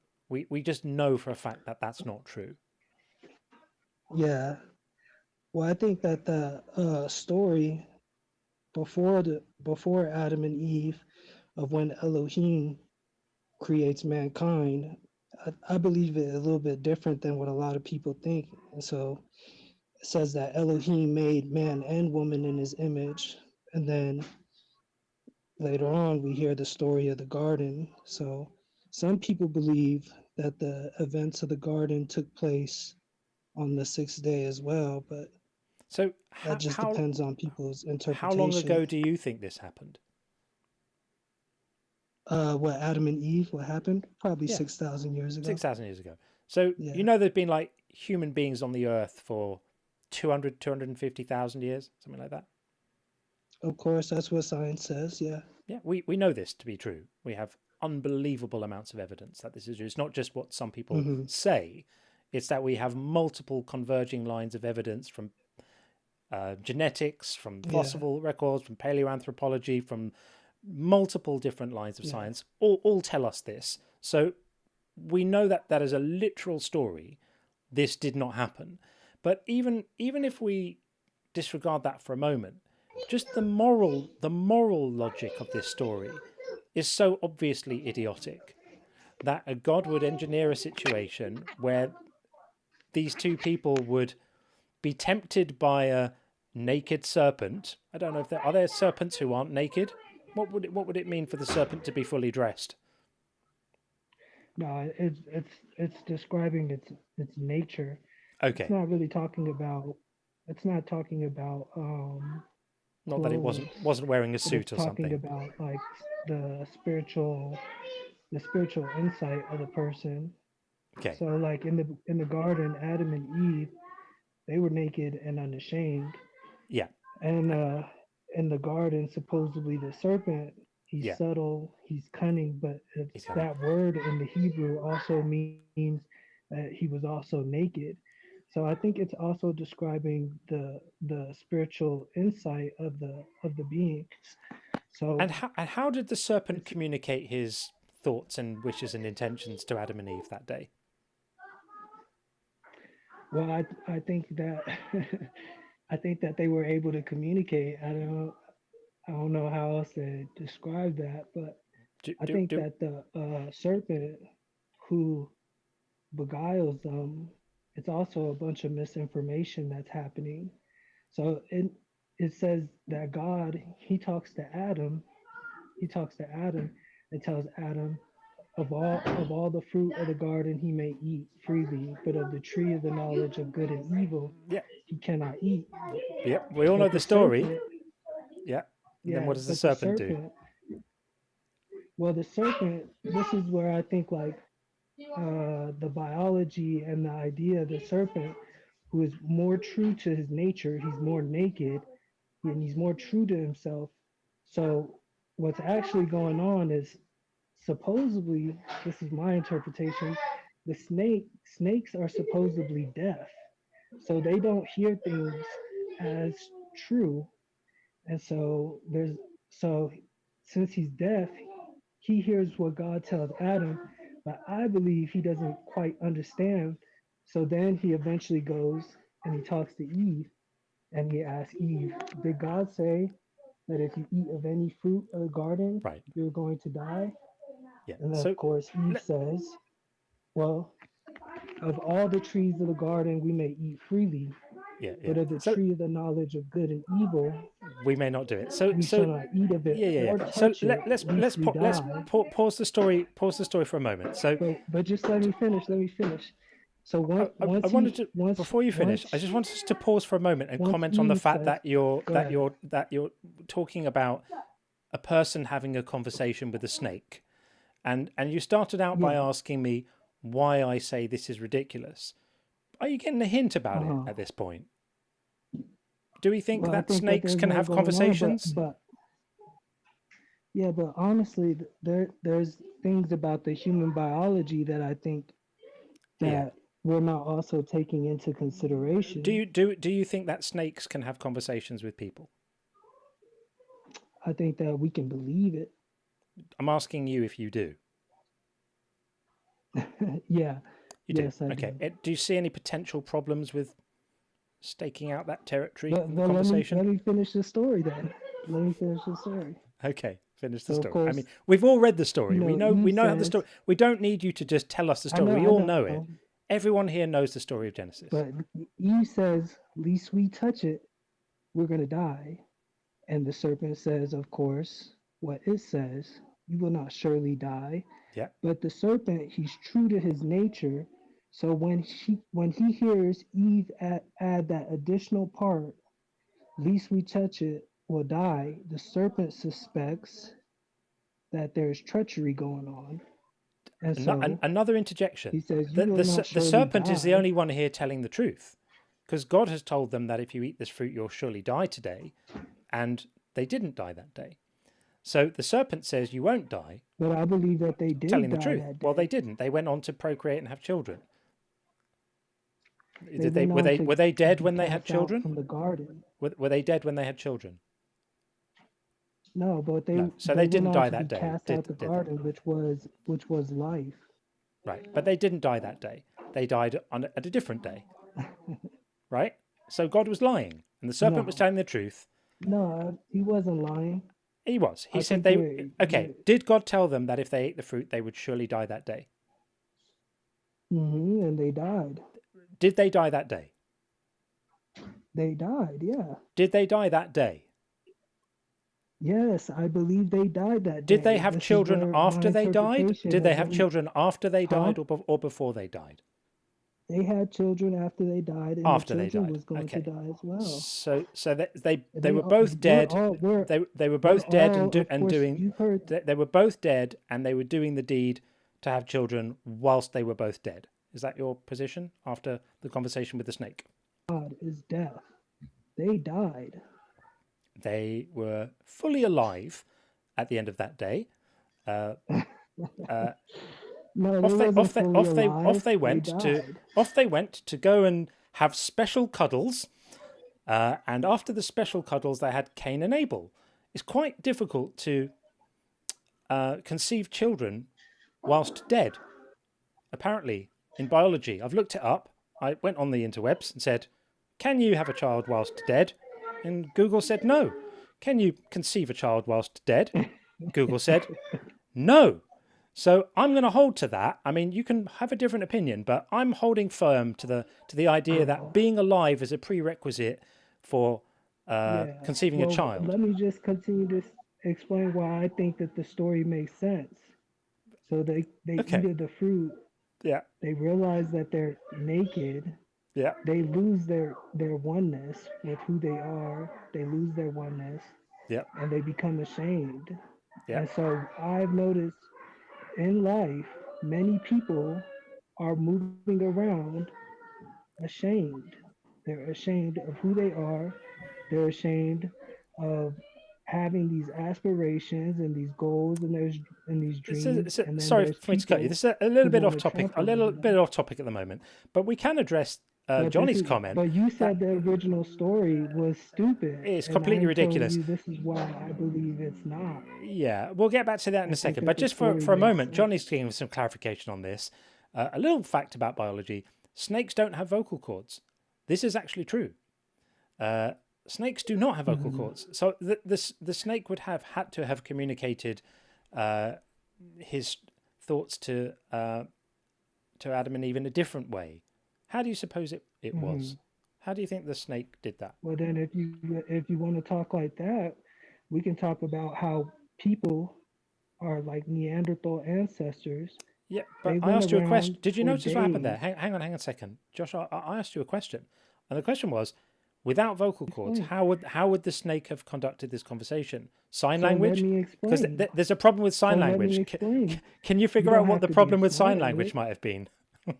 You don't have to be a smart aleck. No. I'm saying the prize to the first person who could say where a snake might have struggled to use sign language. Go ahead and explain. Yeah. So this is let me explain what I think. Okay. Like I was saying, our Neanderthal ancestors, they supposedly went days without eating, sleeping. They were in a constant state of fear. They experienced various hallucinations, various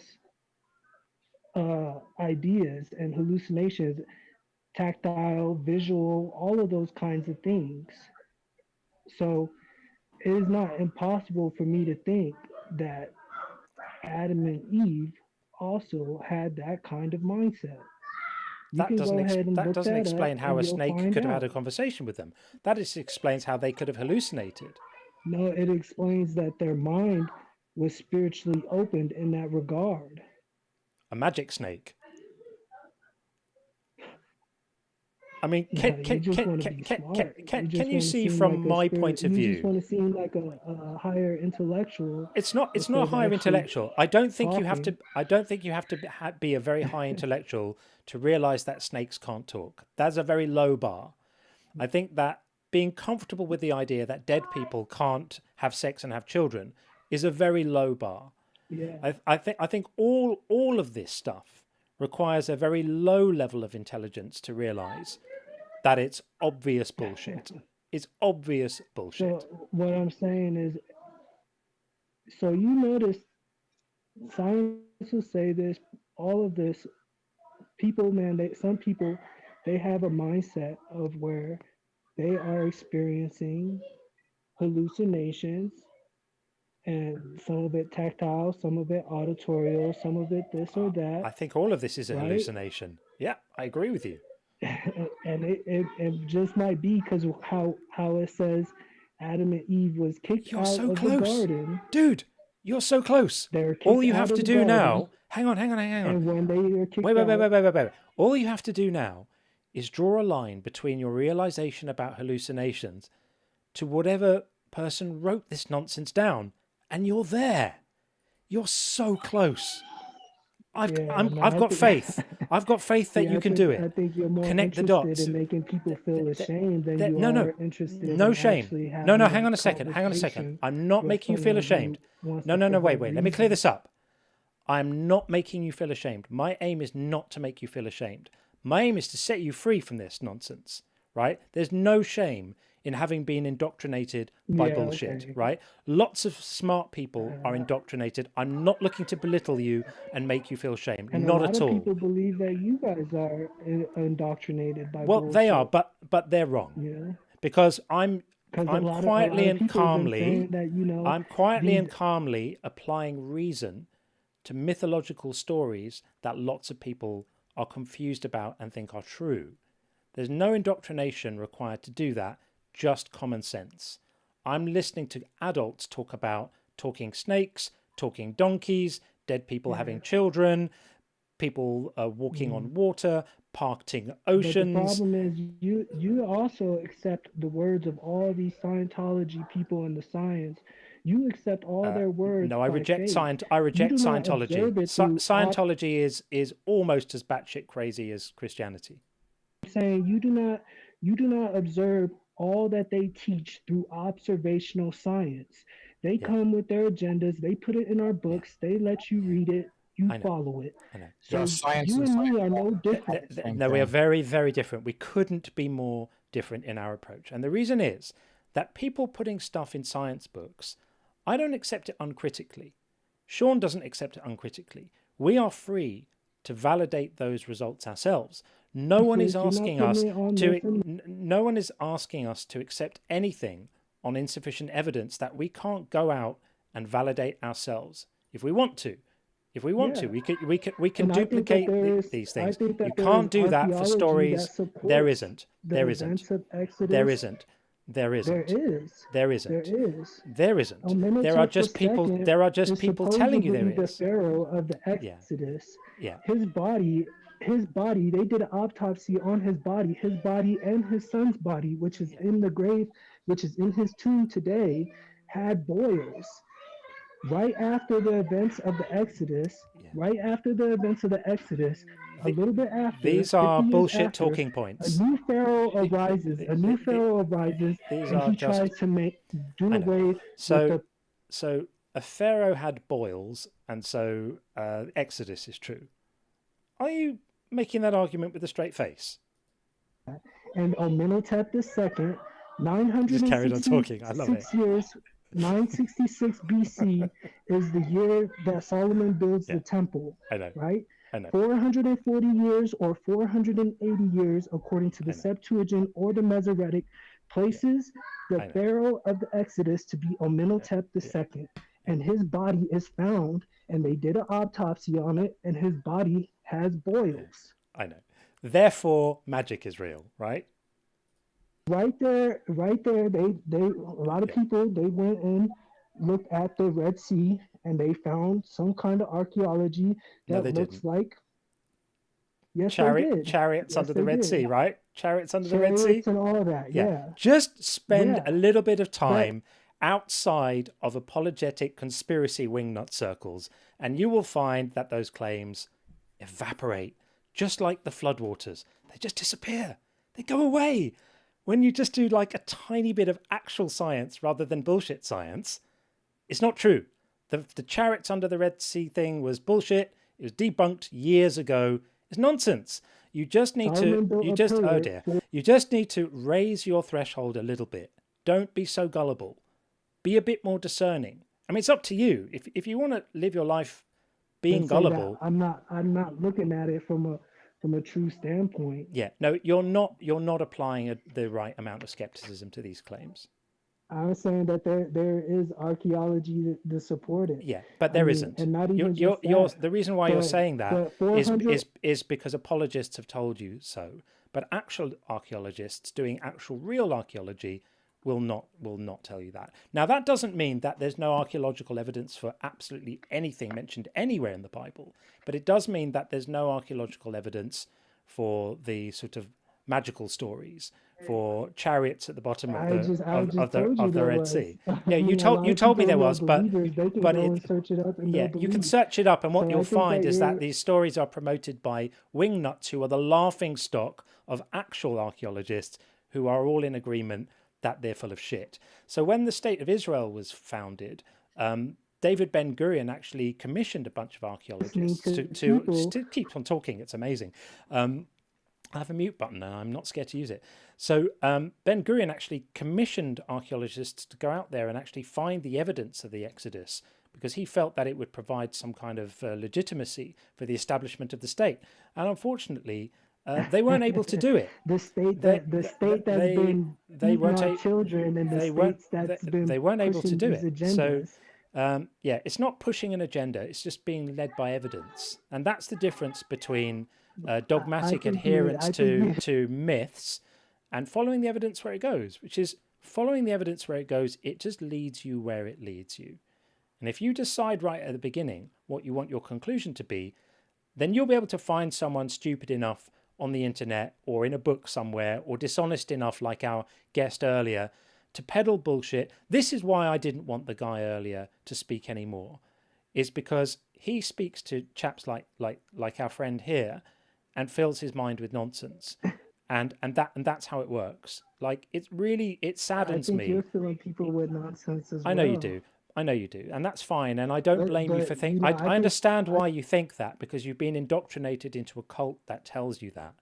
But I would urge you to try to read more broadly than you are, search more broadly than you are, listen to the other voices. Don't just dismiss them. Don't just decide that anyone who's not validating the claims you want to be true must be being deceived or a tool of the devil or something like that.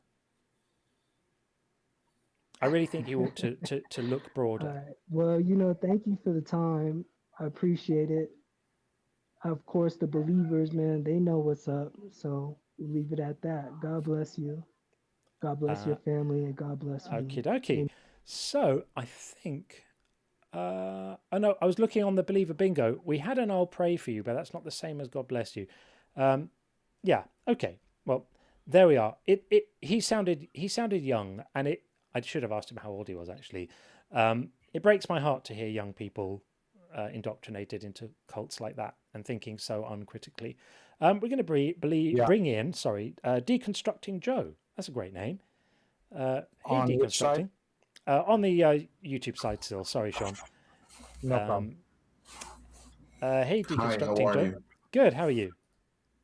Good. I'm a little nervous because I feel intimidated a lot of times when I listen to these shows. You don't need to be nervous. It's okay. We can just have a talk. It's all good. I think I've been deconstructing for a very long time. I think I was very close to being an atheist back in the 90s. I was reading a book about mythologies of the Bible. Mm-hmm. And contradictions and things like that. And it always was very interesting to me. And I was raised, they kind of beat the words into you all the time. I was raised in the truth. Can you tell what that is just by me saying that? I believe so. My understanding of that would be that you were raised being told that this text was inerrant and to be right. But when I say in the truth, to me, I find it very descriptive of the group of people, the Jehovah's Witnesses. Oh, okay, right, yeah. Is that the environment you grew up in amongst the witnesses? When I was 5 till about the time I was 16, when I realized I wasn't going to get baptized and I wasn't going to marry a Jehovah's Witness in some kind of arranged marriage. I had, as a teenager, I had fallen in love with a girl and she wasn't a Jehovah's Witness. So I kind of just said, this isn't for me, but they wouldn't let me go that quickly. They still talked me into a lot of Bible study afterwards with their publications. And it lasted till I was maybe, between 16 and 18. Somewhere around 18 was the cutoff. but I already had my first job by then, so it might have been sooner than that. Right. But I was knocking on doors, being chased by dogs and but I always had an open mind. When they asked me if I was going to get baptized and why not, I said things like, "Oh, I've got a lot more in my life that I want to experience. I can't commit myself to this because I'm just, I'm not sure what the rest of my life holds yet. Yeah. What my future holds." Yeah. So I know I'm probably boring you. No, it's okay. It's okay. I mean, we're always happy to speak to people who are in this process, because that's kind of what this is all for, right? I know there are some channels here that just do debates, and it's that all day long, and they're amazing at doing it, and they're brilliant, and I love doing that too. But I want you to know that this is a good, like, safe community for you to be around people who have been on the same kind of journey you're on. And the one thing I would want to give you is there's no kind of end point that you're obligated to work towards. It's not the case that, like, you're on a mission and you have to get to a point of denying God or denying anything, whatever. The whole point of this thing is to say that you become intellectually free. Once you escape a controlling belief system, you can be led wherever you want, to wherever you like. Just let your mind take you there. Be led by evidence, be led by reason, and don't feel that you failed in the process if you don't get to a sort of destination that you or anyone else has specified. So some people come out of, a controlling religious setting, and they just arrive at a kind of general theism, where they still believe in God. They just don't think that non-believers go to hell, and they don't necessarily, buy into all of that salvation stuff. Other people arrive at atheism, and they realize that the whole idea of a God is unnecessary and reasonably silly. But there's no kind of failing at this. The whole point is that you have earned the freedom to not be judged for what you find convincing, and you can't help what you find convincing. I and agree. So you can't help it. That's the whole thesis of what we do here, is the realization that if you're not convinced of something, you can't believe it, and you can't be judged for not believing it. And not believing it is not a failure. It's not a moral failure. It's not an intellectual failure. You can just be honest, and there's a virtue in being honest, and there's a virtue in being kind to yourself, and just allowing yourself to be authentic, and then just relax and learn stuff and read broadly and listen to speakers. And there's so much good stuff out there, and there's no pressure on you to arrive at a particular finish point. I heard it here first. I just want to say, with you and Sean, I never really thought about it. I never really gave it much thought, but you're right. I spent a lot of years being unconvinced, or not being convinced, and just going through the motions. Because after Jehovah's Witnesses, I became a Catholic. I mean, I'm in my 60s. When you were a Catholic, was there some or all of you that just thought, I don't really believe this, but just sort of felt pressured to kind of go along with it? Or did you actually believe in it? I didn't feel pressured to believe in it. I just felt like I thought it was something that I chose, but I guess, there were some circumstances. I wanted to remarry under the church, and my wife was Catholic, and I had been learning about all the things that I missed, like birthdays and right. Christmas, and all that fun stuff. And then I raised my kids, and they believed in Santa Claus, and it was something I never had before. To me, it was really, amazing. But as far as like, I've always had trouble believing. I read Elaine Pagels in the 90s about Adam and Eve. So I knew that there was something that wasn't right about what I was reading in the scriptures. Yeah. But and as a Catholic, I've never read the book. First of all, you're gonna say, well, the J Dubs had the New World Translation, and that's kind of like their own Bible. And then becoming a Catholic, and see, I was baptized Catholic, but then at 5, my mom became a Jehovah's Witness. So I did eventually finish my sacraments as a Catholic,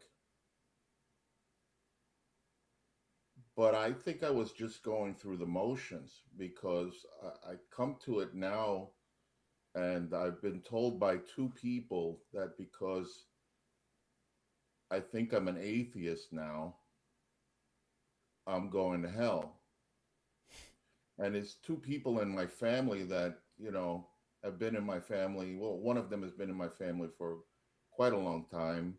And then the other one is my grandson, who now all of a sudden God speaks to him and, tells him, oh man, to preach on YouTube every once in a while. And he tells me that I'm going to hell. I'm so sorry, Joe. That's horrible. That's horrible. Horrible to hear that. And my, my brother-in-law tells me that I'm going to hell. Yeah.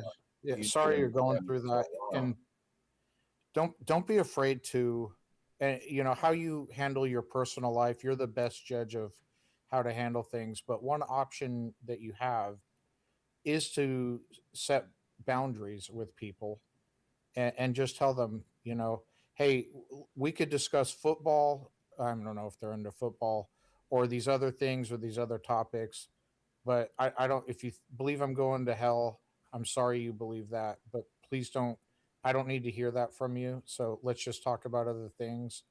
It's okay to set boundaries with people.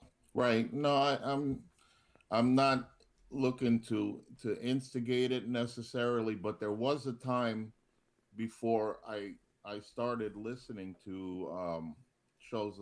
I started listening to Justin's show first, and then I caught wind of your show. I'm very intimidated by Justin. I don't know if I could talk to Justin. But Justin's sweet. He's okay. He's lovely.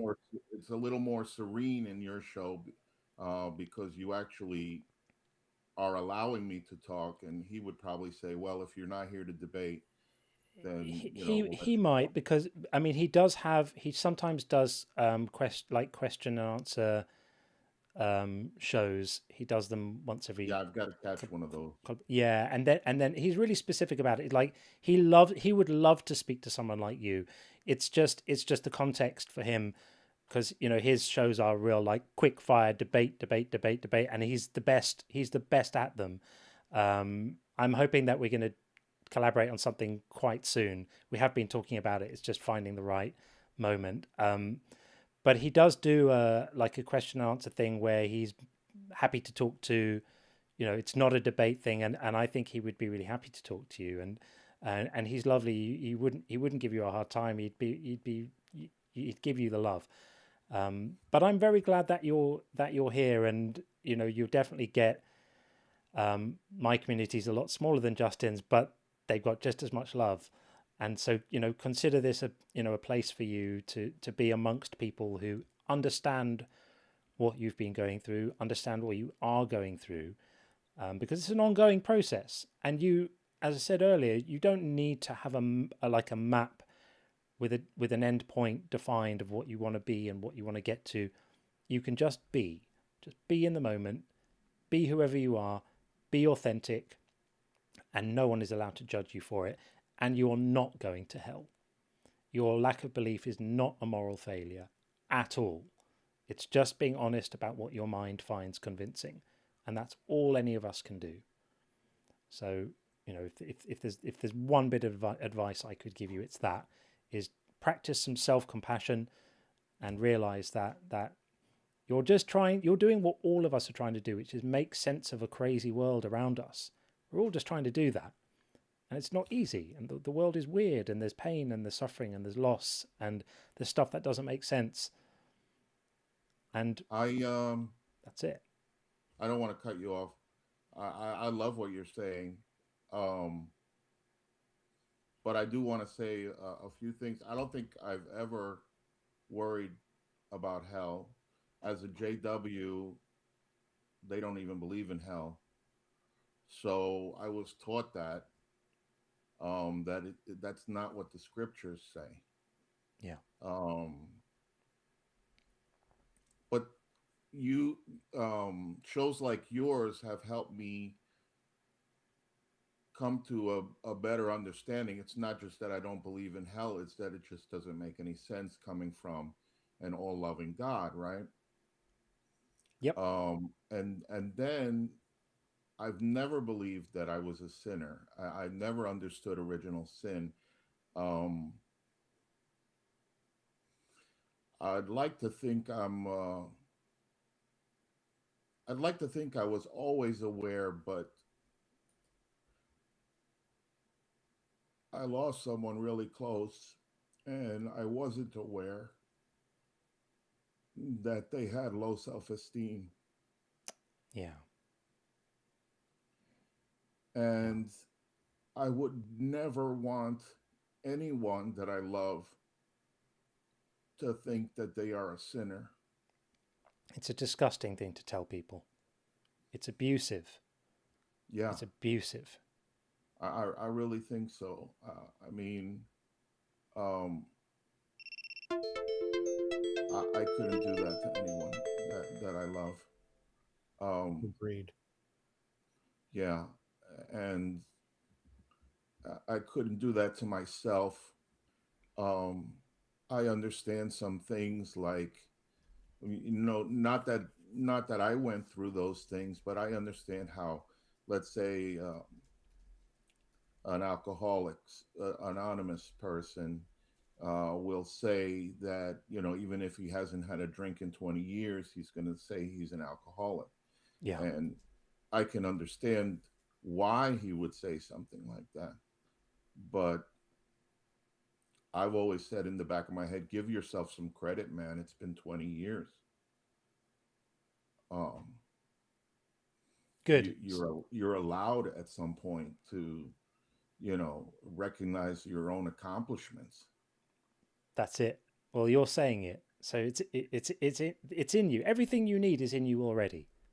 I'm not worried about you. Everything you need is in you. We've all heard it abundantly tonight, right here.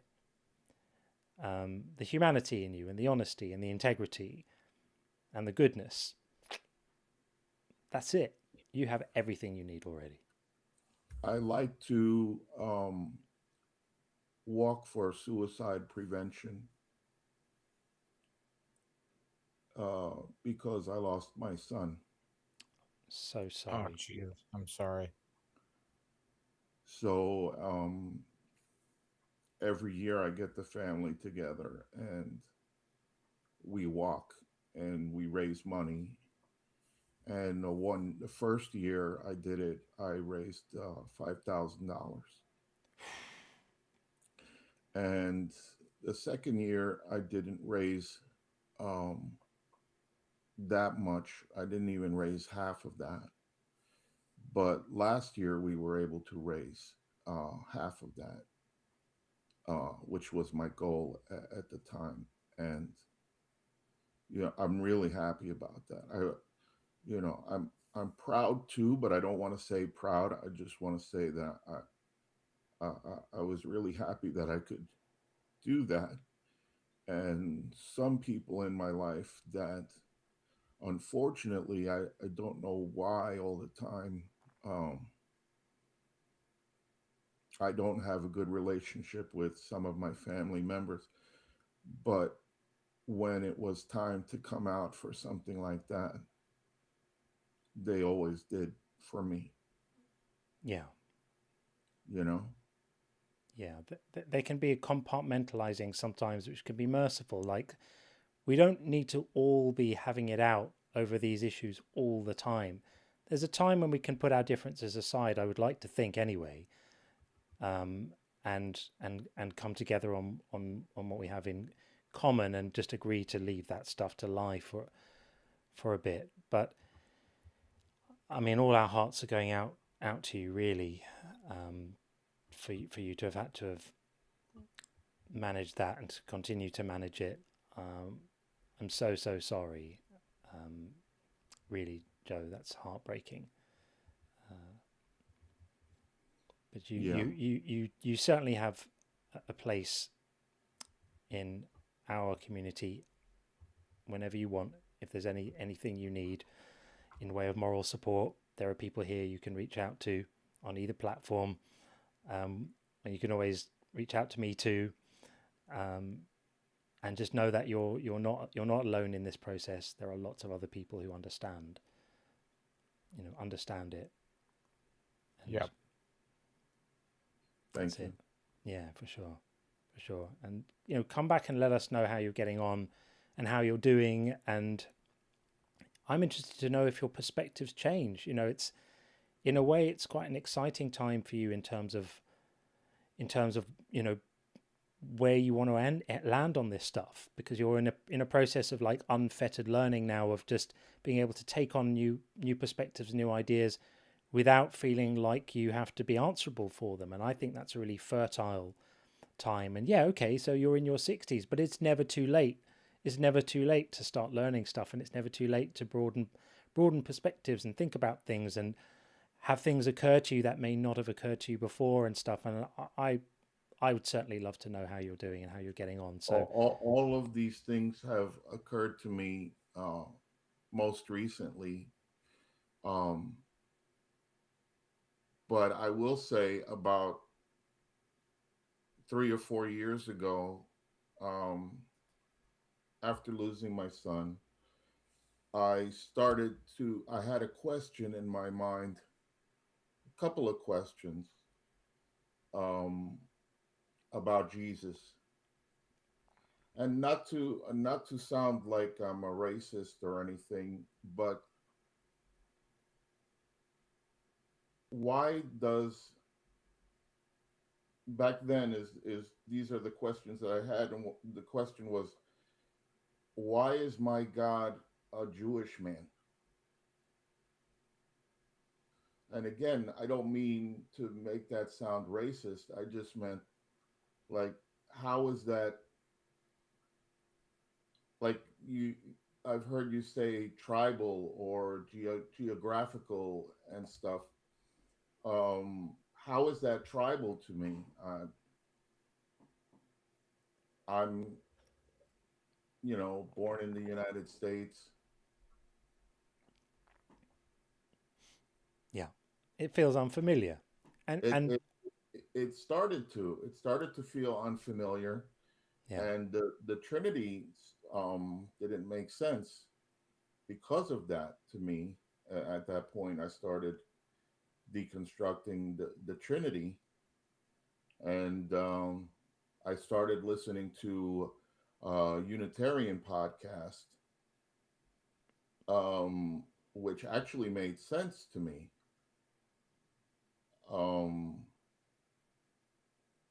And to just clarify on the issue of, the God being a Jewish man, are you saying that? Because I'm going to assume that you don't have a problem with Jewish people. It's more the fact that it just felt unfamiliar to you, that it felt like a different sort of cultural. Exactly right. I don't want you to think that I don't like Jewish people. Just to clarify that for anyone who's wondering, because some people would read that as anti-Semitic, but I didn't. Yeah, I just read it as you saying like it's a different thing that you didn't feel. Yeah, it's like, you how do I belonged to. relate to that? How do you relate to that different cultural identity that you're being told is your God?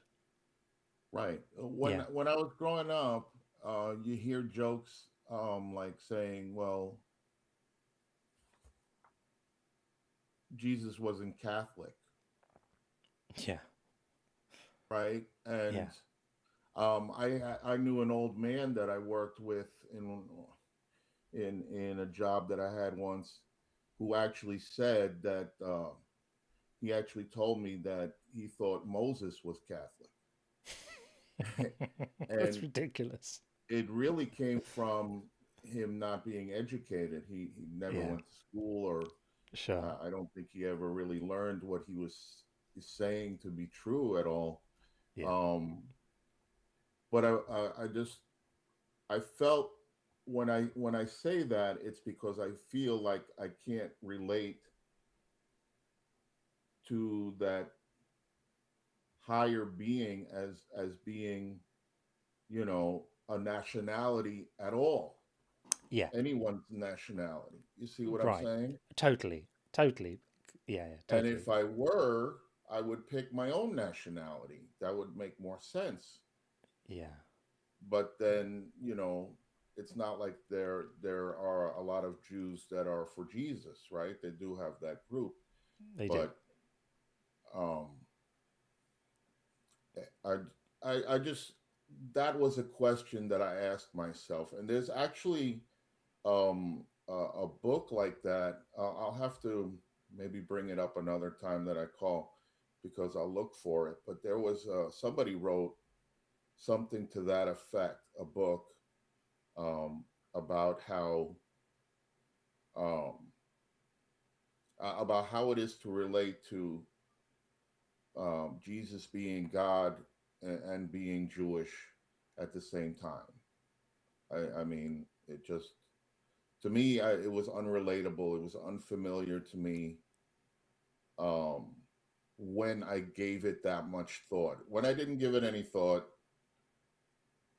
it you know, it didn't occur to me. That applies to quite a lot of the details of you know of the religion. It's like when you don't give particular things too much thought, it's easy to kind of work with them. The moment you start thinking about them with any depth, they start to be a problem, because they don't make sense, or they don't add up, or they contradict other things, or they're morally abhorrent, or whatever it might be. And we all find our thread that we pull on, and for many people it's different threads. You know, Sean had his threads, and other people in the community had their threads, and everyone finds their thread, and it's the first one they pull on, and then the thing starts to unravel, and that's what happens. That's a good analogy. I think that's probably true. Yeah, Joe, we're going to move it on because we've got a couple of things to do before we end the show in 20 minutes or so. But thank you for coming to talk to us. I hope you don't feel that it was an intimidating process once we got into it. We enjoyed speaking to you. And no, it wasn't, but maybe when I call back, it would be. Maybe another day. I have my reservations about science. And well, that's fine. As I said to you earlier, you're not obligated to believe anything or reach any position. Just be led by honesty as much as you can, and enjoy the intellectual freedom that comes with not feeling that the contents of your mind are something that you are held accountable for, because they're not. Your mind is your mind. It's private to you. Nobody's looking inside it and checking to make sure that everything is, you know, in order. Your mind is your own, and we're all deeply, deeply sorry for the loss that you suffered. As a parent myself, I can't even begin to imagine what that must be like for you. So my heart really, really goes out to you for that. Really, I feel such a strong sense of pain for your loss. And as such, you know, I think you know that's genuine. But take it easy, and you know, feel free to come by and say hi anytime. I really love you guys. Thanks for taking my call. All right, Joe. Take it easy, my friend. Take care. Bye. Okay. All right. Quick couple of messages. Then we're going to get Kay Penny in, and then we'll see where we're at. I want to just read this again from Philo. Philo always brings it. Thank you, Philo. You are the best. I was fortunate in that I was raised by atheist parents to be a free thinker. I have nothing but sympathy for all those that are deconstructing. I wish you nothing but the best. All my love. Big up, Philo. Thank you for saying that. That's how I feel too. Like, I sometimes feel like, am I a bit of a fraud doing all this deconstructing stuff when I haven't actually deconstructed? I just feel it so much. I feel so much empathy and so much, I don't know, compassion for people who have had this experience or are having it and then are told that it makes them bad. It just offends my moral sensibility so much that I can't just be quiet. I just can't. And that's why I feel motivated to speak. It's not necessarily my battle from my own experience, but it's certainly my front line now. And I'm proud to make it that way. And then to lighten the tone a little, you can always rely on Sloshy Whale. Lovely to see you, my friend. Thank you very much for the message. How did two bears catch 42 kids? It would be like that Eddie Hall fight versus the two smaller guys where they just ran away in circles the whole time. And of course, this is from the passage in 2 Kings when the prophet Elijah is walking up a hill and some kids tease him and call him Baldy. So he curses them in the name of the Lord, and a couple of bears come out and kill all the kids. It's absolutely charming. This is the death penalty for children for mocking someone. And I understand maybe, some men get very sensitive about their hair loss, and I can sympathize with that to a point. But that point doesn't include, for me, call me a softie, having dozens of kids mauled by bears. It's a bit much for me. I think, give them a talking to maybe. By the way, Jason had a good point in the chat because he said you sometimes feel like a fraud because you never had to deconstruct. When people who are deconstructing say you are helping them, you can stop feeling like a fraud. That's very kind. That's Thank you, yeah. Jason. Yeah, thanks, man. Thank you. I would have maybe missed that. I appreciate that. That means a lot. I really appreciate it. Okay, as we sort of approach maybe the end, well, let's see what happens. But we're going to bring in Kay Penny, who's a friend of the show, been on a couple of times, and as another deconstructing person. Welcome. Hello. Hi, how are you? How are you guys doing? We're great, thanks. How are you doing? Doing well, thank you. So I've been listening the majority of the night.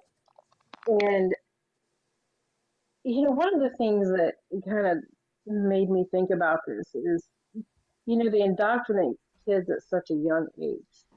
Like, even when I say indoctrinate, it's literally everything. I mean, we go to school at a young age because we're just, our minds are able to accept things. And, for me, it just, that's how I was brought up, reading these stories. I remember, I had a children's Bible that was like the cartoon, kids' Bible. And I remember looking at that and asking questions. Like, I didn't understand was he really gonna kill his kid? Like, what? And that was, always in the back of my mind. Yeah. And, just things like that. And I remember thinking, like, some of this doesn't make any sense, but because you're sitting there going, okay, but these Bibles have been around forever. Like, literally everybody believes this, so it must be true.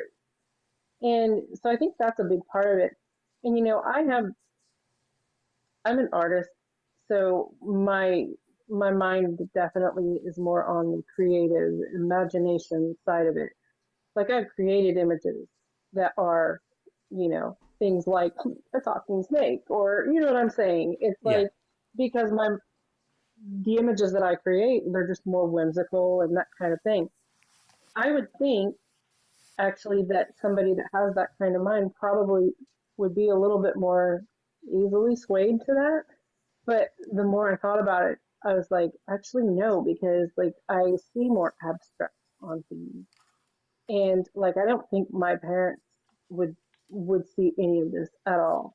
And I know I mentioned to you guys before, so I have a friend that went to seminary, and she has an apologetic for literally everything. Yeah. Another friend who is a mutual friend texted me today randomly, and she was like, "Hey, just thought of you," and I haven't talked to her in probably a month and a half. And she was like, "Just thought of you. I read this article today, and I thought it would be maybe fitting for the things you're going through." So I read it, and as I'm reading it, like with the Christian mindset, I was like, it was a very nice, clean article. And what I responded to her was, I said that, that's so nice. Thank you. I appreciate you, that you thought of me. And I said, yeah, definitely still struggling. And she doesn't know like how deep of that struggle it is, I don't think, until today, because I said, still struggling. And she said, it's a struggle. I've had struggles also with questions. And I said, so Isaiah 13. And I'm like, really? Like, she has 7 grandkids, 2 are like less than a year old. I know her kids, they're great people, but I can guarantee you they're not the Christian that they're probably more of the lukewarm. And that's not me trying to be judgmental. That's just being real. And I'm sitting here going, so you could do that. Like if it was brought to your attention that your kids had to go, your grandkids had to go, you're going to be responsible for that? And her response is what killed me. She was like, well, you probably won't like the answer, but I would have to pray that God would give me the strength to do whatever needs to be done to honor him. Yeah. And I'm like, horrendous. What? Absolutely horrendous. Like, what? So yeah, it just baffles my mind. But even in talking to her, it made me realize that I'm at the point now where there's so many things in the Bible that are contradicting me. So many things that are like, huh? That even if I could say, okay, this, yeah, whatever, it's just like, it doesn't, it's like 500 puzzles that they've thrown all a piece from each one into a box and said, here, try to make something. And her response to me was, because I said, you know what, I have known you and I've loved you for 25 years. And I said, and I'm being honest with you, this is how I feel right now. And I said, but I don't want to lose your friendship over something like this. And her response to me was actually great, but it kind of like took me back, because she said, it's quite all right. You would not be the first atheist friend I've ever had. And I was like, well, I've never been called that before. Wow. And I said, well, that's a bit of a moment for you, isn't it? Yeah, it was. And I said, I don't really know what kind of label to put on myself. And I don't know that I really want a label. I said, I'm just trying to figure all this out. And she said, well, I'm still praying for you. And I was like, thanks. So, yeah, it's just, I don't know. It was the first time somebody said that to me. And I was like, huh, okay. But how did that anyway, feel? How did that feel being referred to in that way? I didn't love it.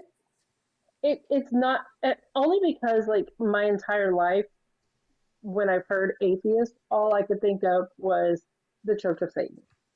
Like that was my mindset. Yeah. Not even realize that atheist doesn't even mean that. It's completely different. So, but just because I've always had that thought of that word, it kind of hit me like, what? Whoa. But But yeah, when these lives come up in my For You page, I think your For You page is probably pretty accurate on where you're at on things. There are people that only get funny puppies coming up in their For You page, or puzzles, or things for sale, you know. These are the kind of things that are coming up in mine. And it's not because that's what I was seeking. It's because I was actually trying to dig into the Bible to prove it. Yeah. Often the And way. this is where I'm at. Often the way. Yeah, this is why I like Dan Barker's book so much, because that's exactly his story too. Is he just set out to better defend the faith.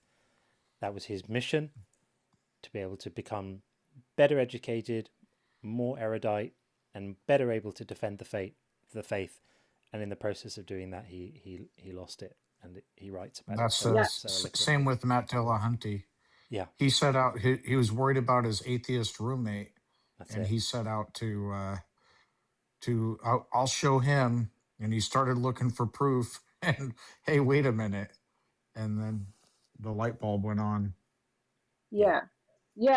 And I just just because I'm curious, not because I'm searching for something, but because I want to know the differences. I actually went to a used bookstore and I got a Quran, and I got the Book of Mormon, because I'm like, I would love to know what they believe, not because I want to believe it, but just so I can know, to be able to say, hey, well, do you know they believe this also? And do you know they believe this? And I remember my parents definitely instilled in me, there's cults out there.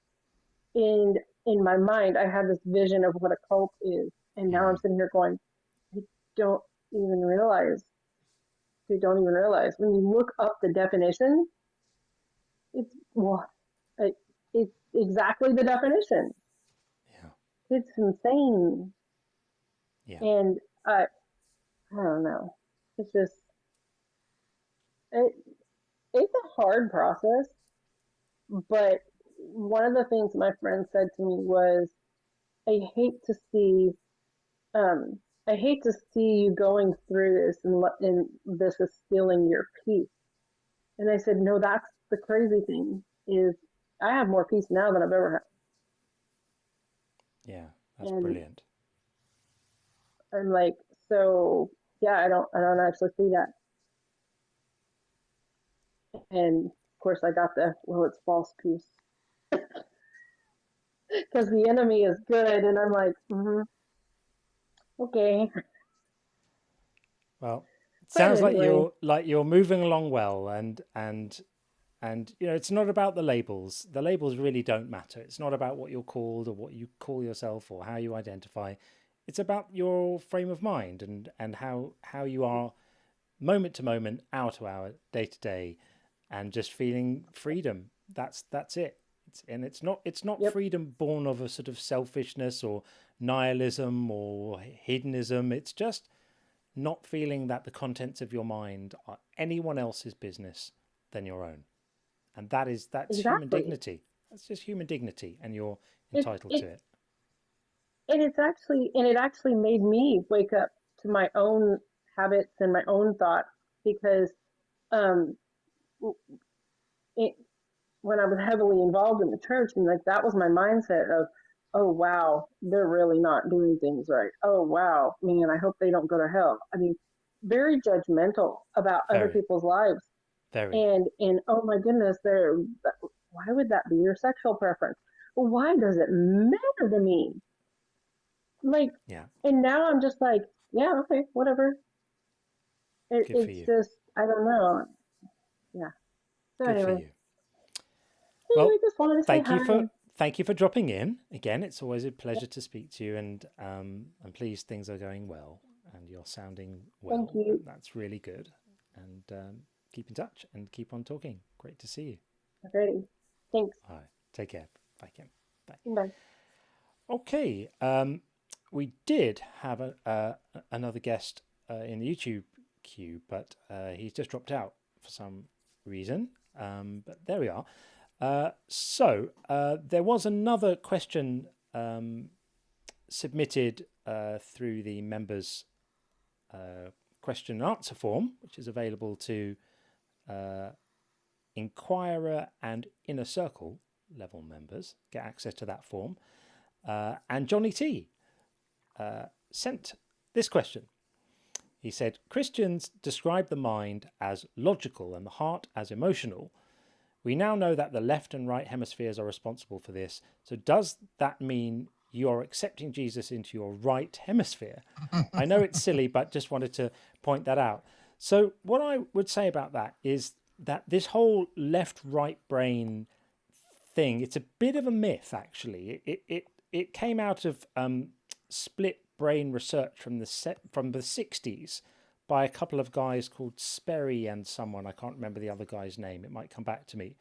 And we know it's not actually true in the strict sense. I mean, they realized that there were areas of the brain that seemed to be more specialized towards certain types of activity. But this notion that one side of your brain is emotional and one side of your brain is rational or logical doesn't actually bear out. I'll just move that.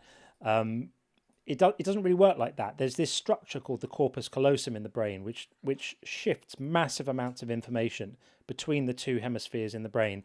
And the model now is that all brain processes are distributed across networks within the brain rather than being, here it is, this does this, this does that. With that said, of course, there are particular injuries to parts of the brain that have predictable effects. So, injuries to certain areas, that the frontal lobes can affect your emotional processing and your impulse control, for example, and certain types of injuries can very specifically affect your ability to plan tasks or your spatial awareness or stuff like that. But we now know that basically the brain is much more integrated than we used to think. And there's some quite interesting studies done where people who have had damage to the emotional processing areas of the brain actually struggle to make rational, non-emotional decisions too. So yeah, we're looking at these things more, even like belief, as being like whole brain processes rather than just localized in a particular place. They take into account, when your brain is processing belief and it's doing all of that kind of offline processing in the background to let you know whether you're convinced of something, it's drawing on memory, it's drawing on pattern recognition, social stuff, reward systems, language, all of these things all together, and they're distributed across lots of different parts of the brain. But yeah, so I guess there isn't a Jesus hemisphere in the brain, but I quite like the idea, and I love the framing of the question. So thank you, Johnny, for sending that in. I really It's appreciate amazing that. how long I believed that. For the longest time, I believed, I think I'm more of a left brain type of person, and then also for years and years, I believed the myth that we only use 10% of our brains. Oh yeah, and I mean that's there's amazingly pervasive. Oh yeah, and there's actually some really good movies that are kind of dedicated to that principle. I don't know if anyone's seen Limitless. Yeah, I love that film. Yeah, and I love the idea of it. That you only use 10% of your brain, and you're unlocking, most of the other processes, and then you become this super genius, and Yeah, I love that film. It's fun, but that misinformation is so pervasive, though. Like I fell victim to it for years and years. Yeah, because they're kind of sexy stories. It only takes a second for someone to say, "Oh, you only use 10% of your brain." If that's true, then you could comfortably remove 90% of it and still function, right? And that's very much very much not true. There was a comment in the chat. I've just lost it, but about. Here we go. Wolf says, aren't there indications that's not just the brain, but extends to the entire nervous system for some things? Yes, there's some really interesting research around the central nervous system being involved in cognition and mental interesting. Too. It was really fascinating. Yeah. But yes, these old tropes and myths don't go away, and they are pervasive. Okay, well, I wonder if maybe we're round about there at the 4 a.m. for me time. The queues are empty right now, so maybe it's a sign. Maybe it's a sign. That Limitless movie, I just remember one thing about it, which I really liked, which was as the scenes alternated between when he was on. The premise of the movie is that they develop this. Essentially, it's a pill that just like supercharges your mind, and you just become like super brained. And the main protagonist in the film, it's what's his name, Bradley. I always forget his name. Fantastic actor. I forget his name, but he's a bit of a bum and a bit of a loser. Like his life is not going well, and he's not got a job together, and he's always a dreamer. He's writing. He's trying to write a book, and it's not working. And he's underachieving all the time, and he's not got money, and he's just it's just not working out for him. And it's always like, and it's shot in this kind of like sepia, quite suppressed colors. It's like not very nice looking. And then he takes this pill, and suddenly he looks really good, and the whole world is more vivid, and all the colors on screen, and what the cinematographer must have had an absolute ball making that film, because suddenly everything looks really nice, and so you're enjoying the world through his eyes, because it actually looks better on screen, and then the effects wear off and it goes dull again. It's very clever. Good film. Yeah. Good film. Agreed. Yeah. Very good. I've seen that a few times. Lucy was another one. Bradley Cooper, that's the one. Thanks, chat. Lucy, which one was that? Scarlett Johansson. Same type of thing. I don't really remember. I can't remember if I've seen the movie or if I only watched the previews, but it's a similar type thing to where, but I think she becomes like actually a weapon. Oh, and yes. Because her yes. I remember now. Yeah. Very good. Well, I reckon that's probably about it for the evening. I think we've done some reasonably good work here. I thank you all very, very much indeed. I really do. Another enjoyable live. Thank you, John. Thank you for everyone who showed up again. And really enjoy when you guys come and read your comments, all that good stuff. Yeah, it really does. It really does make a difference. Could not be more profoundly grateful. I sometimes wonder if people get bored of me saying it every week, but every week I feel like I can't express it enough. So thank you to the YouTube crowd, to the wonderful mods in there. Thank you so much, Pav. It's wonderful to have you as a mod as well, and the regulars on the YouTube side. I do spot you. I do see your names, and it fills my heart to see you come back time and time again. It really means a lot. And of course, to the TikTok family, you guys are the best. I love you guys. Thank you very, very, very much. And Sean, thank you, my friend, as well. Always bringing it. Thank you. I'll see you guys soon. So yeah, where are we at now? I lose track of the days. So we will probably do Saturday night. Is probably the next one. So that's probably going to be the next live. So hope to see you back here again on Saturday night. And in the meantime,